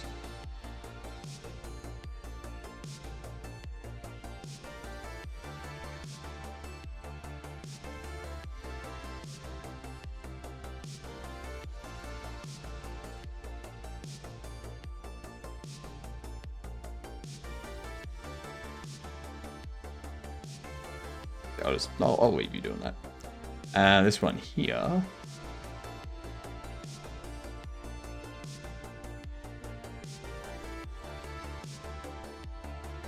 That looks good. That's come out really nice. Once I do the texturing for this, so that we've got like a brand name and whatnot, and product name and such, and a barcode on the back and shit, that's gonna look nice.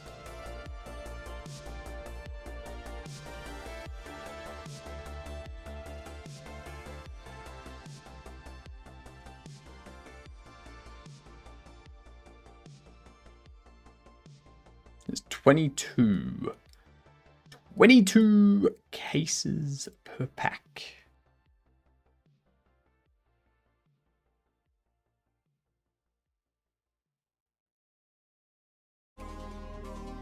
Card sleeve pack.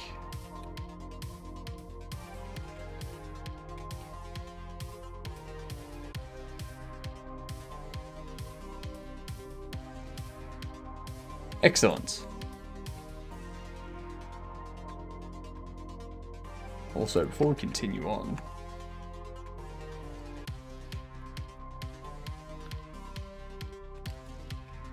new card displays and card sleeve pack.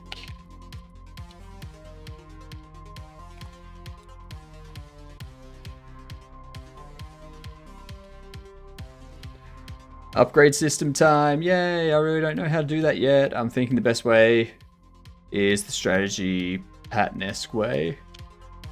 You're doing a system upgrade. Are you running Linux? Are you upgrading your Linux distro? That's the only thing I can imagine that would be a problem.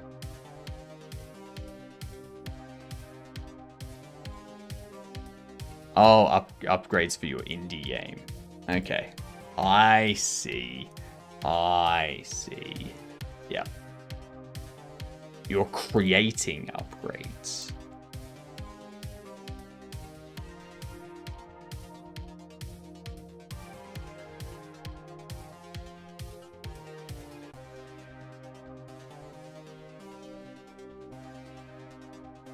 Get rid of that. Open up this furniture.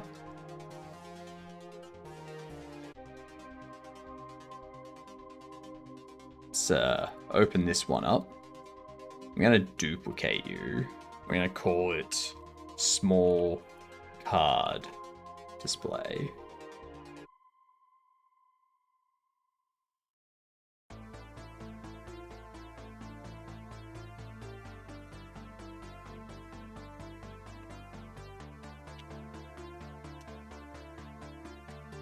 How long have you been doing Blender? Sorry for all the questions, but I'm letting Blender speak. You're right. Ask away. I've been just tinkering with Blender, doing basic stuff for like a while. More so over the last 6 months than anything else. But I've started going through a Game Dev TV Blender tutorial series. I already knew all the basics from just tinkering with stuff myself, but it was good to still have like an end goal and have something that's like, all right, this is what the tutorial wants me to make. I'm going to make that without watching the videos just to prove that I can do it.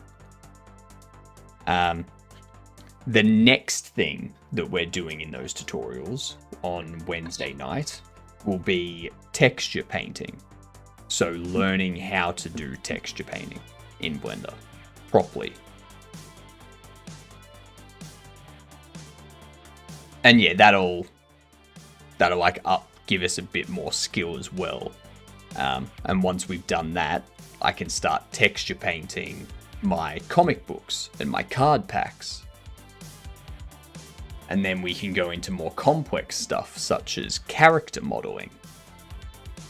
Yeah, which is the big one. And then after that, we can go into even more complex stuff, like animation and rigging. I'll just store the relevant upgrades in each node that will have upgradable stats, and then reference them when using those stats. Smart. Nice. Very nice. UVs and textures are a pain in the ass. They can be. When you start working with them, yes. As you work more with them, you get a bit better with them.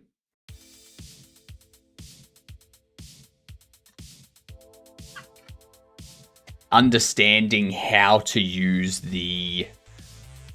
understanding how to use the seam and like how to mark seams of your mesh so that when it unwraps correctly and you can map a texture to it easier. That's a skill that I still need to learn. I understand it a bit, but there's a lot that I still need to do. A lot that I still need to learn.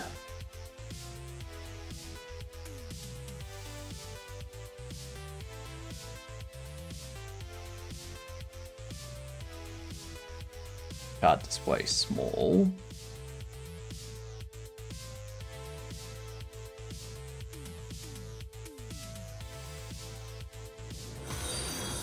Oh, thank you for the follow. Much appreciated.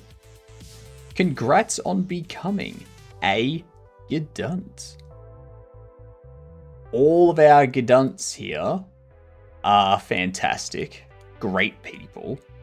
Lovely to know.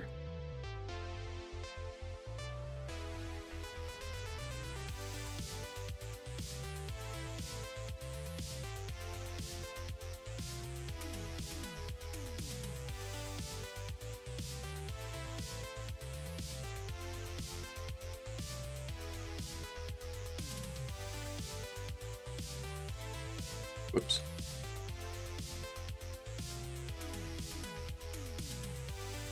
Actually, is that supposed to be disabled?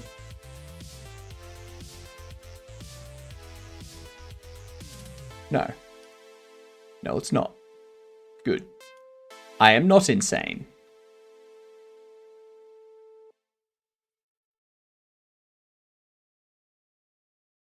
See. Need to shrink this now. Mark is unique just in case it tries to mess with stuff.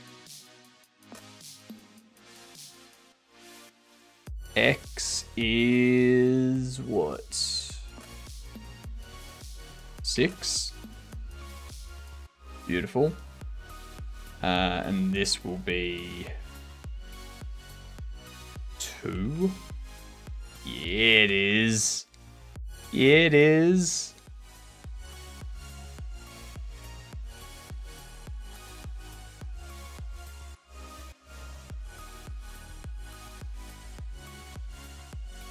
0.65.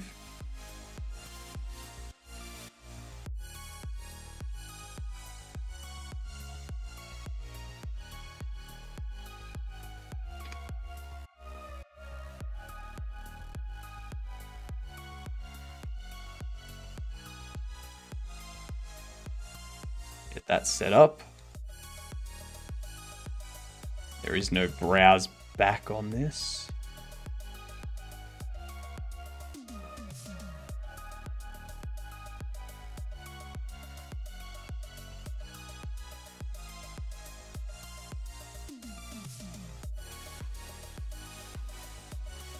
Okay, so you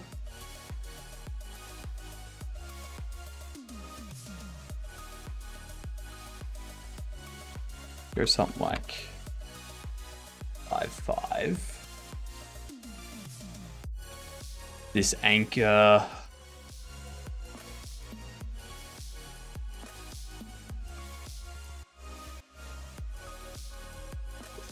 Three, 5.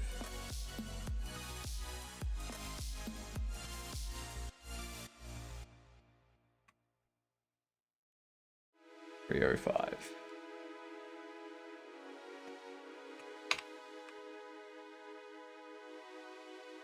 I can create a back snap for it as well. It'll probably be a lot easier to save upgrades that way. True.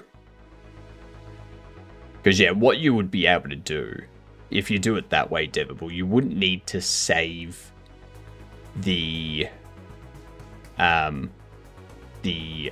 stat resource. You would just be able to save a count of how many times that stat has been upgraded. And then when you load a game, you just calculate at that point in time based on the save file. Easy. Super duper easy.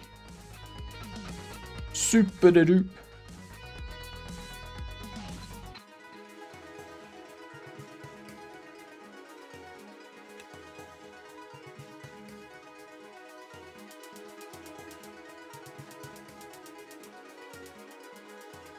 That's 0.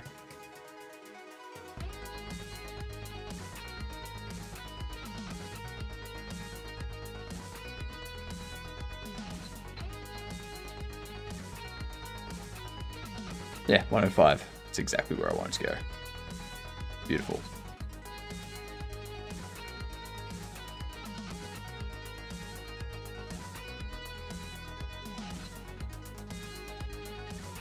Back anchor.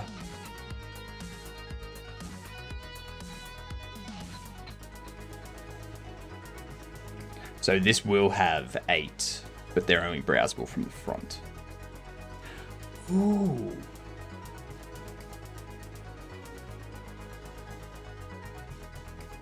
That's an idea. No, I'm not going to do that. Not going to do that.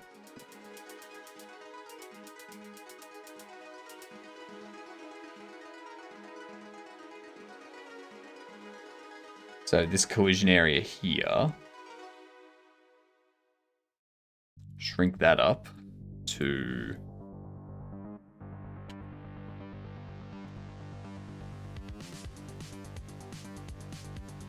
0.6. And the area can probably be 1. Just to prevent it, like make sure that NPCs are actually able to browse it, maybe.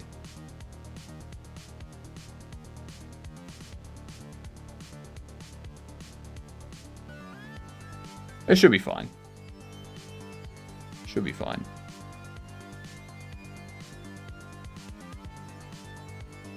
Obstacle.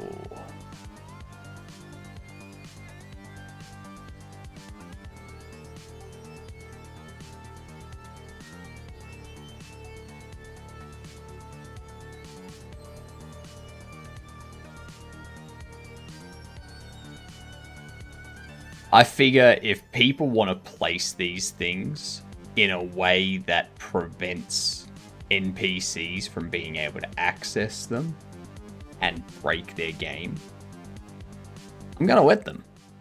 I don't care. If that's how you want to do it, but if you want to just place it so that NPCs can't actually get to your stock and the game breaks, that's on you.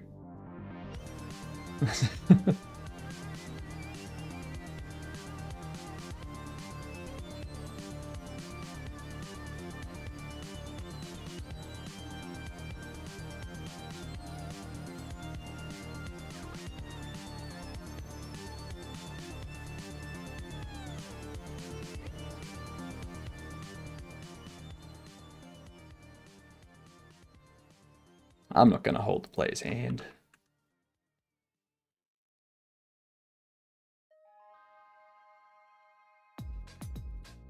Three, 1, easy.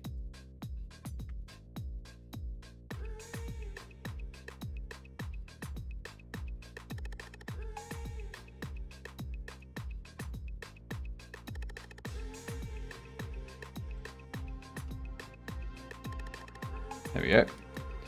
Now we need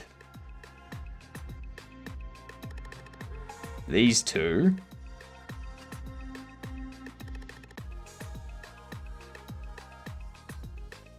to rotate 180.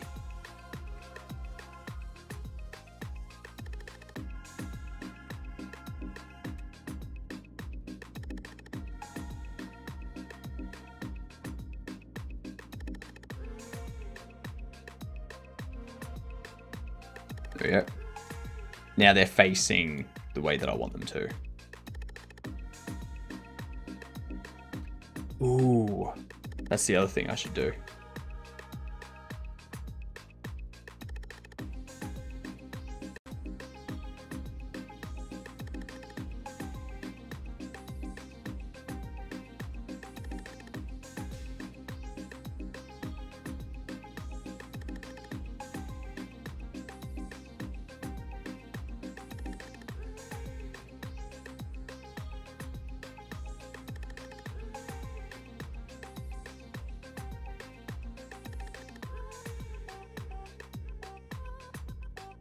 These are 1 high.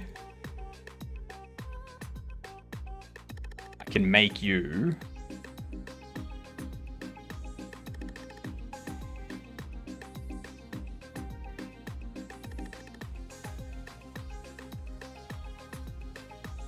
like that.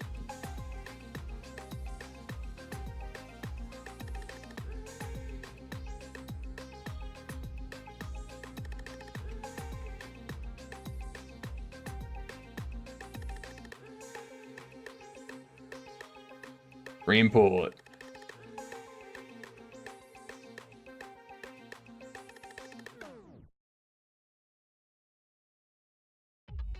And then we may as well get this bobble stand stuff started. Or the card stand stuff. So we've got this, which is interacting with you.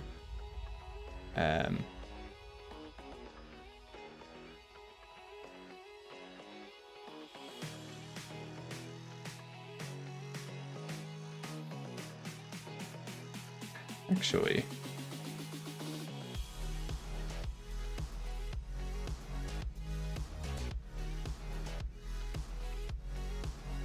the bobble stand makes the the bobble stand makes the price tag.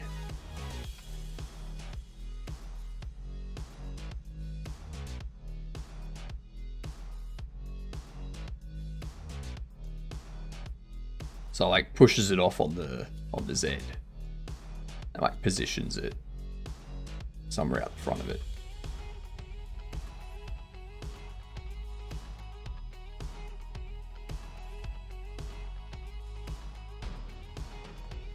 You don't have a tag assigned.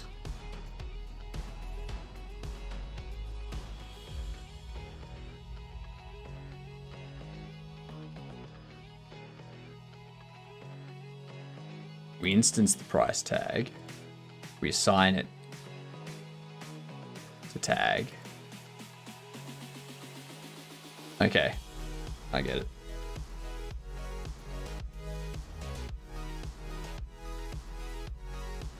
So we duplicate this. We go card holder. Ooh, wait. I could have one place where all the upgradable stats are held, and the upgrades could communicate with that. Then everything that needs to reference a certain stat will grab it from there. Nice. Very smart, because your stats aren't changing between what owns it. Your base stat is the same. And then all you're doing is you have something that's applying in a multiplier to it. Or some calculation to the value. So yeah. I've done that very same thing with my item data. So the item data for my bobbles and my cards and all this are stored in one place on the game state, which says like has them in a dictionary sort of thing. They don't have pricing. All they have referenced is the default market price. So when you start up a new game, we do a calculation off the default market price to create variance between games, and we go from there.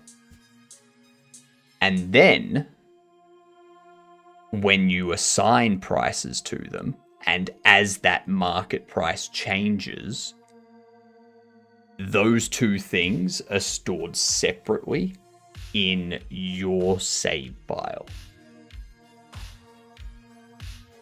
So that's all stored separately in your save file so that you can, as you assign prices, as the days go on and the market price for everything recalculates,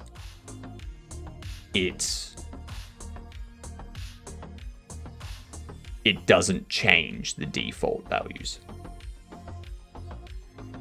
But you're also not creating hundreds of references to the same resource that never changes. Or you're not creating hundreds of instances of the same resource that doesn't change. You're creating hundreds of references to the one resource.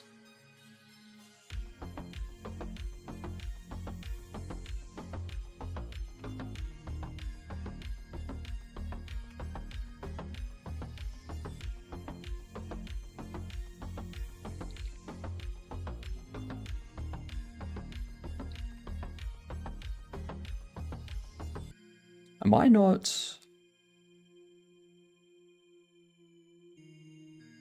saving the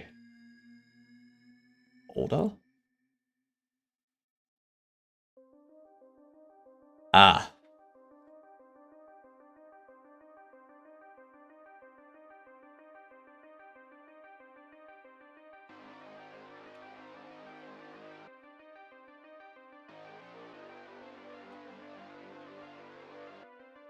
Ah, shit.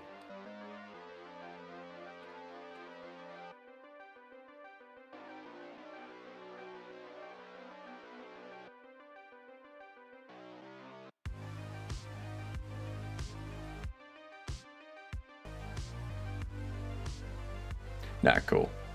That's already set up. Cool. Card holder is that. Collision I'm going to change to be a box. But obviously this is going to be like 0.2. Oh, sorry, 0.2. 0.05.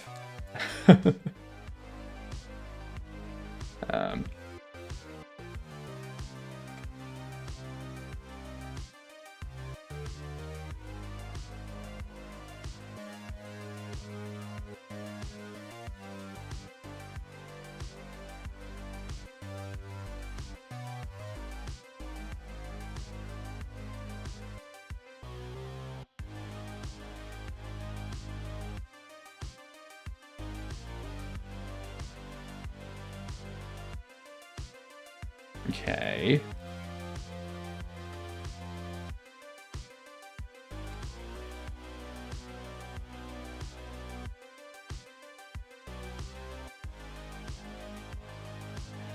It's pretty small, but oh well. God damn it.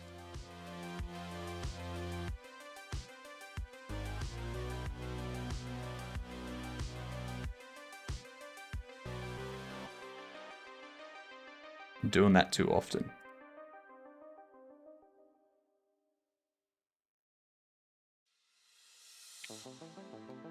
Card holder. Mesh changes to be card holder. Collision changes to be 0.08, 0.01, 0.001. You go to 0.005. Beautiful.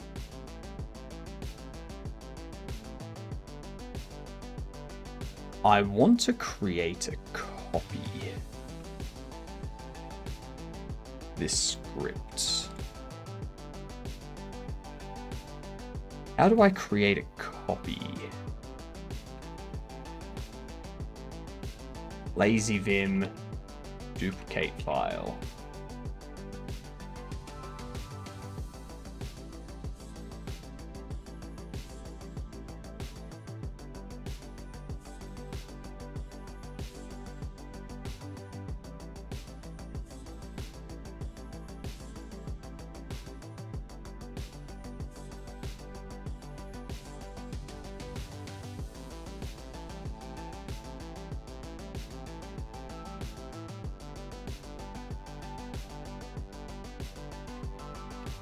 Tree sitter, duplicate file. I need a hotkey for that.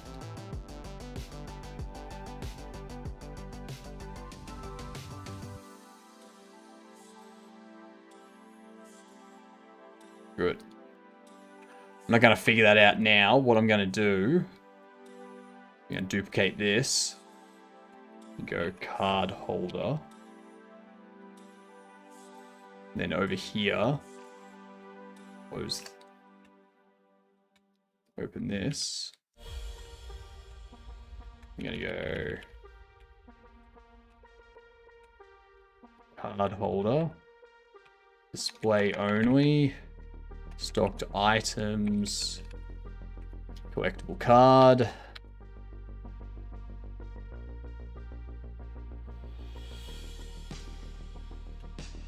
Toggle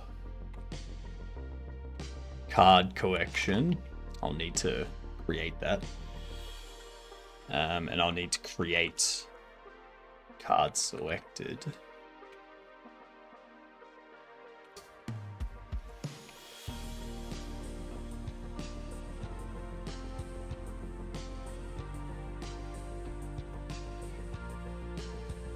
Rarity.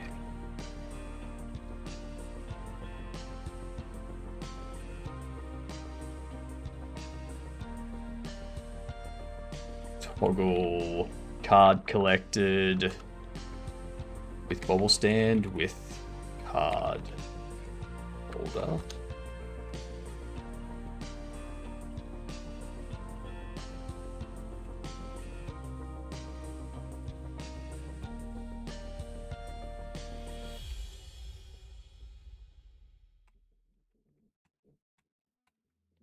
Card.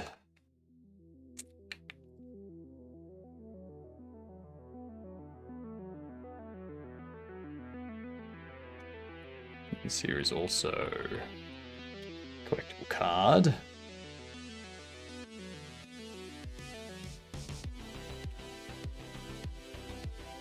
Place card. Card selected.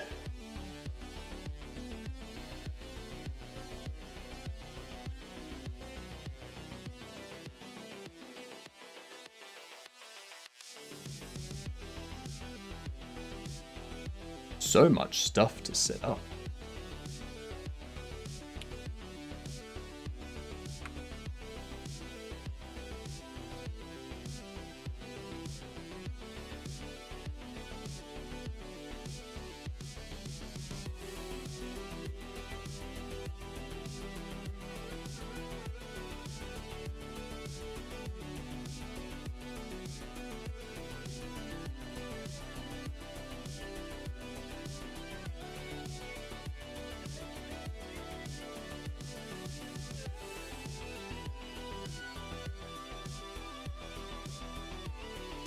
Okay. I like this. This is a good start for us to get everything kind of set up and working tonight. Make some changes. Things like that. Alright,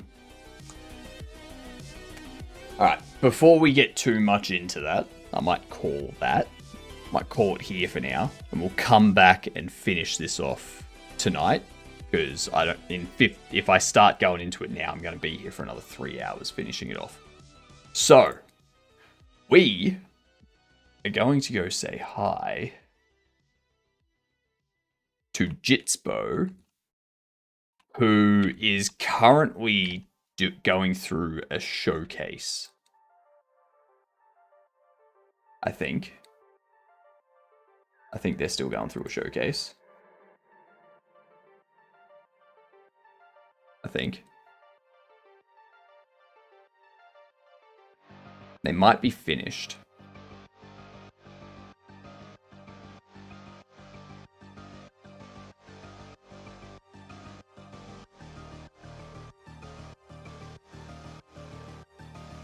Anyway, we'll go to Jitsbo because of the showcase stuff that they're doing. Showcasing a bunch of indie games and whatnot. So